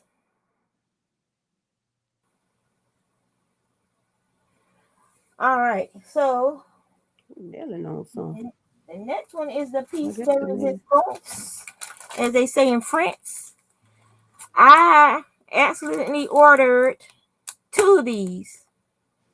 I ordered one from Nitpicks and I forgot about it because it was taking so long for it to get here. You know how you forget that, oh, did I order this already? And instead of just checking to see if I ordered it, I ordered one from We Crochet. And then when I got it, I realized, I think I already have this. So this is the piece de resistance. It is the Tunisian crochet hook set, the Radiant Tunisian crochet hook set, size E through K. I want to do Tunisian. Tunisian hooks, and it's the cable ones where you have the different size cables that you can put onto it. Okay. And so this is the final prize of the day, and this is the big one. So that's the one that the password is going to be hooker. Okay, the password is going to be hooker.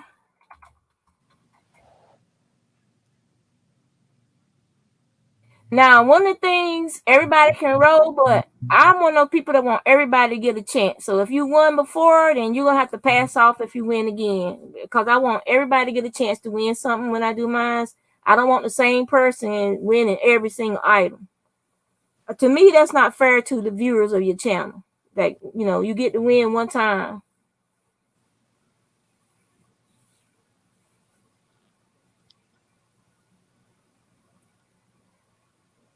Oh, why is it thinking that? Well, maybe that might be thinking that word is a bad word. So let's try something else. Hold on, I think it's as Just hook. Yeah, just use. Let's go. Okay, stop. Let's use the word hook. Just type in hook, Okay. y'all, instead of Just hooker. type in hook instead of hooker because it's blocking some people. And let me go to my YouTube to make sure it didn't actually block y'all.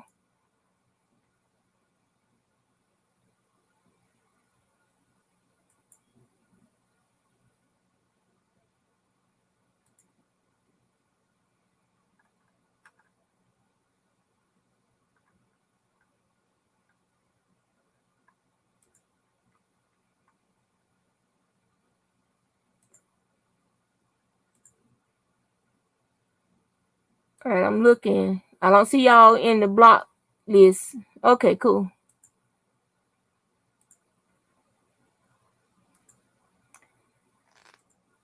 All right, we're going to start our countdown.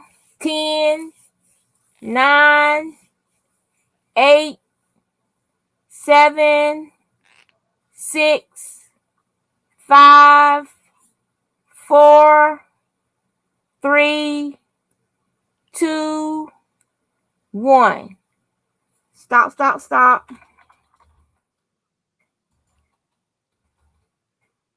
All right.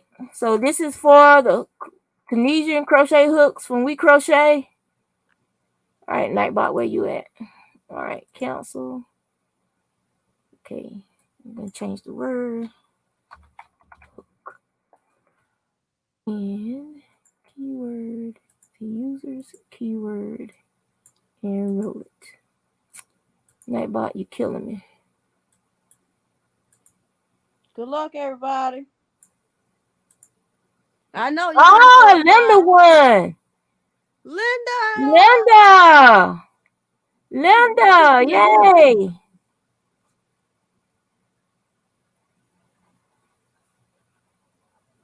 Congrats, Linda. Congratulations, Miss Linda. Whoop, whoop. Whoop, whoop. Tunisian. Whoop, whoop. All right.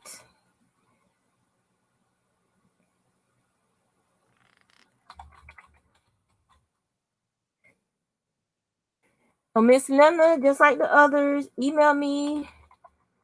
She said, really? Yes, you won, girl. You won. Whoop, whoop. Whoop, whoop. Email me there. Let me go check. Have any of you emailed me already? Well, I'm gonna send you Joy. So Okay. she said, "Want me to go ahead and do it?" Cause I got her address. Cause I gotta send her some jewelries. And the people that I'm taking so long to send their jewelry, I'm gonna put some extra jewelry in there. I know All right. I ain't sealed the bag up yet. So you get extra pieces. Okay. So let me find StreamYard. So don't be alarmed when you get your bag and you got extra jewelry in there. All right. So don't be alarmed because I put extra in there instead of the 10 pieces. So as you can probably see, have more than that. I have y'all written down. Y'all just need to send me y'all's mailing addresses, and then I'll get these out to you as soon as I can. And if that the month isn't over yet, so this is celebrating my 2,000 plus subbies, and this is to celebrate that 2,000 my mark. I'm done with that for now. So no yeah, more loom knitting. I need to go to the store. So before my football game come on, baby. Cause when that come on, I ain't gonna be talking to nobody. So I hope yelling at the y'all, TV. and especially I want to see something made from this yarn. I have. She even made some yarn and named it after me. I'll show that to y'all. That yarn don't leave this house though. It's called Juanita Sunrise because I love tequila sunrise. He said, "Look, me too. Look, it's a orange and sparkle." Felicia said it didn't work. The email didn't work. All right, and let's see. Try this email.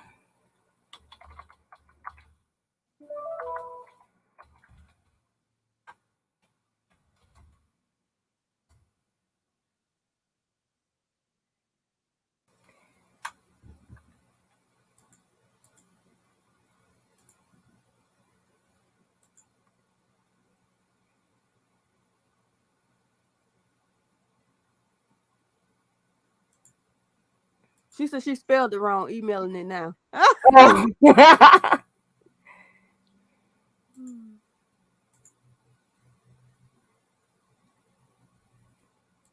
Thanks, Joy, for being patient with me, girl. I tell you. Granny D about to come on in 30 minutes. Thanks for being patient with me, cuz, baby, when I tell you, I can't even afford to buy no yarn. And I don't need none anyway. So.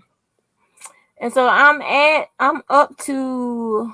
Everybody's been watching my videos, and I truly, truly appreciate you guys. Sometimes y'all make me want to cry, but I'm at 1,043 public watch hours now, and 2,036 subscribers. Now, when I was looking at my old comments, for some reason YouTube has dredged up my old comments from like 9-10 years ago. But what I've been doing is I've been going back and re-liking and re-hearting and responding on those comments, and I have noticed an uptick in my viewers, my subbies.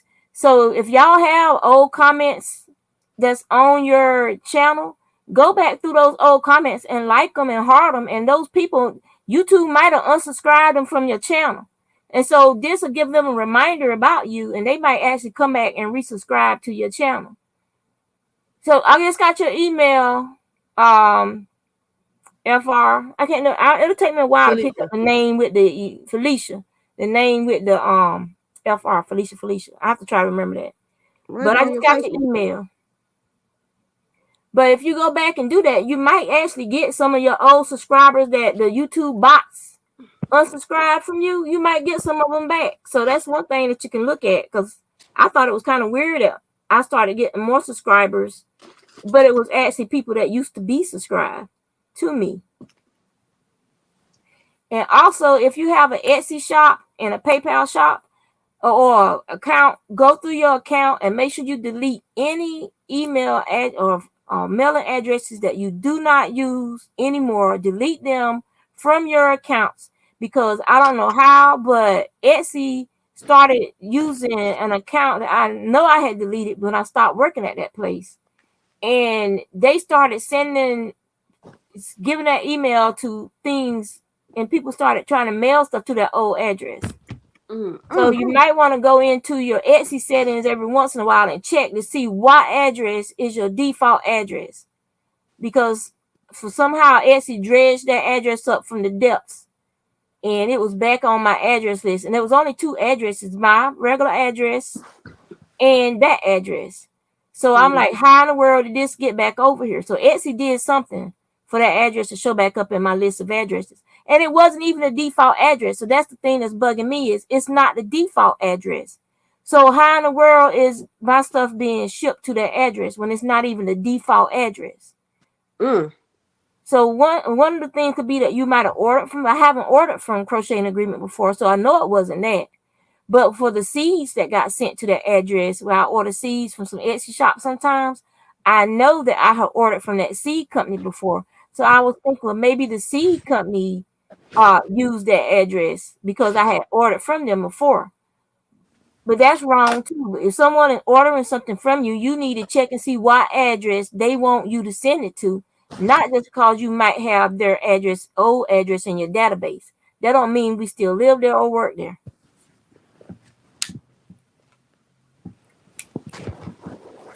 So everybody email me. We're getting ready to shut this down. Yeah, because you've been on here for 4 I've been hours. up here for a long time. 4 But hours. I did what I intended to do. I finished spinning this first bobbin of yarn. So Sunday I might come back on. It depends on how I feel. And I might continue spinning the green fiber. So this came out so much better than what I was envisioning. So much better. It's real pretty. Like I said, it makes me want to dye some more like that. So y'all take care. Dreeny gonna try and stay home tonight. No, I ain't either. to protect her purple stash from Miguel. From Miguel. Bye, y'all. So y'all take care. Y'all be good.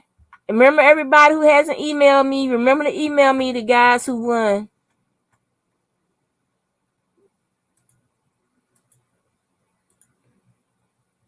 Where is it at?